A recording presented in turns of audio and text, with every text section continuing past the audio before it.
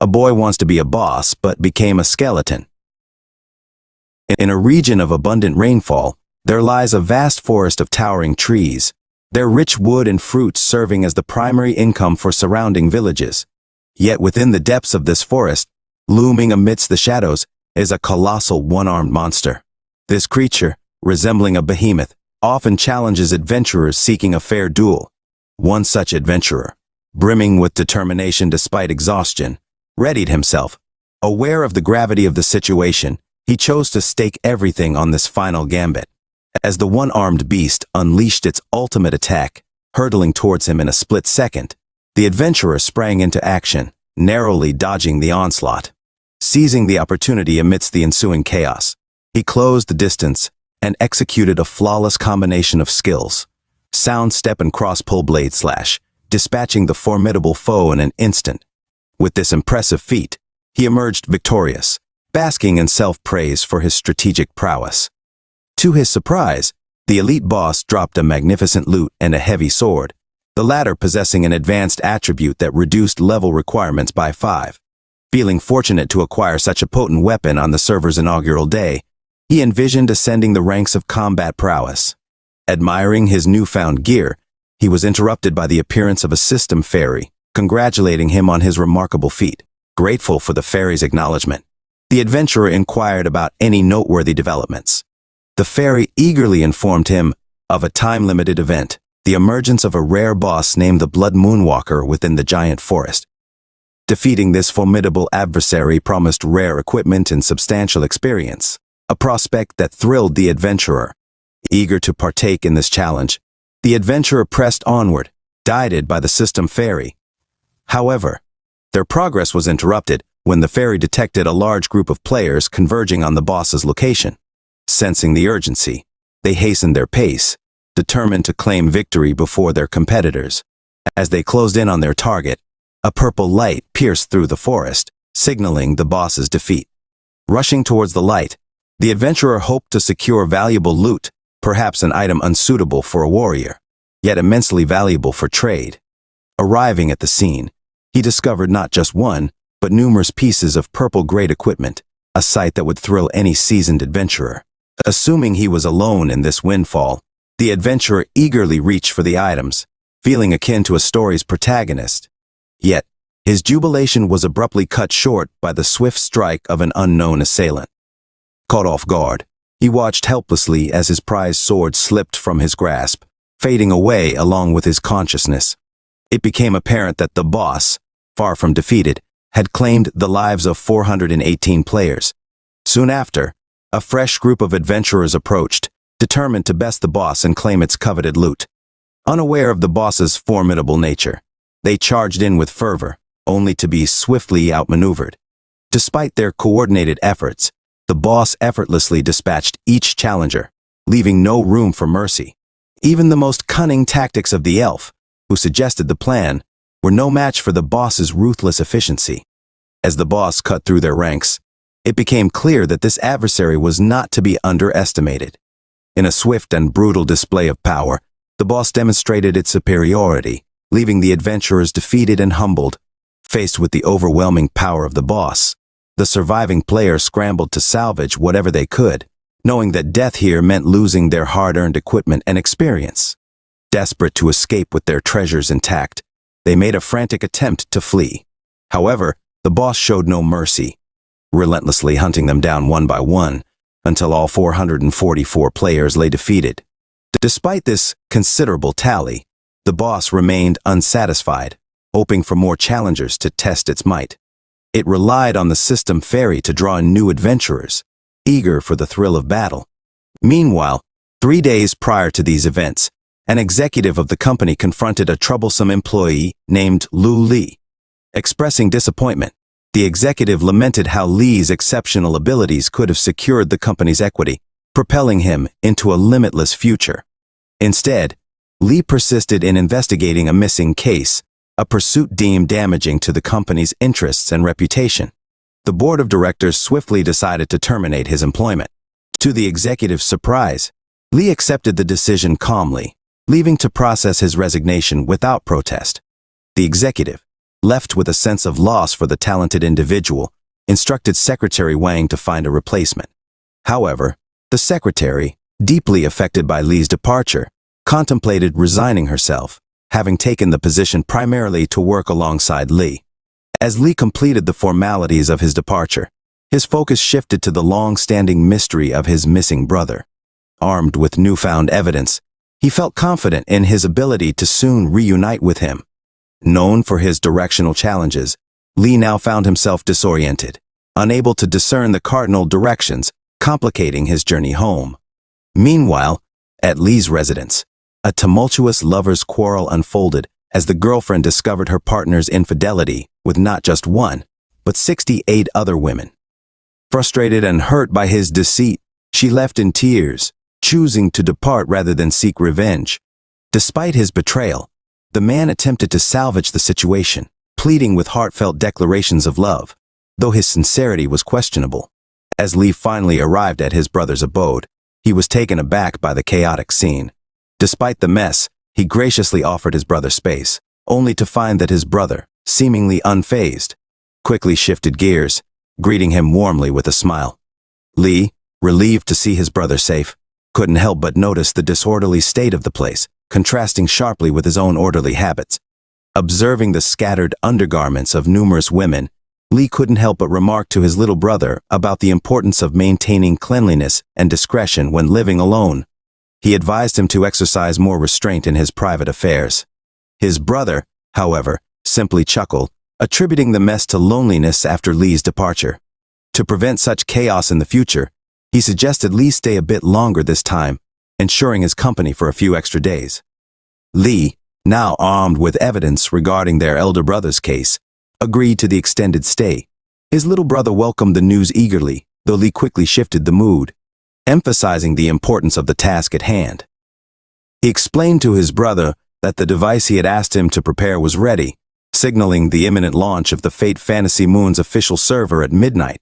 They speculated that their elder brother's disappearance might be linked to this game. Excitement filled the air as they geared up for their new adventure. Upon entering the game, a system fairy introduced herself as the Game Assist Fairy, affectionately called CC for short. Wishing them a successful journey in this virtual realm, she set the stage for their immersive experience. As the game synchronized with their minds, characters were created seamlessly. Li found himself transported to the bustling center of a village, surrounded by novice players. Despite his initial awe at the lifelike world of the game, his brother's call snapped him back to reality.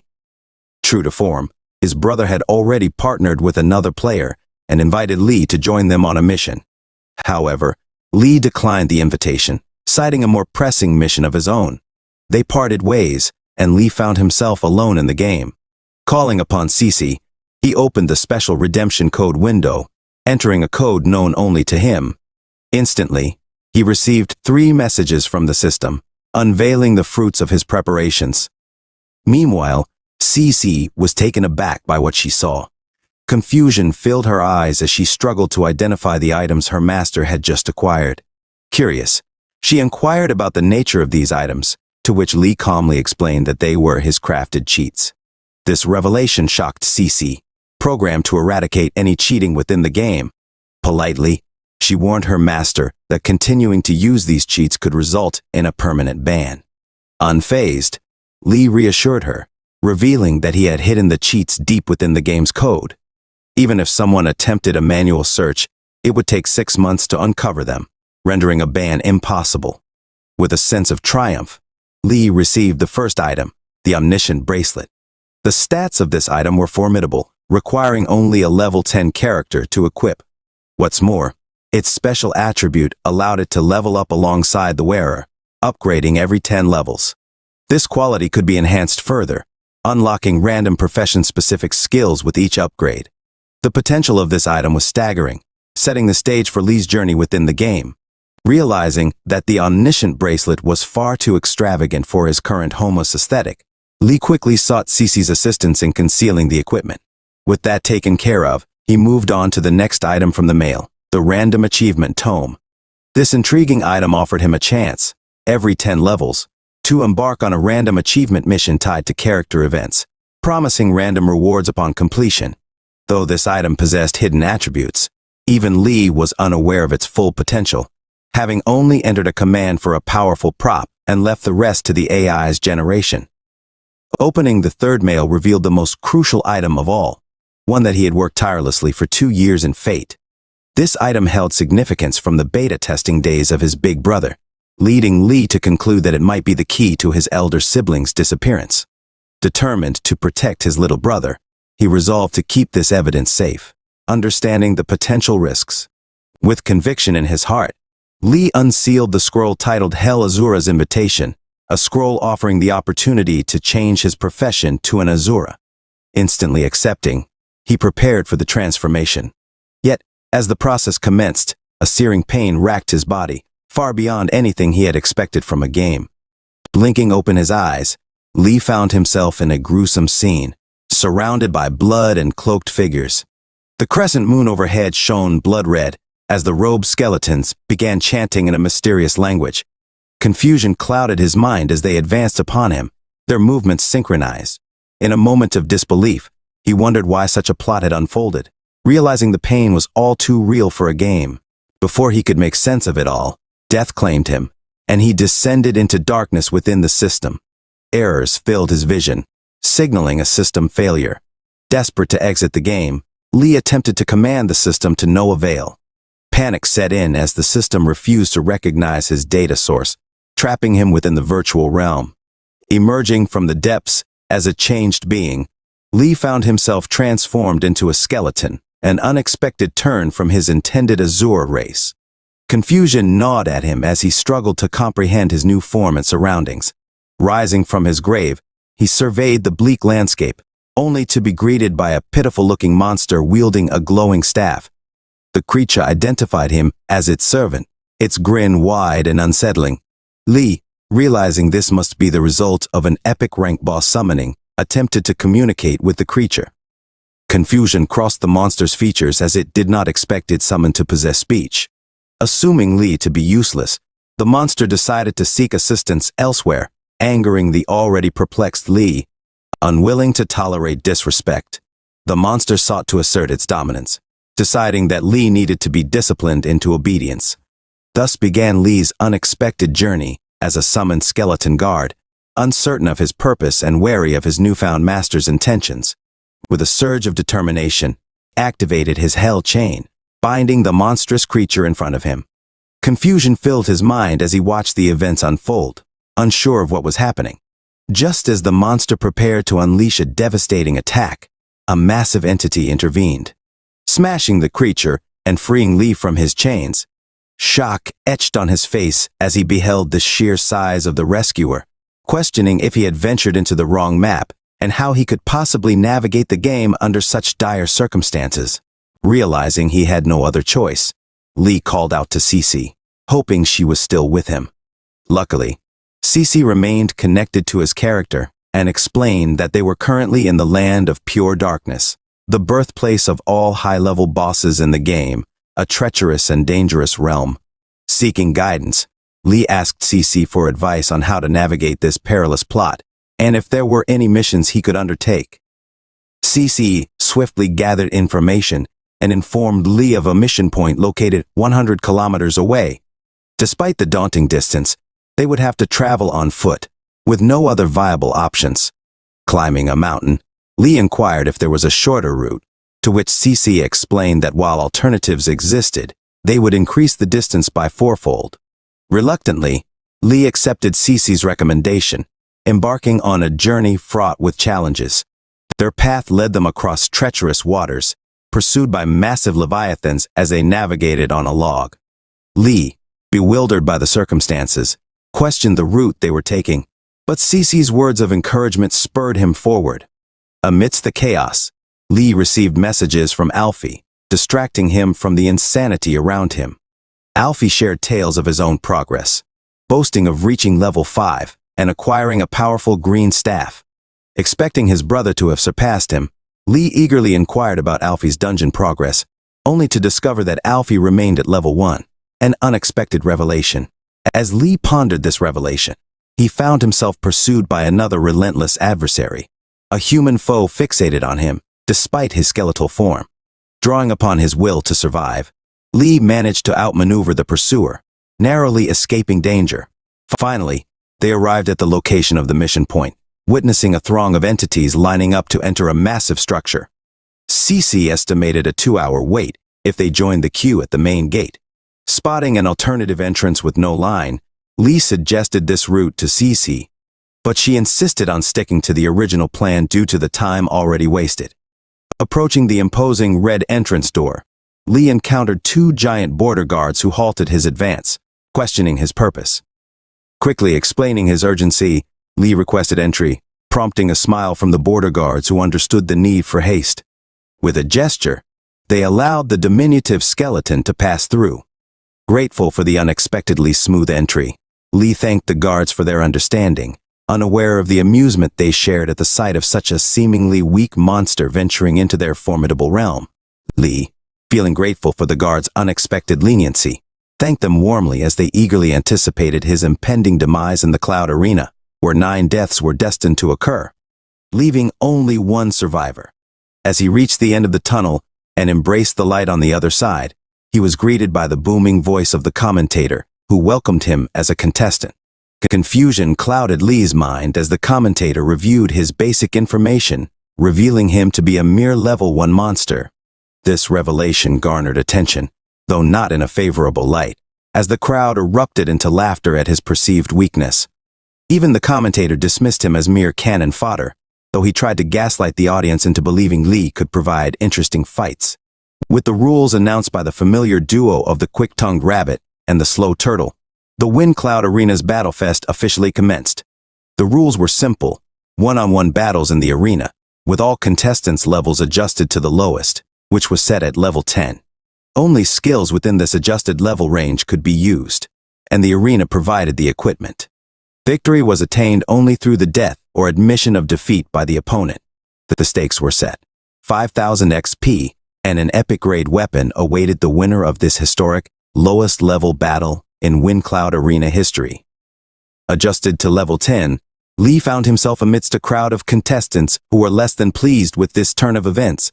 Their skills limited, some unable to utilize their ultimate moves, they harbored resentment towards the seemingly disadvantageous situation caused by Lee's presence. Realizing the gravity of his mistake, Lee regretted his impulsive decision and wished he had heeded Cece's advice to queue up in line. However, a stroke of fortune befell him as the system recognized his temporary level 10 status as valid. Now able to choose his starting profession, Lee was presented with an array of choices that overwhelmed him. Drawing upon memories of playing with his brothers, he recalled their suggestion that he was suited to be an assassin. Resolving that it was the best course, he embraced the role of an assassin, ushering in a new chapter in his journey. Observing that most contestants had adapted to their lowered levels, the commentator moved forward, distributing the designated equipment to the participants. Lee, realizing that this might not be such a bad starting point after all, considered the option of surrendering if victory seemed unattainable. As the competition was about to begin, the tension in the arena reached its peak, with all eyes on the unsuspecting skeleton who had inadvertently stirred the ire of his fellow contestants. The rabbit, continuing with the most crucial announcement of the day, introduced their specially invited dream instructors for the competition, igniting excitement among the audience. On the left, they welcomed the famed Lord Shuang of Blood Moon City, the Northern Hall Master responsible for the city's wars and strategic planning. Under Lord Shuang's Northern Blood Moon Hall, half of the city's combat prowess resided, with 70% of the young generation's experts being his disciples. Catching Lord Shuang's attention meant a bright future and a chance to reach the pinnacle of life, a prospect that thrilled the spectators, who cheered for his name in hopes of garnering his notice. Moving on, the rabbit introduced another significant guest, the #1 beauty of Blood Moon City, Lady Wu Yu, the Eastern Hall Master overseeing the city's resource distribution and the Blood Pool Dungeon. Her stunning appearance left even the rabbit unable to deny her beauty, acknowledging her formidable strength. Lady Wu Yu was known for her strict criteria in selecting disciples, having accepted only one so far, the unparalleled genius, Hani Chao, who achieved 10 consecutive victories in the Wind Cloud Arena, shocking Blood Moon City. Her presence excited the audience, though they held back from shouting her name loudly, aware of her ruthless and short-tempered nature. In the midst of this revelation, Lee was shocked to hear the name of Lady Wu Yu's disciple, Hani Chao, his big brother's name. This provided another clue about his brother and the woman named Wu Yu. Determined to get closer to her for information, Lee found himself unintentionally drawing Lady Wu Yu's attention by openly observing her. However, her thoughts turned dark as she contemplated whether to crush him on the spot, only holding back due to Lord Shuang's presence, aware that his influence could sway decisions. Yet, this left her considering whether to eliminate Shuang first. With the announcements concluded, the rabbit declared the start of the competition, shifting all attention to the matches. The first match featured the highly anticipated contestant Bloodclaw from the Blood War Lion clan, born with an epic-grade bloodline that excelled in battle. Bloodclaw, representing the new generation of Blood War Lions, wielded invincible, razor-sharp claws, making him the favored contestant for victory. As the rabbit had predicted, Bloodclaw dominated the arena with overwhelming power, swiftly claiming victory. The competition progressed to the next match, featuring the zombie swordsman Bailey, as the crowd eagerly awaited the unfolding battles in the Windcloud arena. Lee quickly realized that Jier was not taking him seriously, looking down on him as an unworthy opponent. Jier even suggested that Lee surrender, as he despised killing weaklings like him. However, Lee stood there silently, letting Jier talk his last bit of nonsense. Meanwhile, on the other side of the game, Office had wiped out all the goblins with his firebolt, impressing the girls beside him and feeling like the main character of his own story. Despite the praise, Office was convinced that if they saw his second brother, they would truly understand what amazing meant. His admiration for his second brother remained unwavering, wondering how his brother was doing at this moment, hoping everything was smooth for him. Back in Lee's match, he faced his opponent without fear, surprising everyone with his calm approach. It became evident that this cannon fodder contestant had a backbone after all. However, Jier still underestimated him, planning to end the match swiftly. He unleashed his burst slash, aiming for a devastating attack. To Jier's surprise, Lee managed to dodge the attack, but he dismissed it as luck. Undeterred, Jier attempted the same attack again, only for Lee to dodge once more. Frustrated, Jier decided to switch things up with his Rending Void skill, expecting a different outcome. Yet again, Lee evaded the attack effortlessly, leaving everyone astonished. Witnessing this, the audience wondered how Lee was managing to dodge Jier's attack so skillfully. Unbeknownst to them, Lee had a strategic advantage. His goat, Ted, possessed exceptional battle IQ. Lee had calculated the length of Jier's arm with the length of his weapon, subtracting the grip length to determine Jier's maximum swing radius. By maintaining a distance of less than 2 meters, Lee minimized the probability of getting hit by Jier's attacks. However, Lee remained vigilant, considering other possible skills such as weapon throws or long-range attacks. He calculated the speed of Jier's skill, estimating a half-second cast time and a flight speed of 160 kilometers per hour. With his quick reaction speed, Lee could easily dodge these attacks, creating more distance between them. Lee anticipated Jier's next move, the burst slash skill, a straight-line charging attack. As Jier initiated the skill, Lee prepared to dodge once again, relying on his calculations and quick reflexes to stay one step ahead. The crowd watched in amazement, as the seemingly weak contestant turned the tables on his formidable opponent. The match was far from over, and Lee was proving to be a surprisingly skilled and strategic fighter. The audience was quick to notice the momentary immobilization caused by Jier's burst slash skill. They realized that if Lee could capitalize on that moment, victory could be within his grasp. Meanwhile, Jier, now furious and serious, aimed to kill the little skeleton who had been dodging his attacks easily. As Lee had anticipated, Jier unleashed his burst slash, and in response, Lee executed his plans flawlessly. Activating his critical hit skill, Lee delivered a fatal blow to Jier, catching him off guard completely. Jier's dreams of becoming the Lord of Oblivion shattered in that single strike. The crowd erupted in shock and excitement, witnessing the cannon fodder rise as a dark horse in the battlefest. They eagerly awaited his performance in the upcoming finale, with even Xuan finding the skeleton's skills quite intriguing. However, Wu Yu wasn't impressed, considering Li to be just slightly smarter and nothing special. Nevertheless, finding him entertaining enough to avoid boredom, she decided to delve further into his skills, much to Shuang's agreement. They moved on to the next match, which everyone believed would be the championship battle. Bloodclaw versus the zombie swordsman, Bailey. As expected, Bloodclaw taunted Bailey, claiming superiority. Yet, Bailey remained unfazed, confident in his own abilities despite his inferior bloodline. With unwavering conviction, Bailey unleashed his combination skill, the flowing dance, a blend of water dance and burst slash. This skill made him 5 times faster than Jir's burst slash, aiming to sever Bloodclaw's head in a single strike. Bailey was certain of his success, demonstrating to all that bloodlines weren't everything. However, reality hit him hard as Bloodclaw, with a casual demeanor, inspected Bailey's blade before munching on it. With Bailey's attack thwarted, it was now Bloodclaw's turn to strike. Using his dual blazing claw, he swiftly ended Bailey's life in one powerful strike. Bloodclaw, even in victory, couldn't resist insulting his fallen opponent, showcasing his brutal nature. The crowd erupted into a frenzy, chanting Bloodclaw's name. The rabbit commentator even speculated that they were witnessing the future champion of the Wind Cloud Arena. Overlooking the final match, Shuang, too, felt the same, impressed by Bloodclaw's dominance and brutality in the arena. The bloodline of the little lion, while not pure, was still deemed by Shuang to be worthy of nurturing. However, Wu Yu remained unconvinced, dismissing the lion as unworthy even to guard her gates. As they pondered over the lion's unexpected strength, Li couldn't believe that the lion had managed to bite through Bailey's weapon. The weapons distributed by the arena should not have been so easily destroyed unless the lion's reduced level of 10 somehow masked attributes far exceeding the average. Before Li could dwell further on this, the lion called out to him, challenging him to come and fight head-on. Instead of discouraging Li, this challenge only fueled his determination.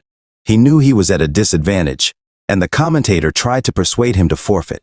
However, giving up was not an option for Li. His brother and Alfie were the only family he had left, and finding his brother was his priority. No matter the difficulty, he was resolved to continue. The final match commenced, and the lion wasted no time in insulting the little skeleton, expecting a creature of low rank to be easily provoked. He boasted of treating Li as a dessert to celebrate his victory, planning to make Li regret challenging him. However, Li remained unfazed by the lion's threats, looking at him with a steely determination.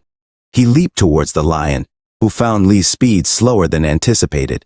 As the lion tried to stop him with one hand, Li dodged effortlessly, now behind his opponent. Realizing Li's skill as an assassin, the lion attempted to counter with a long-range attack. Yet again, Li dodged with ease, frustrating the lion. He began to see that he was facing an opponent who planned to evade his attacks.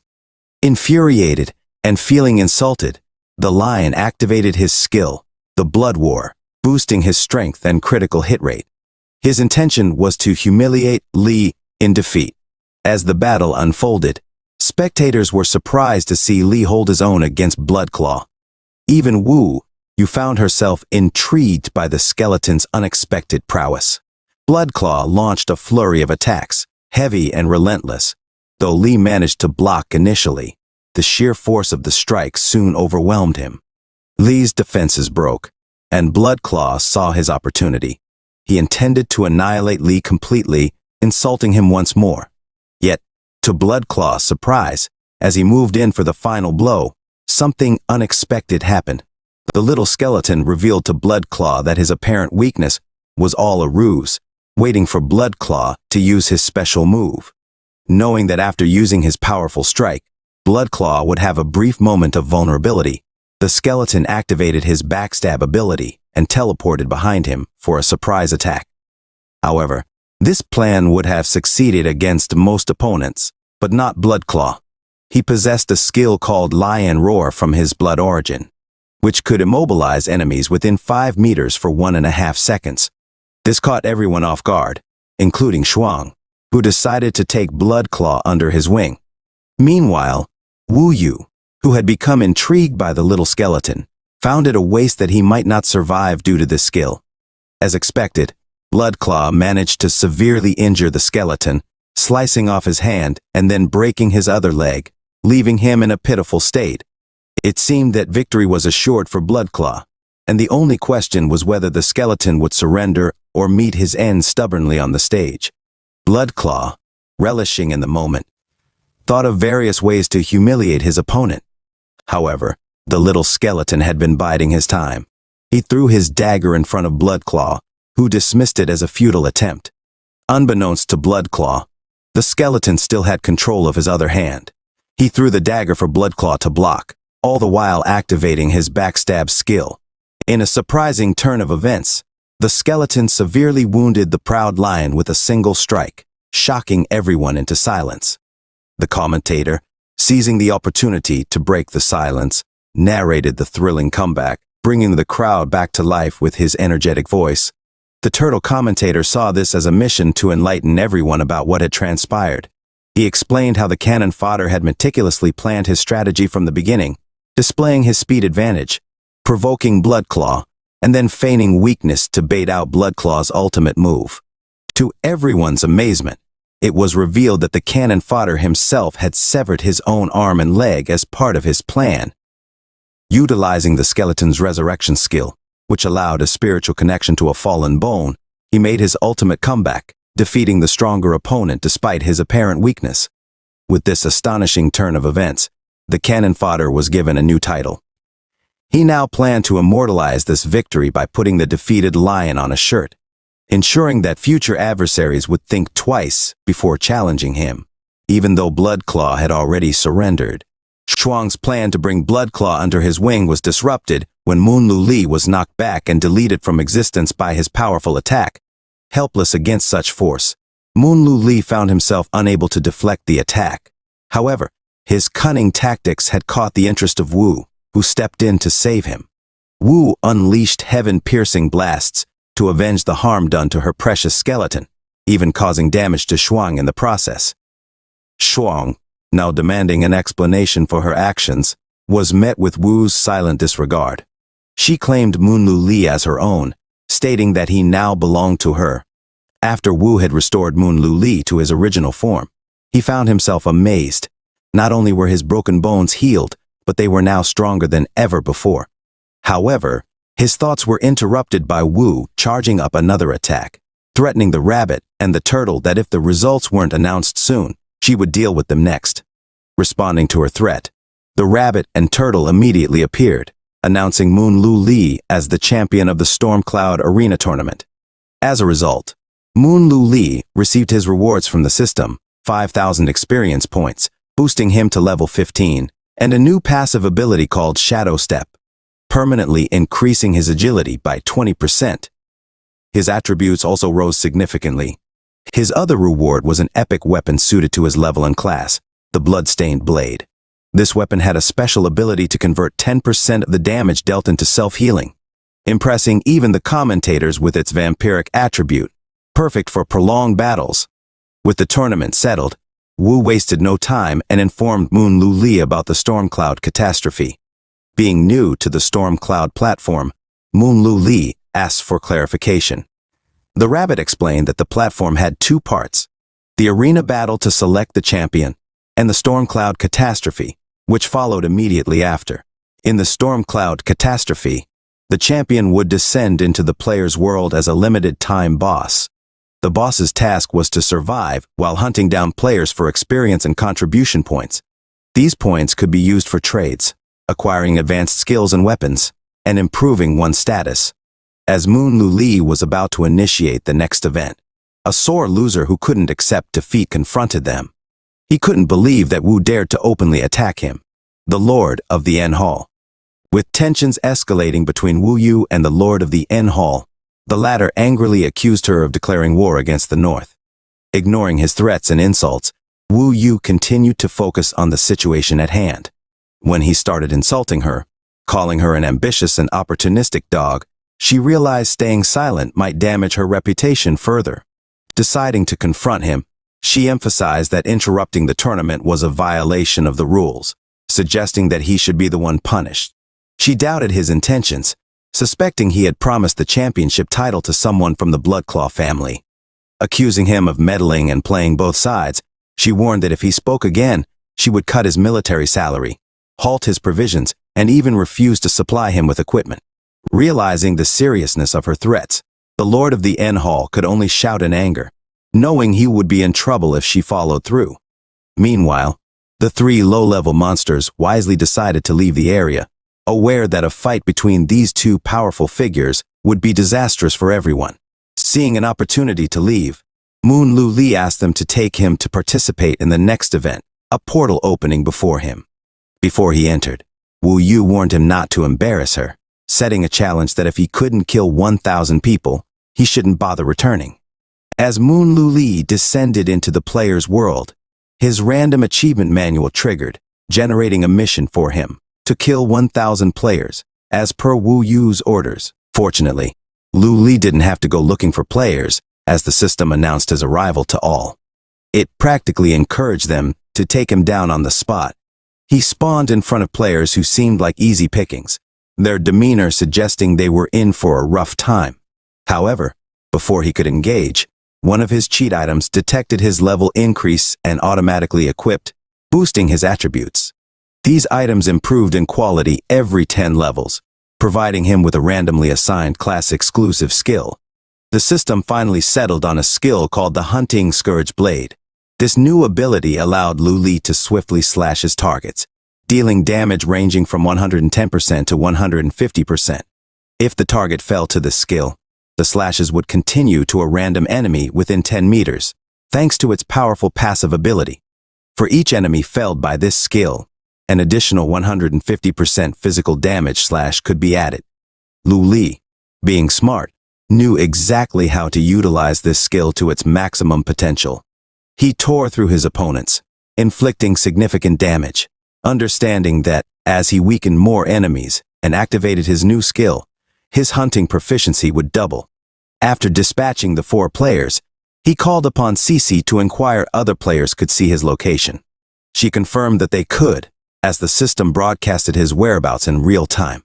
With a surge of energy, Lu Li felt a sense of empowerment, knowing things just got a lot simpler for him. As more players appeared, he unleashed his unrelenting assault, cutting through them effortlessly. Soon, only their weapons remained as evidence of their defeat, with Lu Li now perched on a tree branch, considering his next move. The frequency of players gathering was decreasing, and he couldn't pick up their equipment, so staying put seemed pointless. However, before he could depart, another ambitious player appeared. This player seemed to believe they were the protagonist of the story, planning to seize all the weapons for themselves. Lu Li decided to put this player in their place, swiftly slicing the player's windpipe. With this act, the number of players he had dispatched rose to 444, but it still wasn't enough. Determined to find more targets, Lu Li was struck with an idea after the encounter with the ambitious player. He sent Fei the coordinates of his current location, instructing him to join him. Fei assumed his brother was offering assistance or items for their adventure. Rushing to the location, Fei was shocked to find hundreds of players engaged in battle, leaving him in disbelief. Meanwhile, a lightning strike pierced the sky, drawing attention to a lone player. This player was none other than Luna, known as the Dazzling Nova, wielding a moonlight knife. She had just defeated an epic boss single-handedly, earning an epic-level bracelet named the Heart of Resilience. This powerful artifact boosted her attributes and granted her a special ability that enhanced her resistance during critical moments. While Luna stood menacingly, Lu Li watched from his perch on the tree branch, amazed by her skills. It was the first time he had witnessed a player soloing an epic-level boss. Intrigued, he asked Cece to look up information on the Moonlight Knight class. The Moonlight Knight class, a hidden class among swordsmen, possesses balanced attributes with attacks that carry both physical and magical properties. Luna, sensing she was being watched, wondered about the observer's identity. However, her thoughts were interrupted by a shady character attempting to scam her for the epic item she possessed. Unfazed, Luna challenged him to a fight for the item instead, but the scammer persisted, even trying to get her number. Luna, Having none of it provoked them to try and take the loot from her if they were confident. The goons accepted the challenge, but soon realized they were up against a formidable opponent.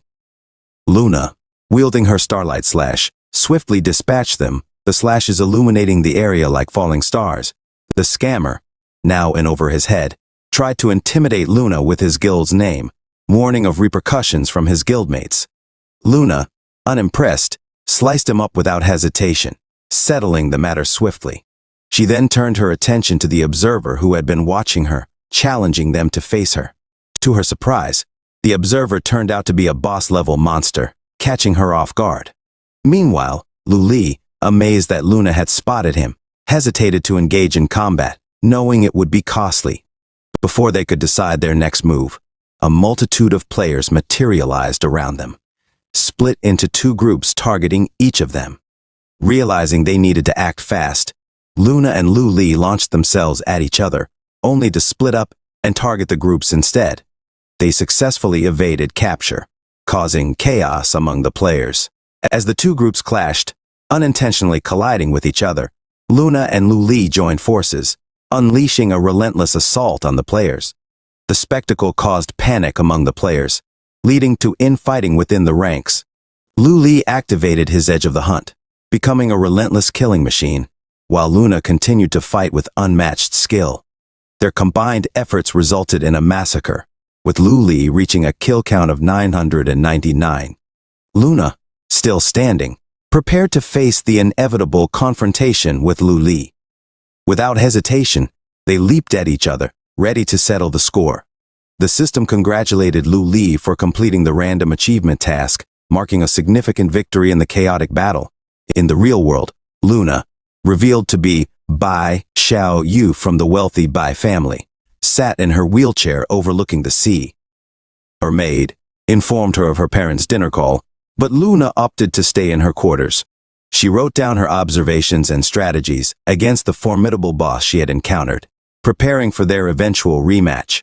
Meanwhile, as Lu Li passed through the portal, the notification of completing his mission to kill 1,000 players rang out, rewarding him with a mythical tier item. These earrings bestowed upon the wearer the ability to transform their own race, granting a race-specific appearance, passive talents, and mastery of the race's language. Lu Li felt contented to receive such a valuable reward for his efforts, recognizing the versatility and significance of this item. Shortly after, a system interface appeared, congratulating Lu Li for successfully completing the Storm Cloud Catastrophe event. In recognition of his incredible performance, the system awarded him 1,000 contribution points and a substantial amount of experience points, boosting him to level 21. Along with this level up came another skill, the Rending Burst Blade. This skill enhanced his next basic attack, dealing 180% physical damage to the target while bypassing 20% of the target's physical defense. Additionally, there was a 20% chance to inflict the target with the blinding status. Emerging from the portal, Lu Li was greeted by the thunderous cheers of the crowd, impressed by his record-breaking achievement of killing 1,000 players. The commentators praised him as the rising star of the storm cloud, acknowledging his remarkable feat. However, this success also drew the ire of some, evident in the envious glances Lu Li received.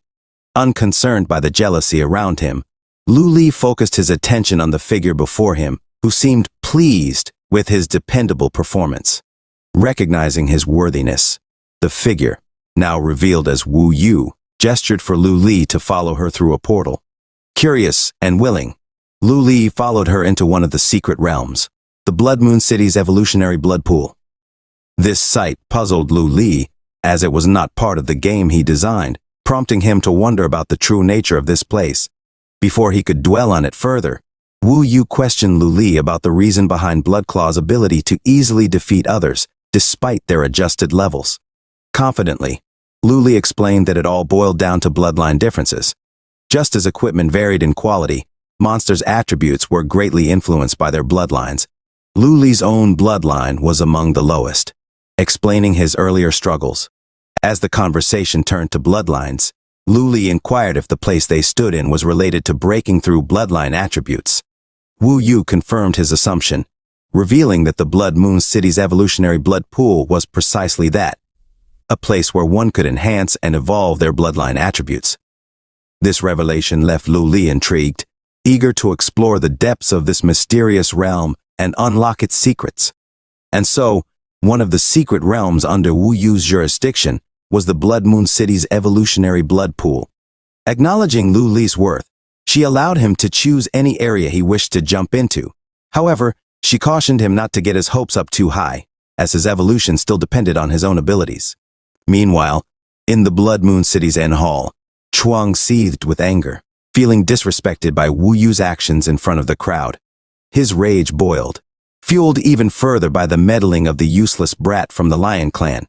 Concerned that this anger could escalate, one of his advisors tried to calm him down, suggesting that this incident might not be entirely negative. The Lion Clan, seeing Chuang willing to protect their descendants despite harm, might now be even more loyal to him. However, despite this counsel, Chuang admitted he couldn't quell his anger, feeling increasingly uncomfortable. In response, the advisor offered a suggestion, an indirect way to deal with Wu Yu. While they couldn't directly harm her, there were alternative methods.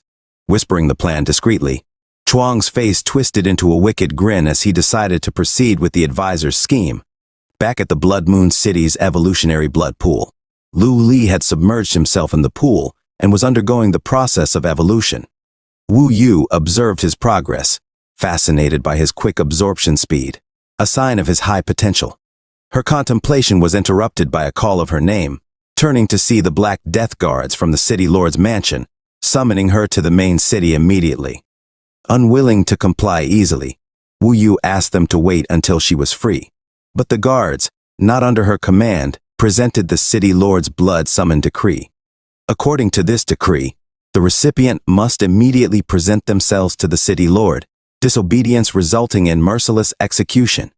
Reluctantly, Wu Yu left with the guards, but not before leaving a cryptic message for Lu Li, warning him of occasional rockfalls in the nearby mountains. As Wu Yu departed, the guards smiled, their plan unfolding as intended.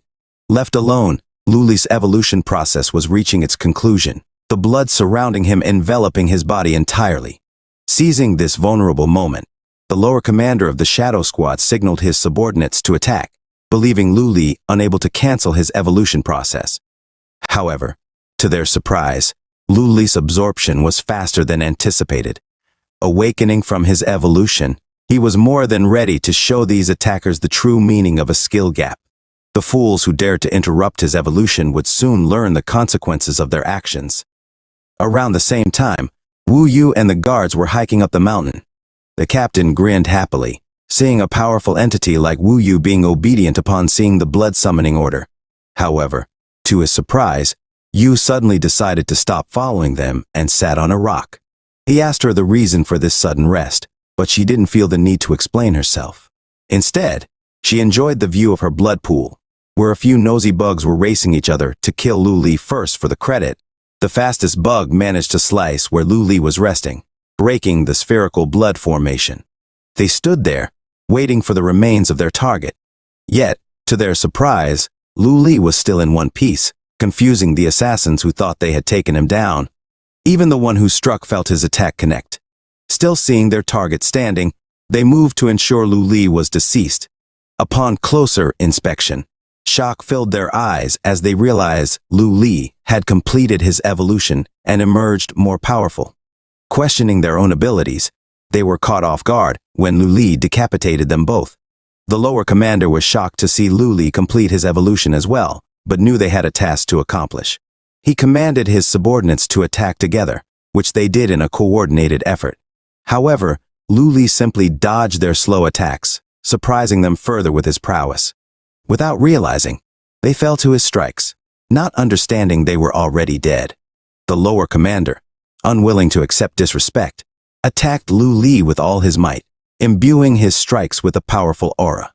Yet, Lu Li, in his formidable state, effortlessly dodged every blow, not taking the fight seriously and smiling deviously.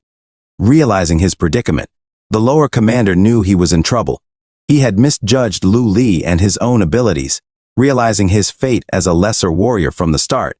Taking damage without resistance, he lost his left arm, forcing him to step back and contemplate his choices. Determined to fulfill the mission entrusted to him by Chuan, he summoned another hidden assassin to aid in their task. They understood the stakes and performed a ritual to enhance the commander's power, boosting his abilities and even regenerating his lost limb.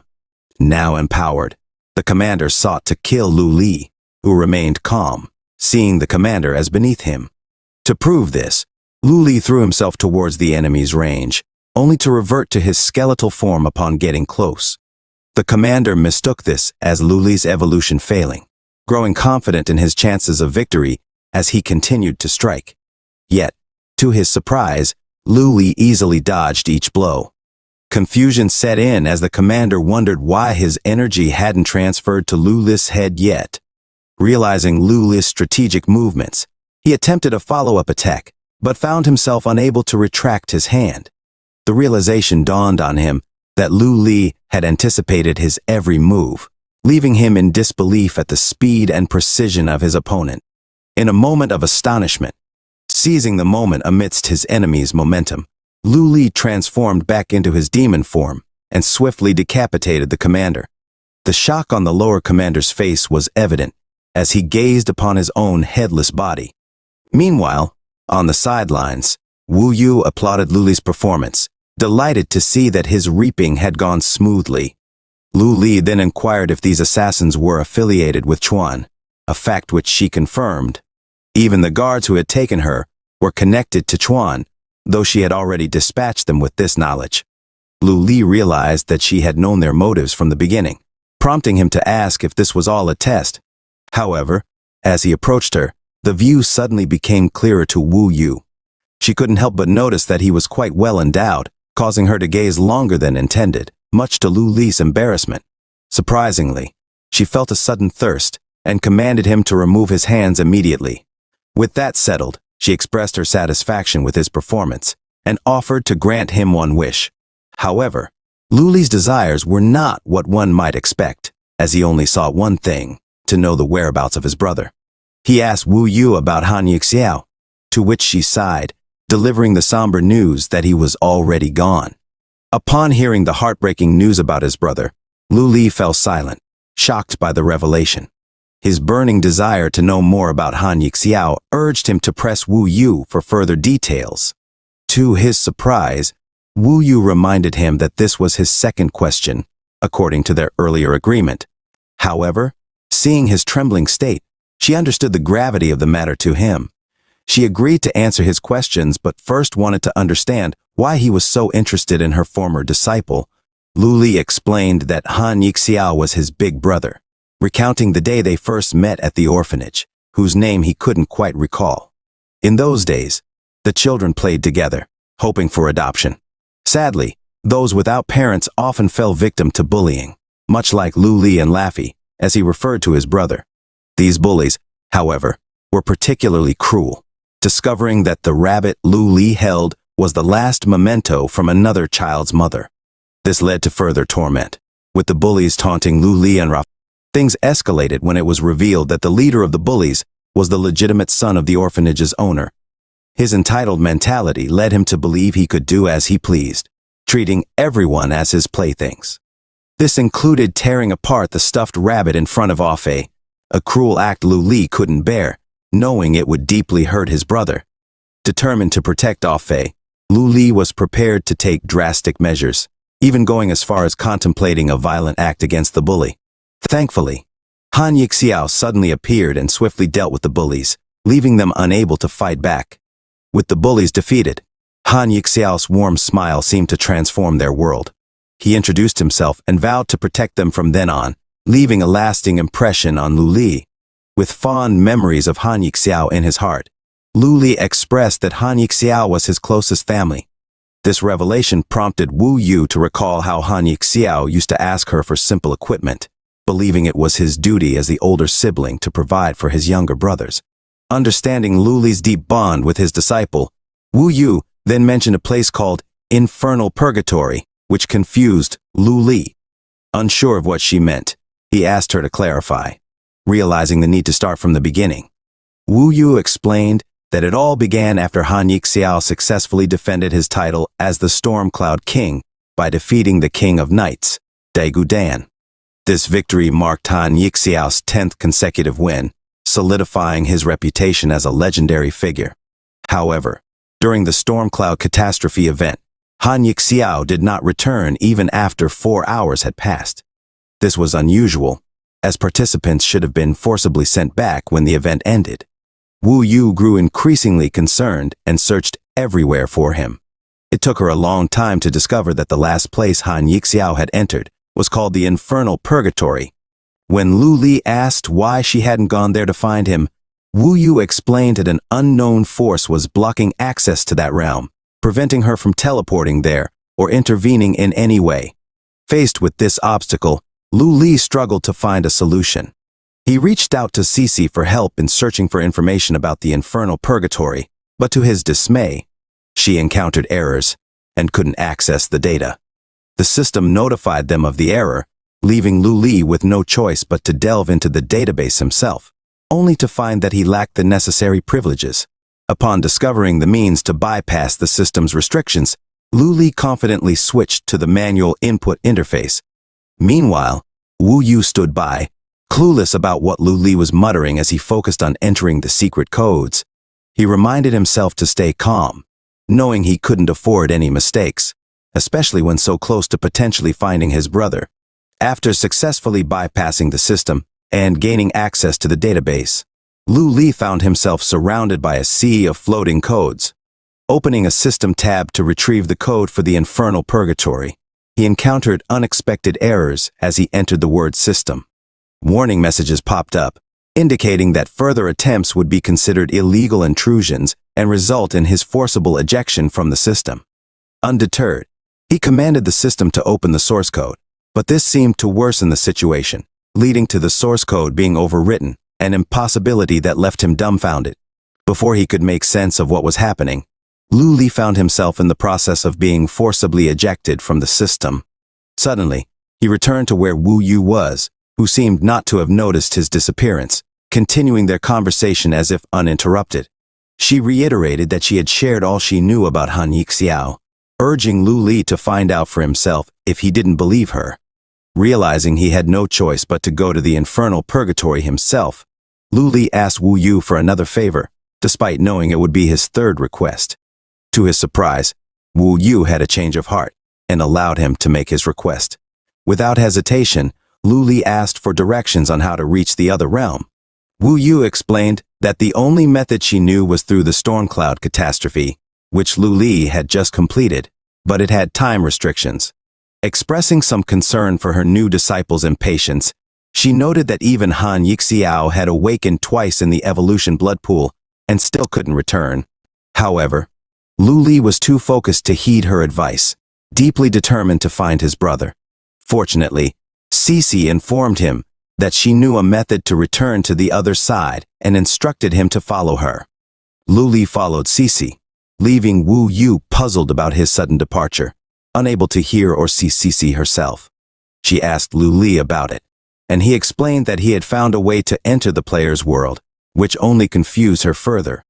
Lu Li clarified that it was the realm she referred to as the other side, intriguing her.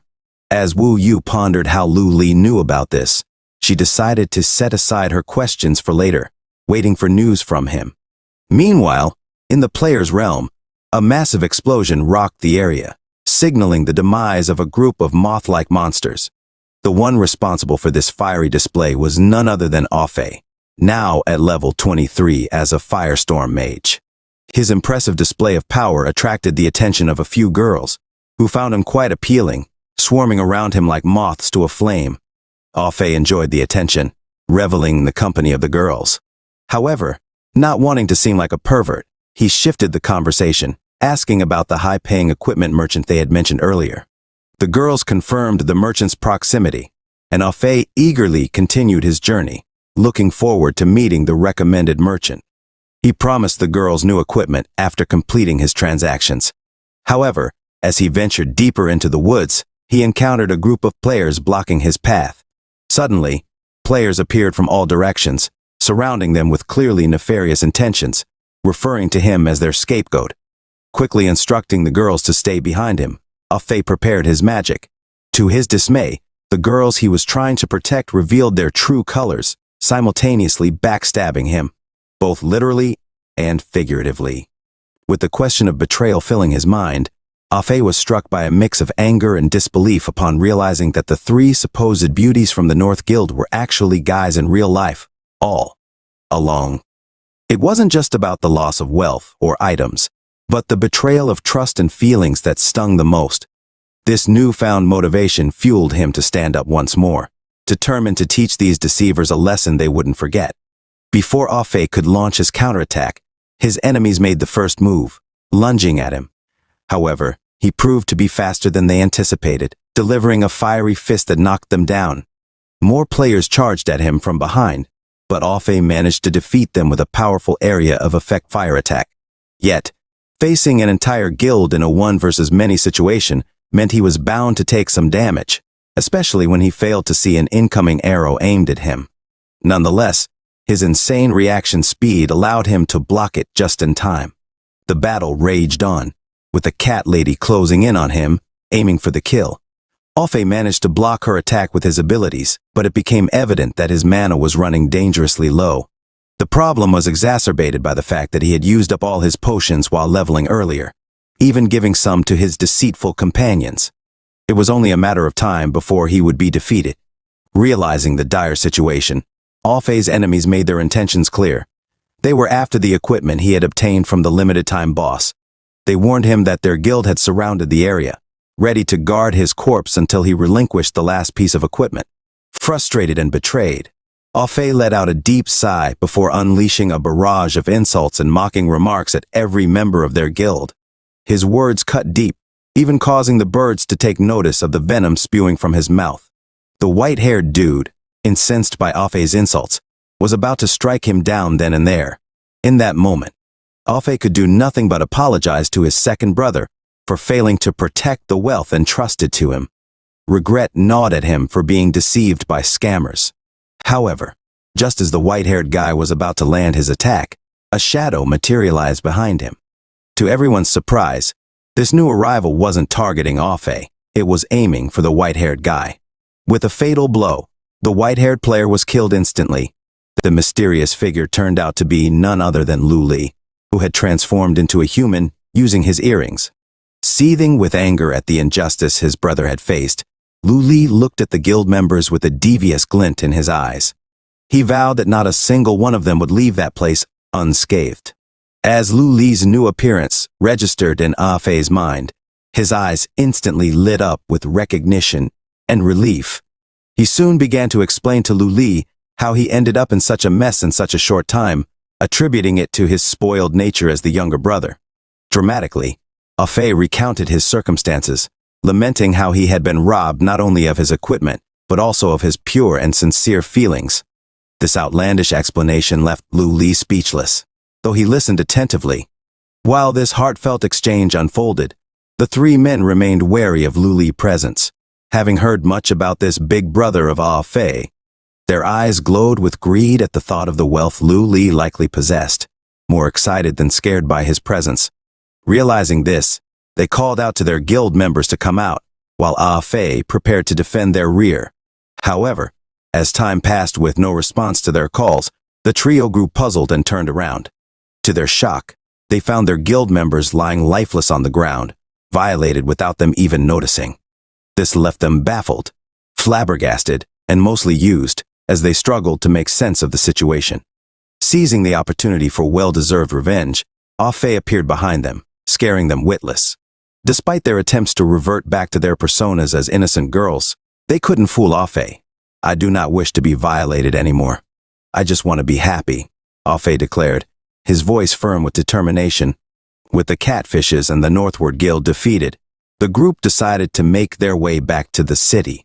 During their walk, Ah-Fei couldn't contain his curiosity any longer and asked Lu Li about the progress on their older brother's matter. Lu Li proceeded to explain about the infernal purgatory, which brought a smile to Ah-Fei's face. Filled with hope and enthusiasm, he eagerly awaited their next steps. However, Lu Li couldn't share in Ah-Fei's excitement entirely. his eyes clouded with concern. He knew that the upcoming mission was cause for celebration, yet the place they were going to raid was a high-level one, far beyond their current strength. Still, Ah-Fei remained cheerful and confident, assuring Lu Li that he would follow his second brother's lead without hesitation. Their first order of business was to pawn off all the weapons and equipment they had acquired. Lu Li endured his little brother's chattering with a mix of fondness and exasperation. Upon arriving at the southern suburbs McKinney Town, they were greeted by a bustling gathering of players. Lu Li felt relieved to be back in a game he was familiar with, receiving friend requests left and right. However, he rejected them all, staying focused on their task. Ah-Fei, still determined to find a virtual girlfriend despite the earlier deception, continued his attempts. As they neared the equipment recycling stall, they were met by an old man who initially seemed bored with his job. However, his demeanor changed instantly upon seeing the elite and premium-grade equipment Lu Li wanted to recycle. Offering a price of 95,000 gold coins, the old man's eyes gleamed with interest. This thrilled Ah-Fei, as the amount was equivalent to tens of thousands of real-world cash. To the old man's surprise, Lu Li complimented his hairstyle, calling it handsome. This unexpected praise brightened the old man's day. A system notification then appeared, congratulating Lu Li for triggering the recycling trader's Easter egg, increasing their transaction price by 10%. Shocked by this unexpected bonus, Ah-Fei asked Lu Li for clarification. Lu Li explained that this was one of the programmer's little hobbies when designing Easter eggs. Unable to change his own baldness, he decided to change the world he helped create. With over 100,000 gold coins earned from the transaction, they completed the achievement Tons of Wealth, a title that garnered attention from everyone who saw it. Lu Li, feeling embarrassed by his little brother's antics, couldn't help but shake his head. Despite their success, they still had many pieces of equipment left. Ah-Fei asked his brother if they weren't going to sell them, to which Lu Li clarified that they were simply waiting for the right place to do so. Soon, they arrived at the front of a luxurious, massive building. The auction hall was bustling with players gathered outside, all trying to get in. However, the lines were growing longer, and impatience was palpable among the crowd. The guards at the entrance seemed unfazed by the increasing number of players and their pleas. Known for their strict criteria, they weren't about to make exceptions for anyone. This became evident when a player approached the guards, politely explaining that he was a few hundred gold coins short of meeting the admission requirement. He pleaded with them, emphasizing the importance of a piece of equipment he needed for the upcoming auction. Unfortunately, the guards not only rejected his plea, but also humiliated him, calling him derogatory names before dismissing him.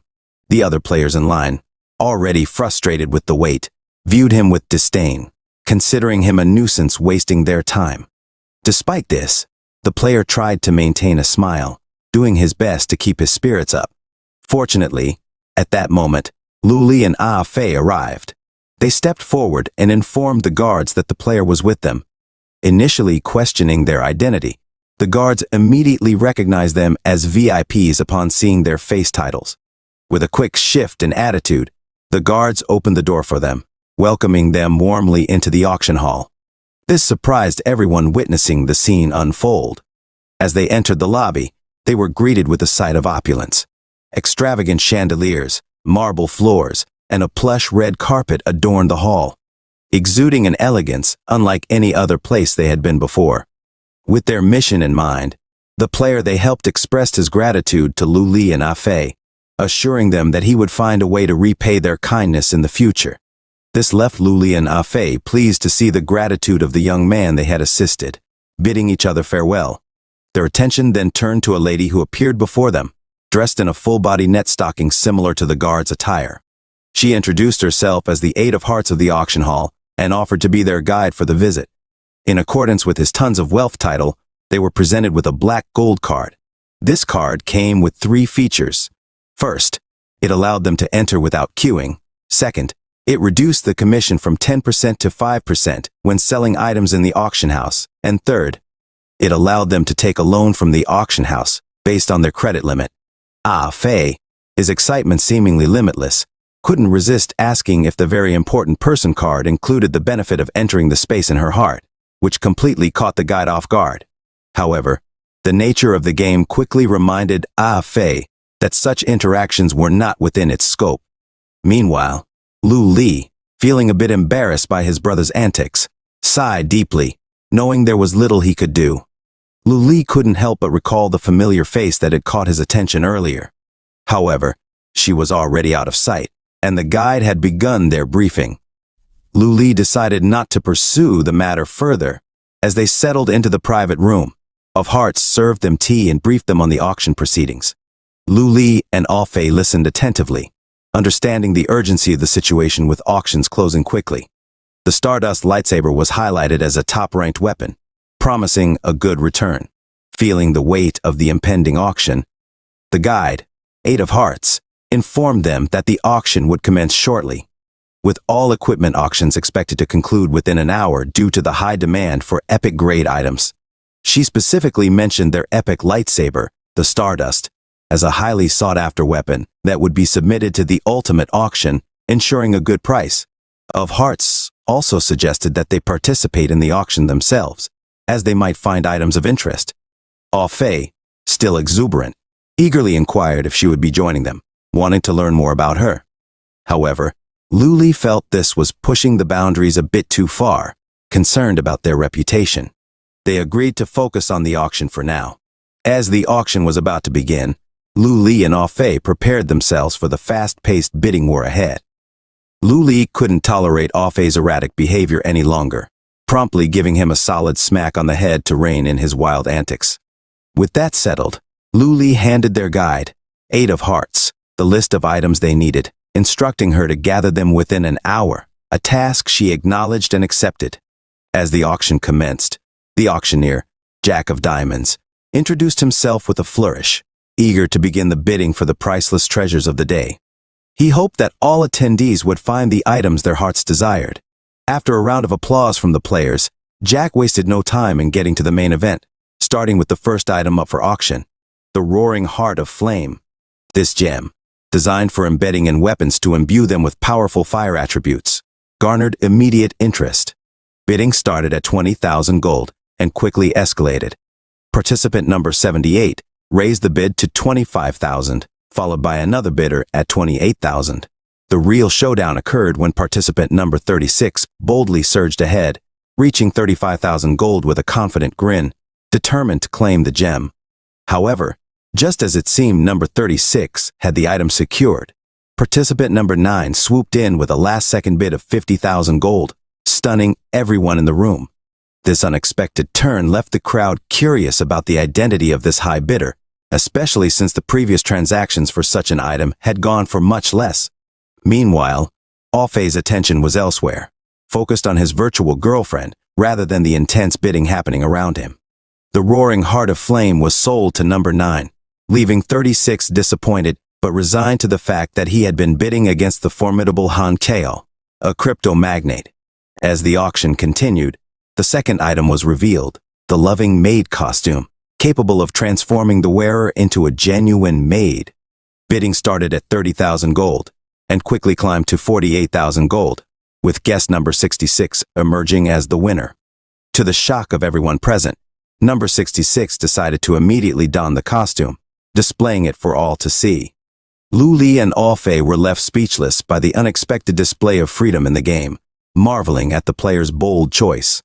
The auction moved on to the third item, the Lone Wolf's Boots, offering a 2% chance of entering Excel mode when moving.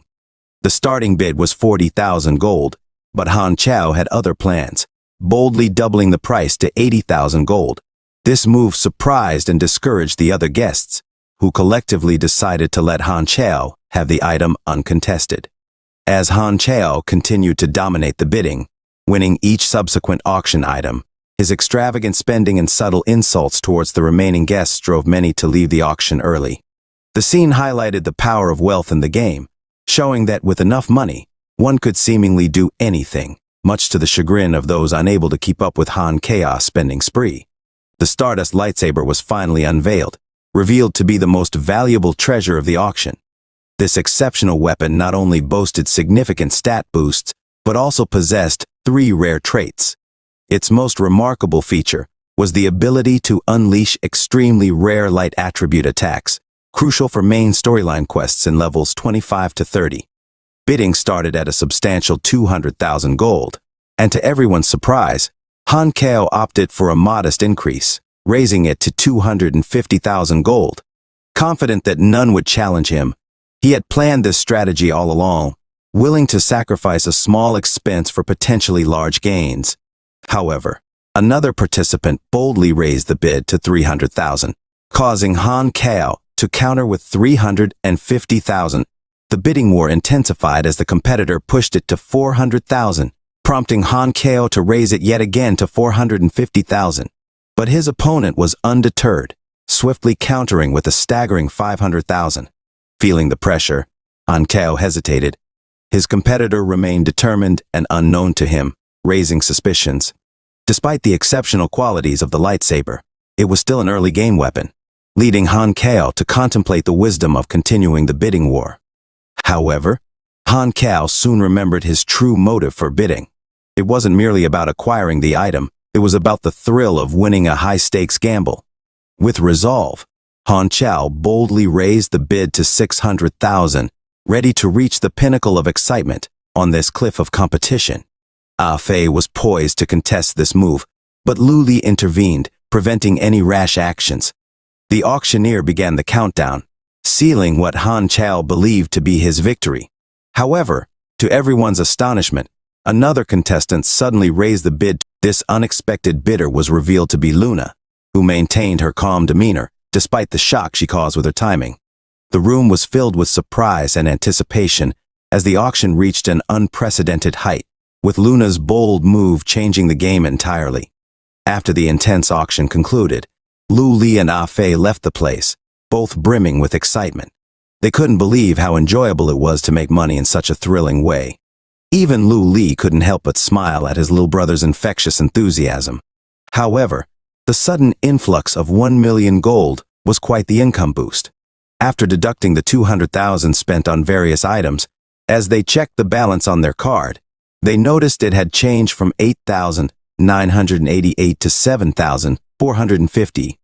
This realization surprised Ah Fei, realizing that there were 7,450 people in this region alone who were wealthier than them. It was a testament to the presence of numerous crypto tycoons in the game. Lu Li, however, reassured his brother not to worry about such comparisons. He reminded Ah Fei that their focus should remain on the main story for now. Delighted to follow his brother's guidance, Ah Fei eagerly agreed. Unbeknownst to them, they had caught the attention of Luna, who observed them from afar. Her gaze held a hint of curiosity and intrigue, sparking a new thread of possibilities in the story that was yet to unfold. Lu Li and Ah Fei have left Nick in town behind and are now en route to Bushcoal Village. During their journey, they attempted to strike up a small conversation. Lu Li suggested they should have a BBQ later that night since they hadn't eaten out for quite some time. However, Ah Fei remained silent, and suddenly Lu Li came to a halt. This left Ah Fei perplexed, but before he could react, Lu Li loudly addressed the person who had been following them, urging the mysterious individual to reveal themselves. The person complied, and to Ah Fei's surprise, it was indeed the girl from the auction house who had been trailing them. Lu Li quickly connected the dots, realizing why she had been so willing to pay such a high price. It turns out she was just a thief all along, planning to steal back the money she had given. This instantly flustered Luna. Still, she immediately clarified to avoid confusion, telling them that it was not what he assumed. She didn't have bad intentions. She was only tailing them because the lightsaber they auctioned was her dropped equipment from before. So, she was merely curious about how they had acquired the weapon. Ah Fei responded with disbelief, stating that what Luna was saying was ridiculous. The lightsaber wasn't hers. It was something his second brother had acquired by defeating a time-limited boss. This brought shock to Luna's face, as she couldn't believe that someone had managed to kill a boss she couldn't defeat. With this, she instantly approached them and politely asked Lu Li for a practice duel. Ah Fei was bewildered by her sudden request, but Lu Li understood her intentions. However, he had no interest in entertaining her and promptly refused, while Ah Fei remained skeptical, thinking that Luna might be like the three girls he had encountered, Clear pretenders to be women in the game, but actually guys in real life who would backstab them when the opportunity arose. In reality, all Luna wanted was to know who was the stronger one between her and Sly. Luli and Ah Fei continued their journey to Bush Coal Village. As they drew closer, Ah Fei asked his brother for some tips, knowing they'd arrive soon. Luli was glad to provide information. He explained that the difficulty level of the village wasn't very high because it was built in the early stages of the game's development. The storyline of the village went roughly like this. The hamlet known as Bush Coal Village was under attack and surrounded by monsters from all sides. Their initial task upon entering the village was to clear out the monsters threatening it. Once inside, the villagers would reveal the reason behind the attacks. The little girl within the village possessed a body containing holy light, making her a treasure coveted by the monsters. Consequently, they would receive a mission to safely deliver the girl to the Temple of Holy Light.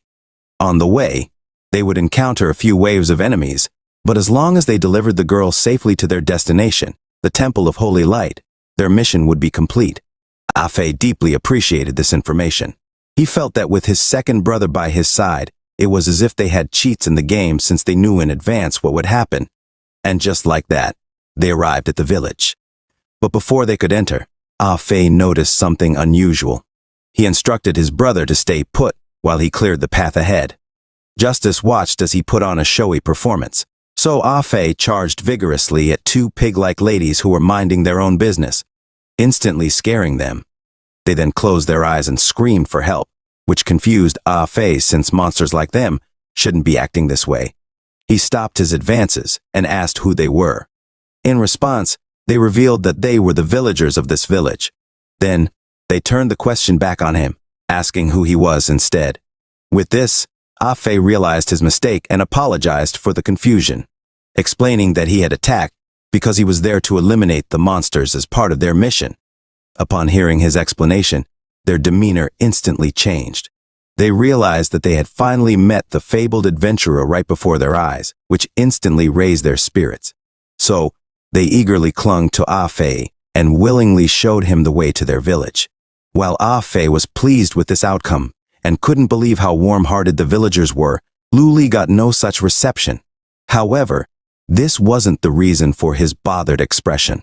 The true reason for Luli's bothered expression was that the villagers weren't human as intended. They were all pigmen instead. However, he understood that an immediate reaction wouldn't get them anywhere, so he remained silent and decided to investigate on the side. They continued their walk to the village, greeted with warm praise and enthusiasm from the villagers. The villagers hailed them as legendary adventurers who would free their village from the monsters. They even offered to show them the village's best produce, and the young ones were equally excited. Even the village chief made a grand entrance just to greet them, encouraging the villagers to cheer and applaud the newly arrived adventurers. However, all this seemed contradictory to what Luli had explained earlier to Ah Fei. So, Ah Fei asked his brother if it was possible that someone from the Destiny Corporation had altered the mission, to which Luli replied that it was highly impossible. While the story and the villagers' appearances could be changed, the key characters and their lines couldn't be altered. This left them wary of the situation they found themselves in. Nevertheless, they hadn't yet received the mission, so they allowed the villagers to continue their welcome. The villagers extended their hospitality by organizing a banquet, which the villagers were eagerly looking forward to. The villagers led them to the banquet location, and during the walk, Luli seized the opportunity to inquire if he could see the purple medic flowers. He had heard that they were blooming splendidly in the village, but the villagers seemed hesitant, giving the impression that they wanted the adventurers to attend the banquet first. However, this only deepened Luli's suspicions, as it was now quite evident that they were up to no good. Shortly after the banquet began, the pigmen were enthusiastically indulging in their food, savoring every bite as if it were their last meal. They seemed insatiable, almost like they were engaging in cannibalism, yet strangely unconcerned. Even Ah Fei found himself succumbing to the tantalizing aroma, his stomach rumbling with hunger as the in-game food appeared even more enticing than what they had in the real world. He had heard that the game simulated their sense of taste to perfection, so he contemplated grabbing a bite for himself. However, his appetite was quickly extinguished when he witnessed one of the villagers eating a bowl filled with eyes.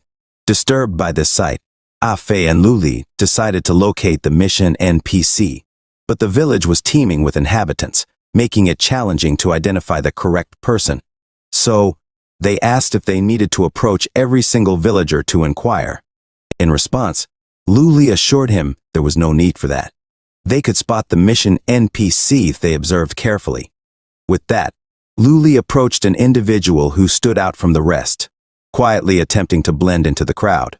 However, she held an apple instead of the countless servings of meat on the table.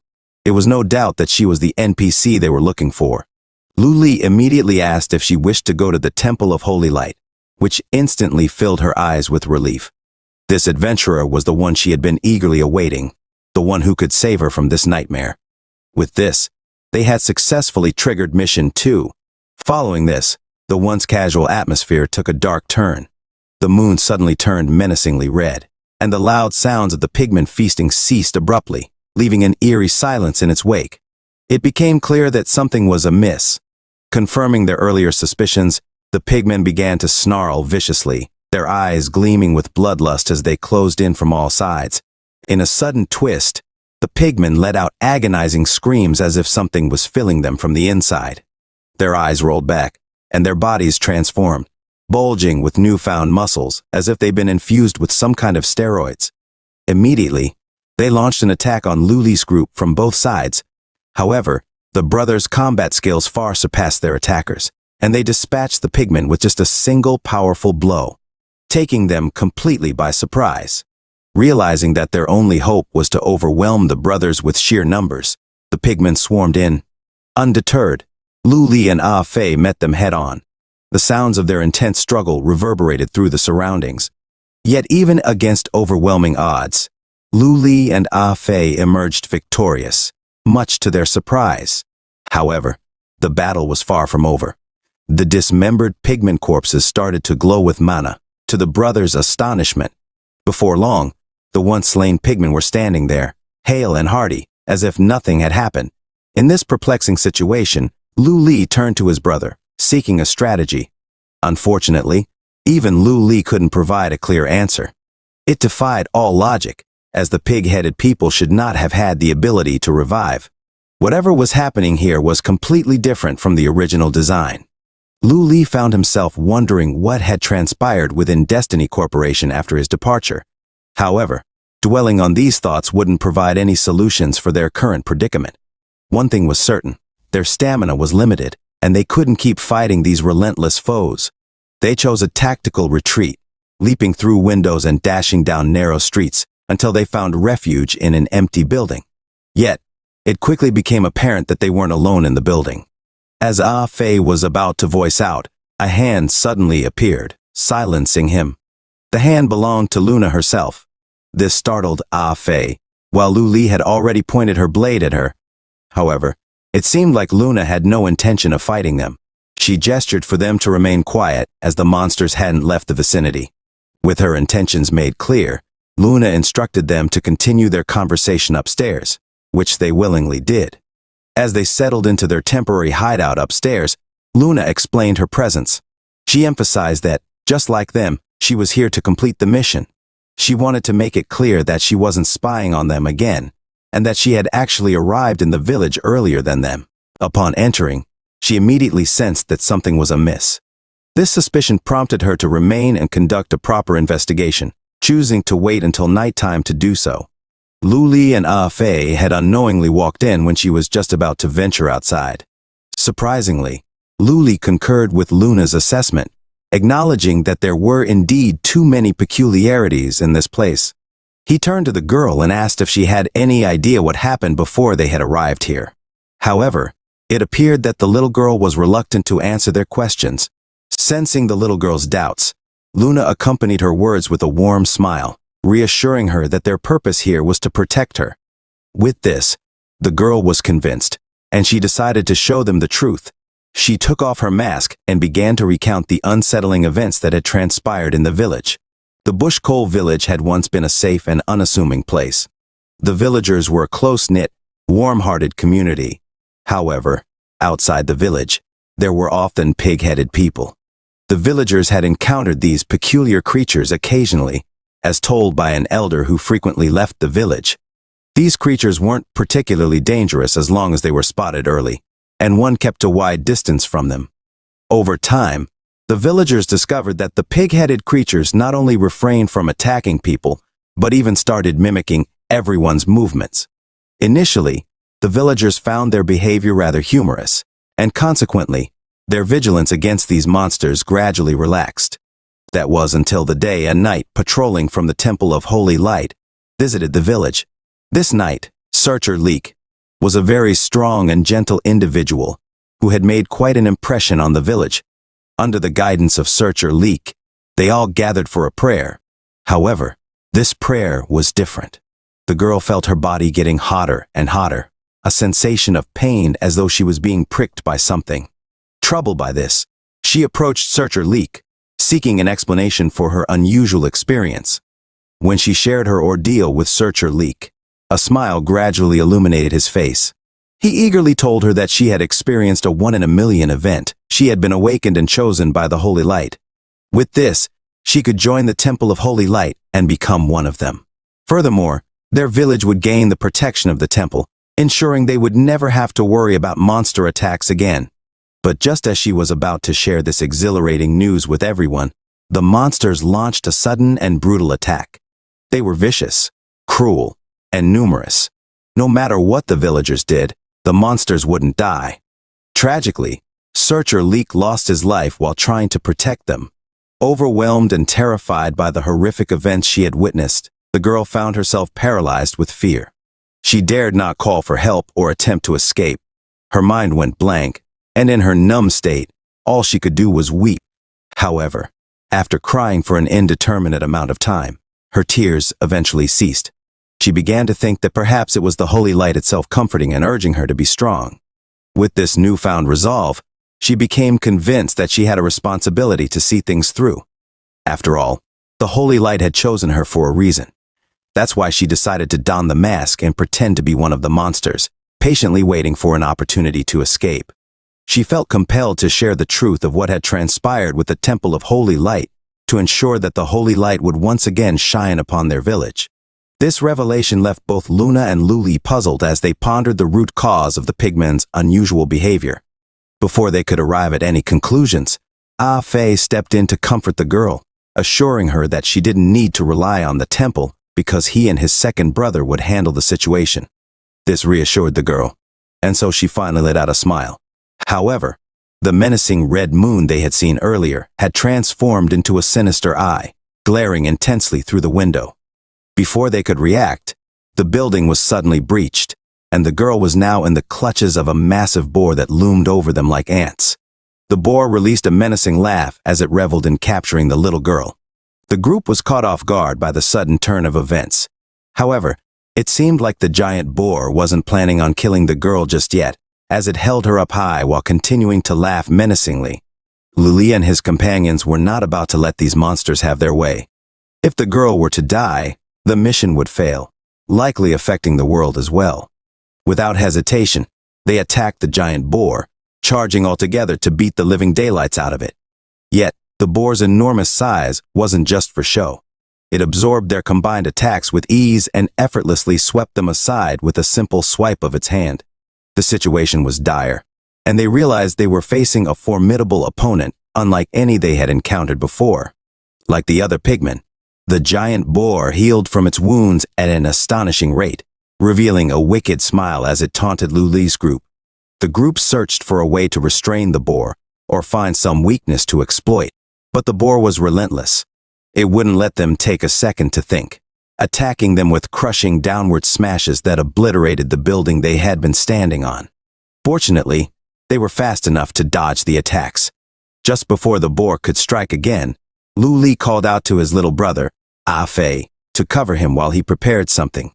Ah Fei understood the plan well and executed his flashiest attack, charging at the boar head-on and unleashing his fiery comet skill. Meanwhile, Luli stealthily maneuvered to the boar's blind spot. Due to Ah Fei's relentless attacks, the boar grew increasingly agitated. In its agitation, the boar, still holding the girl, didn't think twice to attack Ah Fei with the same hand. However, It was all according to plan. Lu Li appeared in front of it and used his rending explosive blade to slice open the boar's hand. With this, the girl was now within reach, and Lu Li reached out to save her. Yet, the boar had a few tricks up its sleeve. It could spawn underlings within its body, and these new pigmen launched a surprise attack on Lu Li. Fortunately, Luna was there to help defend Lu Li's rear, allowing him to focus on rescuing the girl. But just when they thought they had the upper hand, the boar's arm on which they were standing began to crumble.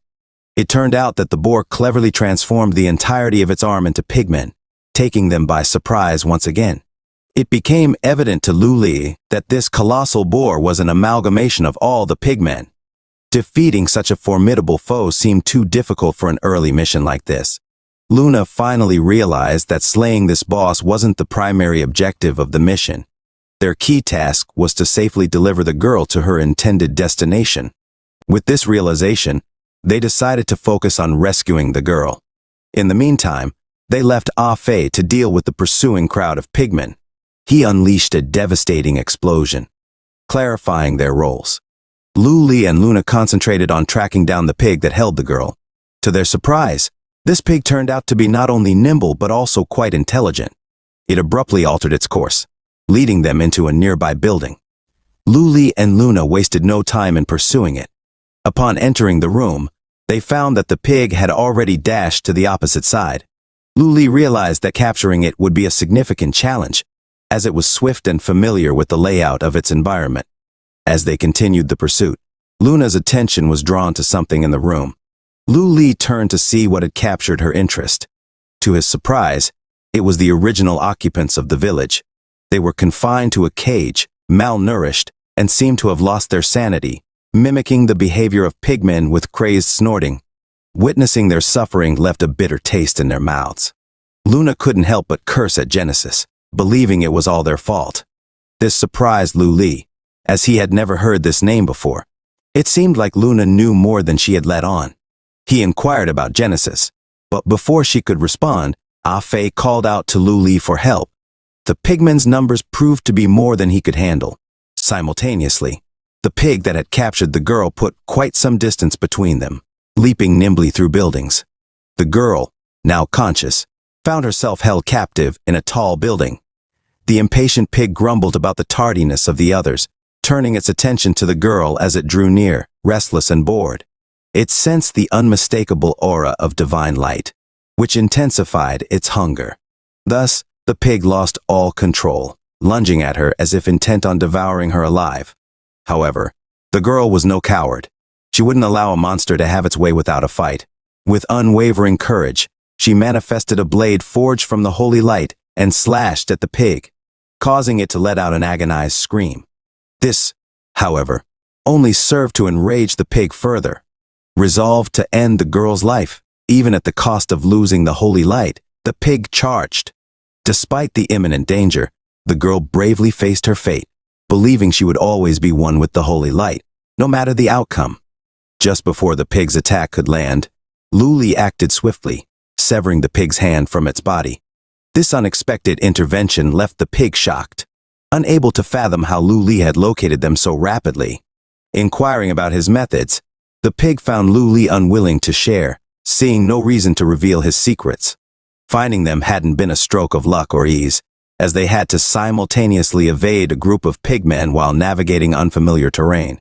Nonetheless, Lu Li was always prepared, possessing a pill capable of rendering them invisible for a limited time when ingested. This granted them the opportunity to put some distance between themselves and the horde, affording a moment's respite to regroup and strategize. Facing two primary dilemmas, one being the seemingly invincible pig, and the other the unknown location of the girl, Lu Li concluded that unconventional methods were necessary. Realizing this, he proceeded to brief Luna and Ah Fei on the next course of action. Later, the pigmen continued their relentless search for Lu Li's group. Unbeknownst to them, one of the pigmen had slipped away and was discreetly indulging in a feast of his own. Caught in the act, he used all the excuses he could muster to get out of the situation. However, this particular pig, with a somewhat familiar disposition, didn't concern himself with such minor matters. Instead, he offered a warm smile and reassured the caught pig that there was no need for worry, as he had just finished his own meal. Seeing that they might get along well, the peculiar boar invited the pig to take a break and engage in a leisurely conversation. Charmed by the boar's demeanor, the pig readily accepted, and the two settled in a secluded spot for a chat. Meanwhile, Lu Li wasted no time in using his social skills to casually express his concerns about the trio of adventurers they had encountered. The pig, confident in their plans, dismissed these worries. He reassured the peculiar boar that there was no cause for concern, as Lon, the fastest among their group, was in charge of the girl. Lon, being the fastest among their brothers and knowing every nook of the village, made it a matter of time before they found the adventurers and got to know their taste. With this confidence, the pig believed their plans were foolproof. Chuckling in agreement, the peculiar boar listened, as the pig continued to freely share all the secrets it knew. Lu Li seized this opportunity to suggest they proceed with their search for the three adventurers and assemble at the village entrance where the girl was held captive. The pig quickly corrected him, stating that the assembly point was, in fact, the clock tower. With this crucial information, Lu Li obtained what he needed. To divert any suspicion, he offered the pig a friendly smile and blamed his forgetfulness on the liquor he had consumed. Following the thunderous explosion near their vicinity, which startled the pig, Lu Li understood the plan perfectly. It was his cue to quietly slip away, while his little brother, Ofe, created a loud commotion. Carrying Luna, fully concealed from head to toe, Ofe made it seem as though they had already rescued the girl. The pigmen fell for the ruse, wasting no time in chasing after them. With this distraction, Lu Li easily slipped into the clock tower without much trouble. Closer now to saving the girl, he swiftly dealt with Lao Wang, slicing him into bits, and made off with the girl. A short while later, Lu Li and his team regrouped, making a frantic effort to exit the village while being pursued by the relentless horde of pigmen. Simultaneously, another group of pigmen regrouped and launched an attack from above.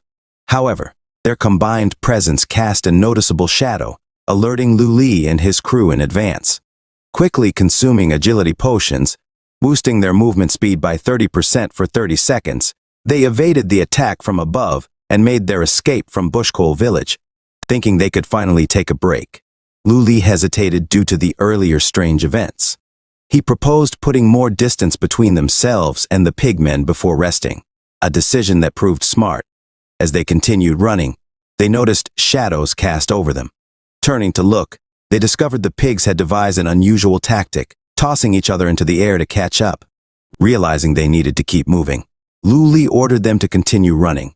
The pigmen easily caught up, recovering from the crashes effortlessly. They felt as though they were in a different game, running endlessly from hordes of monsters, with coins mysteriously appearing and obstacles blocking their path. Luckily, their ordeal didn't last long. They encountered a bird in their path and instinctively mounted it, knowing it had the spirit to run. Thanks to the bird, which the girl affectionately named Mr. Duck, they managed to distance themselves from the horde of pigs. Finally free from pigmen in sight, they strolled without haste, enjoying the magnificent view. Impressed by the beautiful lake, the girl asked Lu Li if she could take a closer look. Lu Li hesitated, considering the game's drastic changes, but Ah Fei supported the girl's wish. He suggested they take a break to recover, a notion Luna echoed, pointing out it might trigger a hidden quest as an NPC's wish. Surprisingly, Lu Li found this reasonable. They were about 30 minutes away from the pigmen, so he agreed to a 15-minute break to recover. The decision brought happiness to the group, allowing the girl to experience a carefree moment reminiscent of playing with Ah Fei in the lake. Meanwhile, Luna sorted her inventory, preparing for potential battles ahead. After finishing, the girl approached Luna, asking to play with her and Ah Fei. Luna politely declined, and the girl respected her wishes. However, sensing Luna's troubled demeanor, the girl stayed with her, wanting to help her feel happier. Without delay, she knelt in front of Luna, holding her hand, and called upon the power of light. Soon, a bright light enveloped Luna, and upon opening her eyes, she saw a familiar face. The beautiful person calling out to her was none other than her mother. Brightly smiling, the girl's mother told Luna to stop standing idly as her father would bring them to her favorite playground. However, Luna found herself unable to move, captivated by her mother's warm smile, a sight she hadn't seen in a long time. Tears rushed down Luna's face, touched by the emotional moment. Misinterpreting Luna's tears as sorrow, the girl immediately apologized, thinking she had caused sadness. Luna quickly clarified that she was not upset but thankful for the beautiful memory. Impressed by the girl's kind-heartedness, Luna reassured her, praising her for doing an amazing job. This cute interaction caught Ah-Fei's attention, hearing Luna call the girl special. Curious, Ah-Fei wanted to try the same, and the girl gladly obliged. Using the power of the holy light, Ah-Fei found himself reliving a simple memory of eating with his brother, a memory that touched him deeply. While immersed in the memory, Ah-Fei couldn't tear his gaze away, until his brothers noticed and teased him. To avoid seeming odd, Ah-Fei laughed along, listening to his brother's banter about responsibilities. Han Yixiao, the oldest brother, stubbornly refused to rest despite Lily's suggestion. Moved by the nostalgic moment, Ah-Fei found himself unable to hold back tears, quickly diving into the lake to hide his emotions. Meanwhile, Lu Li observed everything from the tree, unsurprised when the girl climbed up to approach him. Nonchalantly, he asked her to explain herself, but the girl struggled to respond while balancing in the tree. Once steady, she asked Lu Li if he had something in mind, as he always seemed distant. Lu Li, already aware of her intentions, rejected her proposal before she could speak, explaining that dwelling on the past would slow his progress forward. Confused by his response, the girl asked why he didn't want to relive good memories like the others. Lu Li elaborated, expressing that constantly looking back might hinder his ability to move forward. Impressed by his perspective, the girl admired Lu Li for it, feeling safe around him. She opened up about losing her parents at a young age and being raised by villagers. Grateful for their kindness, she prayed daily to the holy light for their well-being. Despite her gratitude, she couldn't understand why misfortune still befell them. Feeling responsible, she questioned her worthiness, burdened by the weight of past events. Lu Li's brotherly instinct kicked in, and he comforted her, assuring her she had done well and need not feel guilty. His words uplifted her spirits, as she looked up to him for guidance. Feeling encouraged, the girl asked Lu Li if she could become as great as he is in the future, strong enough to protect those she cared for. Surprised by her question, Lu Li saw a resemblance between her and his brother, smiling confidently as he assured her she would indeed protect everyone. As the time came to leave, they walked together, the girl feeling safer with Lu Li. She held onto his clothes, blushing slightly in embarrassment. Surprisingly, this simple gesture triggered an upgrade in their task. Now, not only did they have to safely deliver the girl to the holy temple, but they also had to defeat the Pig King. The system warned them of the increased difficulty, emphasizing that failure to deliver the girl safely or defeat the Pig King would result in task failure. A foreboding warning indeed, and so they dashed towards the sacred temple without delay. However, the pigmen persisted and managed to catch up to Lu Li's group once more, which Luna swiftly obliterated, the ones who drew nearer. Unfortunately, this didn't buy them the expected time, as the pigmen were recovering at a faster pace now, leaving them no option but to keep running. Yet, the sacred temple remained 50 kilometers away, with no respite in sight, their stamina depleting quicker than usual. Being a mage, Ah-Fei was the first to tire out. Despite taking a recovery potion, the window of opportunity opened while he was recuperating, enough for one of the pigmen to strike for a kill. Thankfully, Lu Li's quick reaction saved him just in time, but Luna pointed out the rapid recovery rate of the pigmen, enabling an instant counterattack. Catching Lu Li off guard, he couldn't defend in time, seeing his brother hurt. Ah-Fei was furious, ensuring that pig was cooked extra crispy. After that, they resumed their run, though a twinge of guilt lingered. Ah-Fei suggested holding back the pigmen to allow his brother time to recover, but Lu Li disagreed, knowing they'd be surrounded if they stopped, a potential end for them. So they pressed on. Moments later, they were only 20 kilometers away from the sacred temple. Exhaustion weighed heavily on them all. Their path narrowed into a gorge, ideal for slowing the pursuing pigmen. Yet Lu Li couldn't shake the feeling of unease, doubting himself. Sensing a decrease in the number of pigmen, They had no choice but to run into the gorge.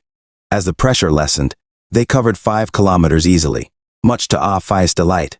However, Luna and Lu Li were certain the pigmen had significantly decreased by about 40%, preparing for an ambush ahead. Just as expected, nearing the gorge's exit, the light vanished as the Pig King blocked their escape. They were trapped.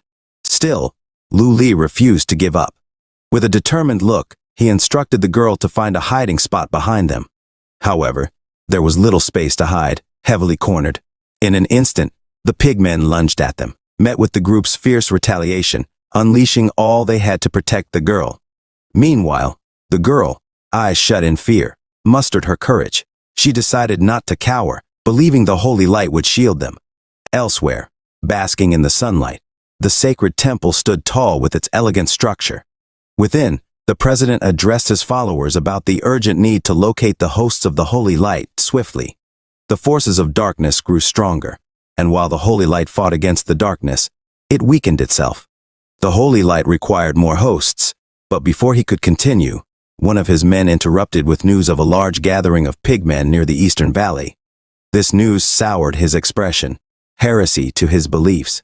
How dare they challenge the majesty of the holy light? Immediately, he ordered his men to march out and confront the darkness. As they descended the temple steps, a little pig girl approached them, panting, seemingly in need of aid. The president, unwavering in his beliefs, regarded it with disdain. Despite the pig's innocent appearance, he showed no mercy, upholding his absolute faith. Believing the pig to be a creature of darkness, polluting the sanctity of the holy light's temple, the president was prepared to cleanse it with his holy light.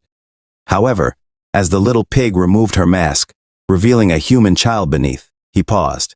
Listening to her story, he learned of the tragedy that befell her village and her journey here. Concerned for the adventurers trapped in the gorge, she pleaded for their rescue. Shocked by her revelation of being a host of the holy light, the president smiled, comforting her for the dangers she faced. Asking if it had been tough on her, she reassured him, guided by the holy light. The president then proposed she become a part of the holy light to strengthen its radiance against darkness. Confused, the girl hesitated, struggling to grasp the concept. Meanwhile, Lu Li's group battled the pigmen. Each blow seemed to only quicken the pigmen's regeneration, wearing the adventurers down. Lu Li noticed the girl's absence and frantically inquired with the group, but no one knew where she had gone. Seeing the pigs ignoring them and heading straight for the holy temple, they hoped she had reached safety there, yet they couldn't rest without confirming. Racing ahead of the pigs, they arrived at the temple of the holy light, finding the girl in the president's care. The Pig King screamed in rage as Lu Li and his group looked on in dread. However, their horror deepened as they witnessed a disturbing turn of events. The girl's head was gone, and the president was bloodied, suggesting a grisly fate. Consuming her on the spot, the president seemed delighted, claiming to have gained holy light to empower further, showing no remorse. Believing she became one with the light, making it even more dazzling. Moments earlier, the girl had eagerly agreed to unite with the holy light, fueled by a desire to protect her village and emulate the brave adventurers who had saved her. Closing her eyes in determination, she visualized a future where she could make a difference. Suddenly, the president's head expanded, engulfing her, absorbing her essence completely. Overjoyed by the power he gained, the president's celebration was cut short by the furious attack of the Pig Lord. His strike created a shockwave of destruction, claiming lives. Despite the devastation, the Pig Lord's rage was unquenched, launching another attack, only to be effortlessly stopped by the president, who struck back decisively. The president, blood on his mouth, attempted to project an image of holiness, but his actions spoke otherwise. He sentenced the Pig Lord to capital punishment, each strike creating massive devastation. The president remained, a hypocrite in the eyes of Lu Li and his group, the blood of the innocent staining his hands. The power of the holy light relentlessly burned through the Pig Lord's body, rendering his tricks of recovery and separation futile against its scorching force. The president knew prolonging the fight was pointless and summoned a sword of holy light to end the confrontation. However, Lu Li, consumed by rage, unleashed a barrage of strikes. To the president's surprise, Lu Li used a backstab skill, striking from behind. Before Lu Li could continue, the president, feigning surprise, asked for a moment, attempting to introduce himself as Hannibal, the president of the Temple of the Holy Light. He claimed to be an ally against their common enemy, the pig-headed people, and offered a generous reward for collaboration. Lu Li, fueled by anger, questioned the president's actions, demanding an explanation for his deeds. This left the president puzzled, further irritating Lu Li. In response, Lu Li unleashed his ripping blade, knocking the president down. As he prepared for another strike, a system notification appeared, warning that killing the president would prevent the player from defeating the Pig King, thus failing the task. Ignoring the warning, Lu Li was determined to eliminate this hypocrite without hesitation. Their weapons clashed, sparks flying, but the president's strength and level advantage sent Lu Li flying across the battlefield. Before the president could follow up with his attacks, Ah Fei seized the opportunity, releasing a powerful blow from behind, catching him off guard. However, Ah Fei, exhausted from continuous attacks, was running low on mana. As soon as his fire dwindled, the president seized the chance to escape. Lu Li and Luna pursued, delivering a punishing blow, leaving the president bloodied and defeated. Despite their victory, the trio couldn't find solace in the outcome, feeling that even killing the president 100 times wouldn't be enough. However, they knew they had to press forward. Lu Li approached the pig lord and noticed his mourning, repeatedly calling out for dim sum. Puzzled, Lu Li watched as tears streamed down the pig's eyes. It became clear that the pig wasn't mourning out of hunger, but for the loss of someone dear, dim sum, the old girl. Even in her youth, dim sum displayed unwavering bravery, fending off 3 little piglets alone. She showed kindness to all, even monsters like the pig lord, taking time to apply medicine and offering friendship. Dim sum, before leaving, promised to return the next day, asking them to take care. Her absence on subsequent days left the pig lord filled with longing and a desire to become more human-like, just as dim sum had wished for him.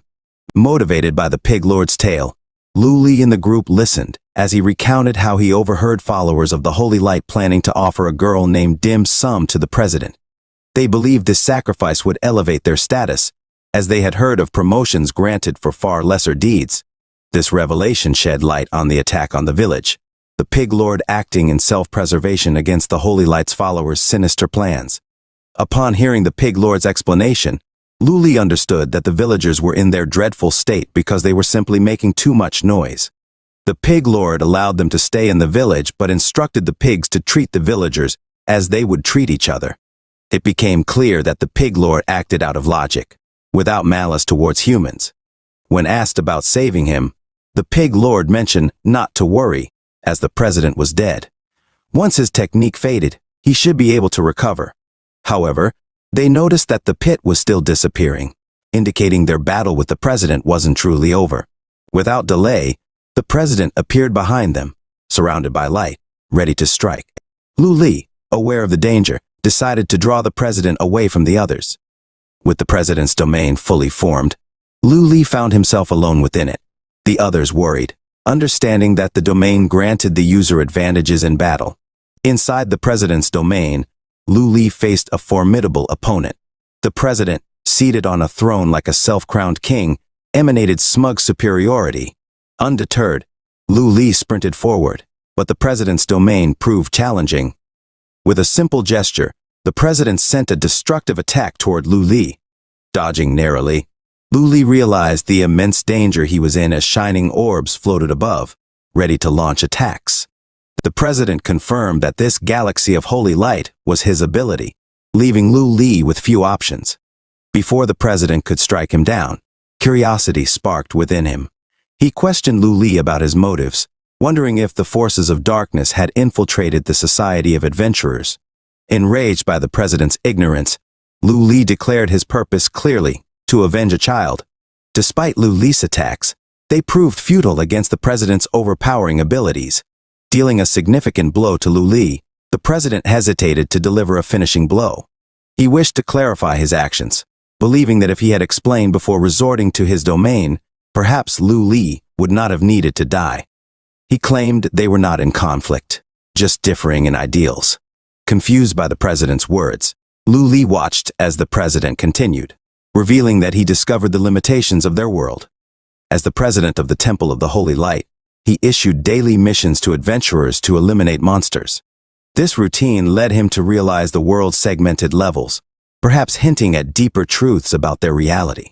Immersed in the routine of issuing missions and rewarding adventurers, the president found himself intrigued by the tales and experiences of those he encountered. Every day seemed the same until he saw an adventurer return, mysterious and powerful, evoking envy from those around. Inspired by this adventurer's tales of the outside world, the president resolved to venture out himself. Exploring the new city and encountering fresh items and experiences, the president felt the true meaning of freedom for the first time. However, as he delved deeper into this new world, he encountered increasingly powerful monsters born from the darkness. From struggling to holding on, he eventually found himself feeling utterly helpless against the darkness's might. Doubts crept into his mind, questioning whether darkness could truly imprison the freedom of light. As a follower of the light, he swiftly dismissed these doubts, determined to seek ways to become stronger. Despite asking numerous powerful adventurers for guidance, he found no clear path to leveling up. He searched the continent high and low, tried every method available, yet remained unsuccessful. The Holy Light, however, witnessed his unwavering efforts and granted him a revelation. Observing the tiny ocean wolverages, weak creatures fighting for survival, he found his answer. These creatures, born understanding that strength was the key to survival, would battle each other. The survivor would consume its kin, and through this process, they would level up and evolve. Realizing that the hosts of the Holy Light were the answer to his quest for strength, the president learned that only the most devout disciples could become hosts. They were the prime ingredients for one's own leveling up. However, hearing this explanation only fueled Lu Li's fury. Before him stood a scoundrel, worse than anything he had encountered. Unmoved by Lu Li's anger, the president justified his actions. He had saved countless lives from the jaws of monsters, far more than the number of hosts dedicated to him. He saw their lives as his reward, and with the facade of the hero shed, he decided it was time to end the confrontation. With a flick of his hand, the president activated his ability, the Descent of Holy Light. Hundreds of orbs locked onto Lu Li, leaving him no choice but to unleash his most powerful attack in a desperate attempt to survive. The clash of powers, light against darkness, would determine the outcome of their battle, a showdown between the forces of the Holy Light and the darkness that threatened to engulf them both. Lu Li's counterattack proved more effective than the president anticipated. Not only did it disrupt his attack, but it also shattered the orbs surrounding him. Frowning at Lu Li's resilience, the president decided to strike back with the Spear Holy of Light, hurling it towards Lu Li with unerring accuracy. The onslaught was so swift that Lu Li couldn't defend against it, each strike piercing him. Regaining his confidence, the president proclaimed his questionable reasons once again, further infuriating the heavily injured Lu Li. With a cutting insult, Lu Li baited the president, who promptly tried to consume him. Unbeknownst to the president, this was precisely Lu Li's plan all along. Activating his earring, Lu Li transformed into his boss form, shocking the president. In a swift and decisive move, Lu Li caught the hand controlling the orbs and severed it without hesitation. The mission error from the Tome of Random Achievements added urgency to Lu Li's actions, motivating him to finish the job. Stepping back, he leaped into the air, aiming directly for the president's weak spot. As Lu Li's dark crimson aura enveloped him, the president realized his mistake. Lu Li activated his hunting scourge, slicing through all of the president's vulnerabilities. The spectacle left the president bewildered and defeated, his body sliced into bits. With the long fight finally over, Lu Li emerged victorious from the domain. Ah Fei admired his brother's prowess, delighted by his new oakage drip. Meanwhile, was amazed and puzzled by the feat of defeating the boss within their own domain. Before they could delve further into discussion, Lu Li inquired about the Pig King. Ah Fei explained that the Pig King had stopped vanishing just before Lu Li emerged. Despite this, his heart still bore the weight of Dim Sum's fate. Feeling a genuine connection with the NPCs, the group decided to let the Pig King take Dim Sum back to their home. Witnessing this emotional scene left a lasting impact on them all, but they knew they had to move forward. Lu Li asked about the completion of their tasks, learning that they hadn't been fulfilled. The The system initiated a mission reset, signaling the start of another day in the coal village. Meanwhile, Dim Sum woke up from her slumber, beginning her day with prayers to the holy light. Excited for her routine, she prepared to bring medicine to the little pig she had saved. Despite concerns for her safety, she pressed on bravely, determined to help. As she ventured toward the mountain to pick herbs, she encountered the village chief, who introduced her to the patrolling knight, Sir Karlik. However, Dim Sum felt an inexplicable fear in his presence and declined the offer to become a host of the holy light, surprising everyone. Confused by her own reaction, Dim Sum continued her journey, seeking forgiveness from the holy light. However, her sorrow was short-lived as a mysterious man in a white robe passed by. He eased her worries, explaining that the true holy light resided within her heart. Her tears dried. Dim Sum found herself wondering about the identity of the mysterious man, feeling a strange sense of familiarity. Meanwhile, experienced a sudden change of heart, deciding that it would be better to capture and raise Dim Sum instead of offering her to the president. His dark intentions lurked beneath the surface, planning to consume the holy light within her once she was fattened up. As Sir Karlik's plan began to take shape, Lu Li swiftly put an end to it, ensuring the knight would never see his dark intentions come to fruition. Meanwhile, in a forest clearing where the pig rested, eagerly awaiting Dim Sum's return, he found himself plucking flower petals, lost in thoughts of his savior. The scent of the holy light lingered in his memory, tempting him to take a bite, but his conscience prevailed, reminding him that Dim Sum was a friend. He tried to bargain with himself, suggesting that maybe Dim Sum could bite him too, but his conscience firmly rejected the idea. Finally, Dim Sum arrived, greeted by the excited wagging of the pig's tail. The two shared a joyous reunion, starting off on a positive note. Watching this heartwarming scene unfold, the trio observed from afar. Luna couldn't help but reflect that, if they hadn't failed the mission earlier, they might never have witnessed this touching moment. However, the task from the restarted mission still loomed over them, requiring them to send the little girl to the Holy Light Temple. With resolve, Lu Li stood up and announced that they would now search for their next mission. He decided not to team up with Luna this time, bidding her farewell. This decision surprised Ah Fei, as he couldn't understand why Lu Li wouldn't want to form a party with Luna, especially considering their previous successful teamwork. He speculated that Lu Li might still be as aloof towards girls as ever, but Lu Li clarified that this wasn't the case. Reminding Ah Fei that they were not here to play games, Lu Li's intentions became clear. Understanding Lu Li's decision, Luna revealed her true allegiance, stating that the recent events were likely related to Genesis. While she didn't know the specifics of his objectives, she believed they needed each other's abilities and information, especially given their limited time. With this understanding, Luna proposed that they reintroduce themselves, marking the beginning of their unlikely alliance as an official team. A notification appeared, announcing a server shutdown for maintenance and updates from 12 a.m. to 8 a.m. the next morning. The trio bid their farewells as they logged out of the game. In Luna's room, she pet her kitty, thinking of her new friends Lu Li and Ah Fei. Suddenly, a noise outside her door startled her cat, indicating the arrival of her butler Lu. He informed Luna that her father was calling for her and would escort her to him, not wanting to wait for anyone else. Luna reminded her butler, once again, to knock before entering. They reached her father's door, and Lu informed Luna that he would not accompany her inside. Luna knocked on the door, announcing her presence to her father. The door opened to reveal a large aquarium inside the room. Luna asked if her father had called for her, to which he inquired if she had passed the preliminary exam. After a couple of coughs, Luna confirmed that she had indeed passed the preliminary exam.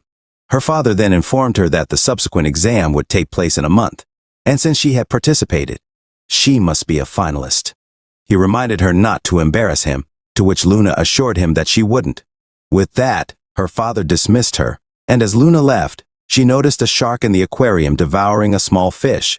As Ah Fei and Lu Li strolled through the city streets, Ah Fei expressed his craving for hot pot, especially in the winter.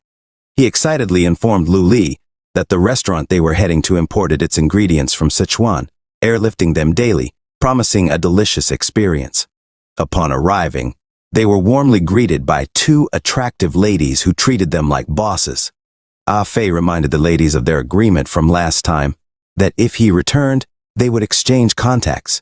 Inside the restaurant, a bubbling hot pot awaited them, filled with fatty beef, hairy tripe, duck blood, bullfrog, and pea tips.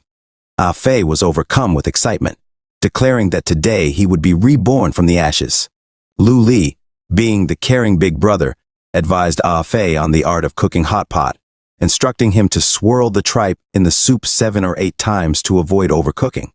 He also suggested adding more scallion oil to protect Ah Fei's digestive system, lest he suffer the consequences tomorrow. As Ah Fei enthusiastically devoured his meal, Lu Li eavesdropped on a nearby table's conversation. The patrons were discussing the Phantom Moon game, remarking on its absurdity. They mentioned that their guild of over 40 people had attempted the same mission, yet each task was drastically different in difficulty. Some were as simple as catching a level 5 rabbit, while others involved solo defeating a level 35 epic boss. The patrons marveled at the game's complexity, pondering if it generated missions randomly or tailored them to each player. Lu Li recalled the notification about the random missions he received, specifically the task to deliver the little girl NPC to the Temple of Holy Light and then kill the Pig King. Failure to protect the girl or kill the king would result in mission failure. In the midst of these thoughts, Lu Li questioned why his identity suddenly changed to that of a boss and why his avatar deviated from the game's norms. He remembered the Tome of Random Achievements mission error, which required him to kill the president of the Holy Light on failure. Thinking back to Luna's words about the game's deviations from its set roles, Lu Li pondered the connection to Genesis. He wondered if these events were guiding him towards something, like the eternal purgatory, or if they were merely obstacles meant to hinder him. Suddenly, a sexy waitress arrived with 5 bowls of egg-fried rice for Ah Fei. She apologized for the wait and served the bowls, with Ah Fei eagerly digging in. He decided to share 1 bowl with Lu Li and keep the other 3 for himself. The scene shifted to a flashback at the orphanage during winter, where Ah Fei, holding his pink bunny, cried about the ruined bedsheets and the cold. Lu Li explained that they were only allowed 1 bedsheet, each due to the director's instructions. They decided to huddle together until the sheets dried, determined not to get sick in the -18°C blizzard. Ah Fei questioned why life was so hard for them, why they suffered despite doing nothing wrong. Lu Li philosophized that life was meant to be tough, but once they got used to it, it wouldn't seem as difficult. Han Yixiao added that they should focus on what they could do tomorrow, hoping to find a job and earn money. Lu Li wished for peace to read books, while Ah Fei simply desired to eat 3 bowls of egg-fried rice. Back in the restaurant, as Ah Fei and Lu Li enjoyed their meal, Lu Li concluded that they should focus on what they could do tomorrow, and that would be enough. Cici informed their master, Lu Li, that the Kingdom of Tapini, located 15 kilometers due east, is hosting a large-scale event called Heart of the Warrior. This event promises a significant amount of experience points, gold, rare equipment, and precious treasures. It's an opportunity not to be missed. Quickly gather your friends and join the event. One of the 12 great countries, the Kingdom of Tapini, and its people are known for their simplicity and boldness. The mountains within its borders are rich in refined iron, making its mining and forging industries highly advanced. It is also renowned as the birthplace of weapons. In the kingdom, where the castle floats above the city, a system notification reveals that there is only 1 minute left to register for the event. The city is abuzz with excitement, with everyone eager to participate. Some are even being buried alive under the rush of eager registrants. An NPC announces that the registration quota has already been filled and requests other adventurers to leave. Lu Li then hands 500 gold coins to the NPC, and he and his party are granted entry. Another system notification pops up, indicating that there are only 9 seconds left for registration. Ah Fei wonders if this is supposed to be a kingdom of iron, noticing the surrounding forests and valleys. Lu Li explains that they have just entered the sovereign territory of the Kingdom of Tapini, and there is still some distance to cover to reach the castle's center. As the registration time ends, large walls descend from the sky, enclosing the entire kingdom in a steel encirclement. Dust swirls around them, creating an eerie atmosphere. Taking in the scene, Ah-Fei jokes about it, resembling a manga where large titans emerge from walls to eat people for breakfast. Lu-Li questions if this is a trap, while Luna observes that the walls are 50 to 60 meters in height. Ah-Fei then points to the sky, where a live broadcast begins. A person on screen tries to communicate, asking if they can be heard. His assistants assure him that the projector and camera are working fine, and he proceeds with the announcement. The man introduces himself as Huade, the Minister of Foreign Affairs of the Kingdom of Tapini and the host of the event. He explains that 18 years ago, their beloved king and queen had a princess endowed with extraordinary beauty and talents. However, he is interrupted by his security, urging him to summarize quickly as it's almost afternoon siesta time. Wade continues, narrating that the princess had the ability to thaw ice, make flowers bloom, and enchant butterflies with her dance. She was a treasure bestowed by the heavens, adored by the people as the embodiment of divinity and the most beautiful woman. Interrupted again by his security warning of the approaching siesta, Wade rushes through the story, explaining that the princess has been kidnapped by an evil dragon. The kingdom seeks to send its strongest warriors to rescue her. Wade concludes that this selection competition was organized for this purpose and announces the rules. A total of 10,000 warriors will participate, each receiving a warrior certificate. Ah-Fei inquired about the warrior certificate and its purpose, to which Luna speculated that it might involve gathering certain items. Lu-Li and the party pondered this as they walked, each with a certificate displayed above their heads. Wade then explained the rules of the competition. The event would last for 7 days, and only the top 100 warriors would advance to the next stage out of 10,000 participants. This meant a ratio of 101, where only one warrior out of every 100 would progress. To obtain warrior certificates, there were 3 methods. Scavenging, simply look for scattered certificates. Monster hunting, defeat monsters within the kingdom. However, the more certificates a monster has, the stronger it is. Plundering, directly steal certificates from other adventurers. The number of certificates one possesses will be visible to everyone, making those with more certificates a target. As the broadcast ended, the countdown for the competition began at 168 hours. Lu-Li, Ah-Fei, and Luna each had 1 certificate above their heads. Lu-Li decided they would discuss their strategy after covering some distance. Suddenly, another party approached, offering to team up. Their leader proposed forming a 100-man squad to gather certificates quickly. Lu-Li politely declined, much to the red-haired guy's disdain. He believed Lu-Li didn't understand the principle of bigger fish eating smaller fish and saw them as brainless idiots. As they ran, Ah-Fei questioned Lu-Li's decision to refuse the offer, noting the logic and joining forces. Lu-Li explained that blindly increasing numbers wasn't wise. He shared a flashback of defeating a boss and receiving a reward, a god-killing covenant, a guild or party certificate of mythical grade. It granted special effects, including stat boosts for party members and special skills as the party grew in size. Their journey continued as Lu-Li defeated a monster with 15 certificates, bringing his total to 16. Luna found 10 certificates in a tree, raising hers to 11. Ah-Fei defeated 5 opponents, increasing his count to 6. Approaching a giant rhino with 10 certificates, Ah-Fei prepared to attack with fire magic when suddenly, a girl with fire magic appeared. They both attacked the monster, with Ah-Fei claiming 5 certificates and the girl earning 5 as well, bringing her total to 17. Ah-Fei was angered by the girl stealing his certificates, but she retorted that he had taken them from her. They argued, with the girl insisting she found them first. As tensions rose, the girl approached Ah-Fei with flames flickering behind her. Sensing trouble, Ah-Fei attempted to defuse the situation, suggesting they settle things peacefully. However, the girl demanded he hand over his certificates first. As she launched fire magic at him, Ah-Fei called out to his big brother Lu-Li, unsure of how to handle the fiery confrontation. Lu-Li swiftly apprehended the girl, prompting Ah-Fei to protest, saying she was too young to engage in combat. However, the little girl accused Ah-Fei of stealing her warrior certificates, scolding and ambushing her, even shouting at her big sister. From a distance, the ground stirred, and Fei suddenly sensed someone approaching from behind.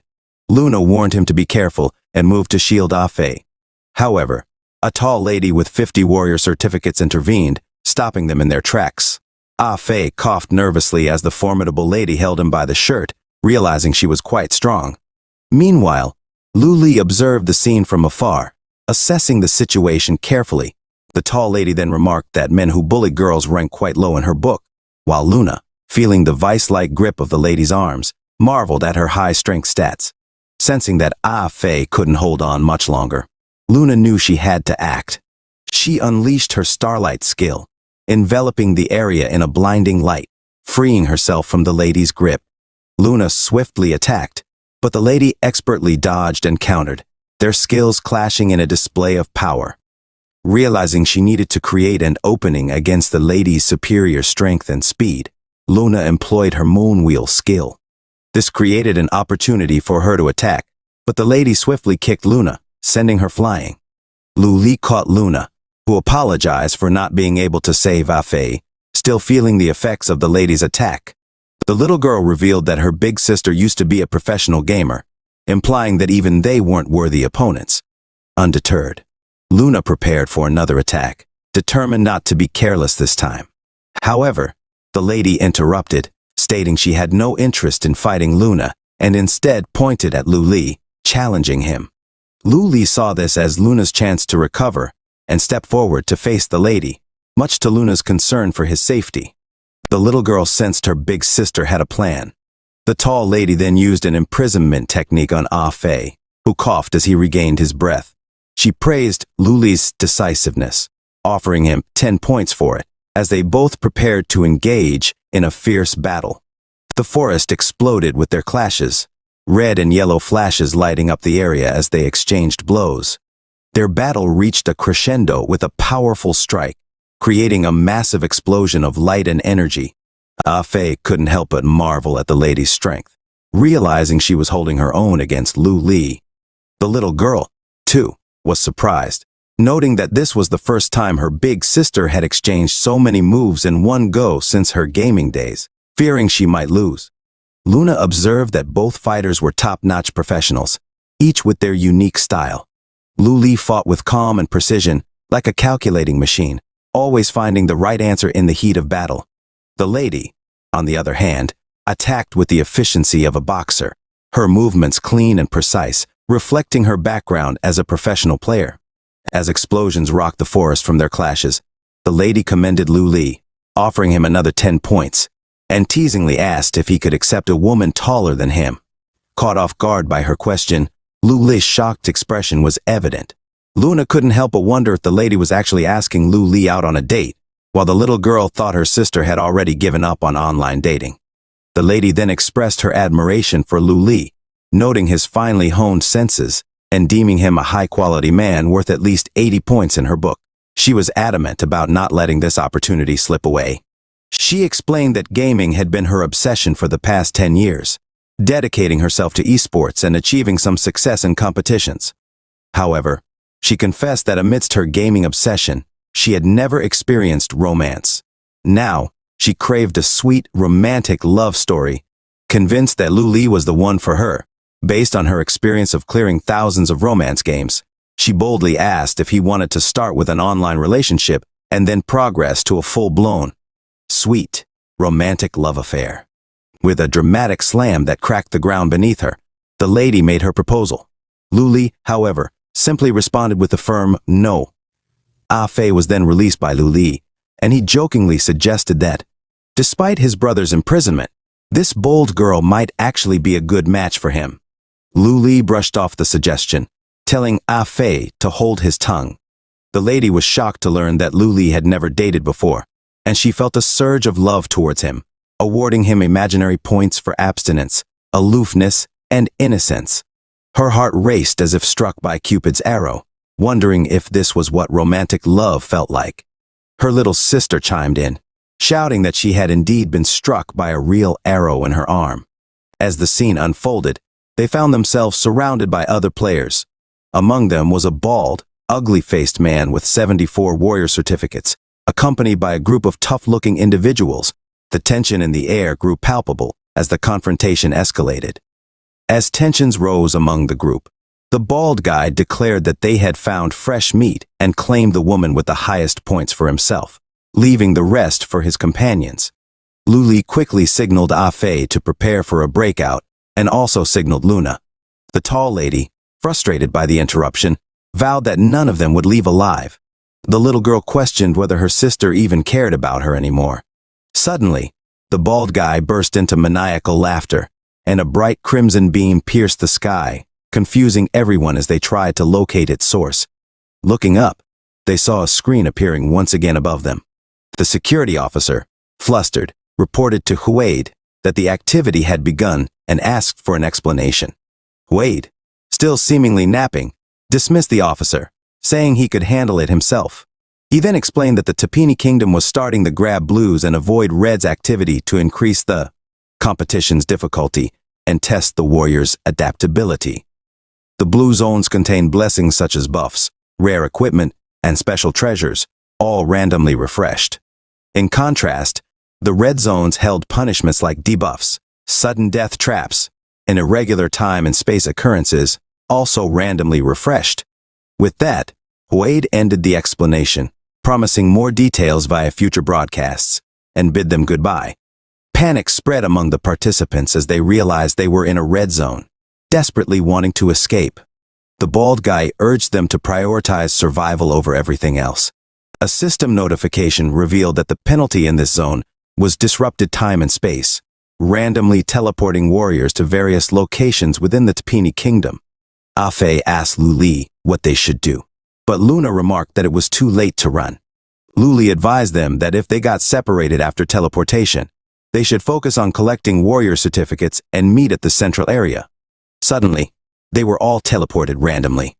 With a countdown showing 152 hours left and 8,087 people remaining, explosions echoed in the forest. The tall lady, earlier approached by the bald guy, was urged by him to spare him, claiming he had learned his lesson and offering money. Angered, the tall lady's hands glowed as she punched the bald guy, sending him flying into a tree, cracking it with the force of her blow. She declared him to be a mere nuisance in her glass of red wine, with her warrior certificates now at 231. Realizing she had forgotten to exchange names with Luli, she resolved to find him as soon as possible, already imagining his name to be beautiful. She even pondered in advance what to name their future children. In another location, Ah-Fei introduced himself to the little sister, asking her to take care of him. She revealed her name as Spicy Till You Fly and suggested he call her Little Chili. Curious, Ah-Fei asked if she enjoyed spicy food, to which Little Chili confirmed, proudly declaring herself a true Sichuan hottie. They engaged in friendly banter and gossip. Little Chili couldn't believe how well they hit it off, considering they had been fiercely facing off just moments ago. Suddenly, a massive explosion erupted, and Little Chili teasingly called Ah-Fei a dog bastard, suggesting that fate had indeed conspired to teleport them together for a horrible demise. Ah-Fei found himself running in circles, unable to get through to the mad woman chasing him. Realizing the futility of the situation, he knew he had to come up with a plan. Desperate for a way out, he turned to Little Chili, explaining that it was all a misunderstanding, and they needed to talk. However, Little Chili demanded he hand over the warrior certificates before she would listen. Ah-Fei, thinking on his feet, claimed he already had them. In response, Little Chili launched fireballs at him, prompting Ah-Fei to plead for her to stop. He then revealed that her big sister had a huge crush on his big brother, Luli. He proposed they exchange information about their elders and discuss their compatibilities. After a moment of consideration, Little Chili ceased her attacks, intrigued by Ah-Fei's suggestion. They sat down on a nearby log and began to talk about finding their siblings. Meanwhile, in another part of the Tapini Kingdom, Luna attempted to use the communication and mapping features of the game, only to find they had been temporarily cut off. Realizing she was alone and unable to locate Luli and Ah-Fei, she recalled her father's stern words about the upcoming exam. Determined not to embarrass him as a finalist, she resolved to do her best. Reflecting on a recent encounter with her father, Luna felt a mix of emotions. She believed her father still cared for her, despite his cold demeanor.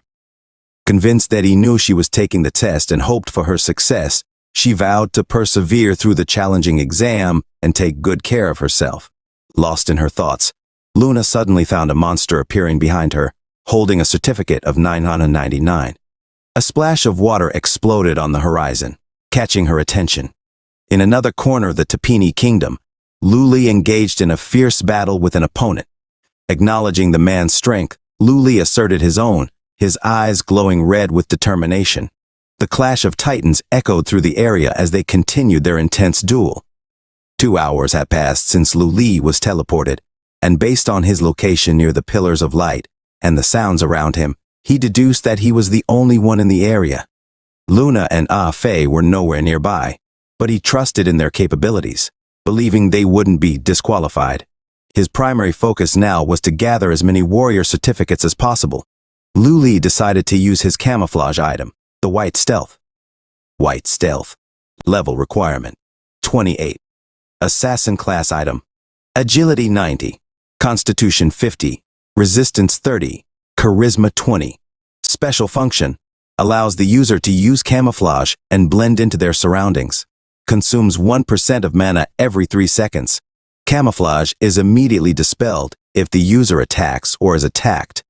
As Luli moved through the forest, he came across a scene: a bunch of hounds devouring a monster's carcass, and 3 players with 20, 25, and 18 certificates on their heads. Nearby, 2 fighters were locked in combat, each with 30 and 27 certificates, and a monster on their back with 50 certificates.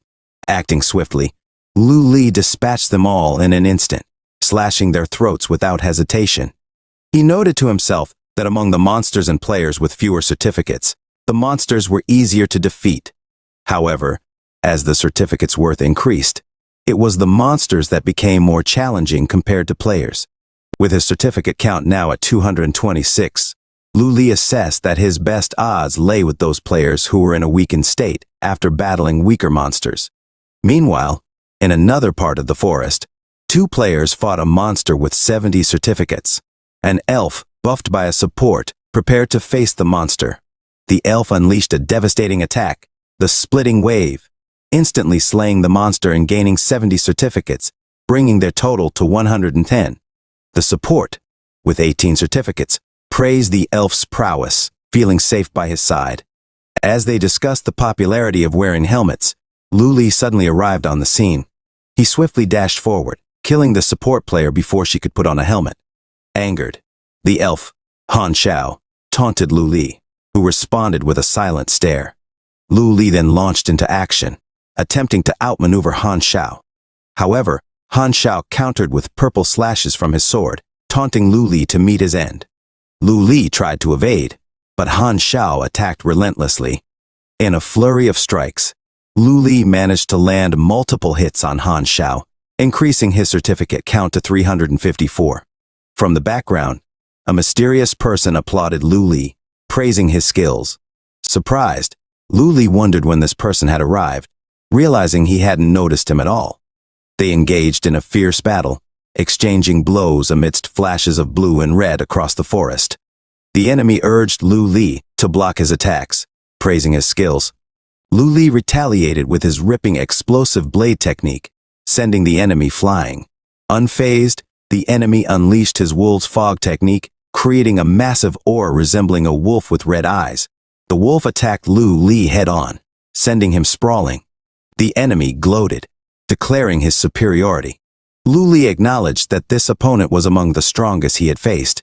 However, realizing the enemy had no certificates on him, Luli considered the fight pointless.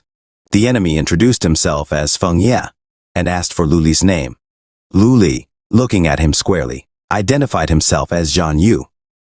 Feng Ye proposed they have a good fight, and the two clashed, their auras of red and blue intertwining like a snake and a wolf facing off in the forest. Clashes of blue and red light illuminated the forest as Luli and Feng Ye engaged in a fierce battle.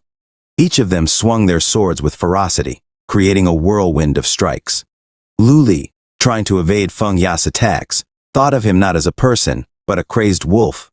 With a swift move, Lu Li attempted to strike Feng Ya from behind, while Feng Ya likened Lu Li to a venomous snake, a dangerous adversary that he was eager to devour. Feng Ya unleashed a powerful attack, causing the forest to shake and explode in a burst of flames, scattering crows into the air. Meanwhile, from a distance, a group of players observed the fiery commotion in the forest. Their leader commanded them to halt, and they formed a neat formation. He then instructed the third member to retrieve the fourth, hoping to avoid further trouble. Back in the midst of the battle, Lu Li and Feng Ya stood amidst the wreckage of trees and the devastation caused by their blows. Lu Li noted that Feng Ya was already showing signs of mistakes, indicating that he might not be accustomed to prolonged battles. Lu Li strategized to slowly wear him down and prevent a comeback. For Feng Ya, this moment was exhilarating, a joyful experience that he relished. As he attacked Lu Li, the latter countered, declaring Feng Ya too slow. Lu Li landed a slashing blow, but he sensed something amiss as Feng Ya's aura changed from blue to purple. In a sudden burst of speed, Feng Ya closed in on Lu Li, launching a powerful slash that sent him flying, crashing into multiple trees that shattered upon impact. Lu Li realized that Feng Ya's earlier mistakes were intentional, part of a strategy to grow stronger with each exchange.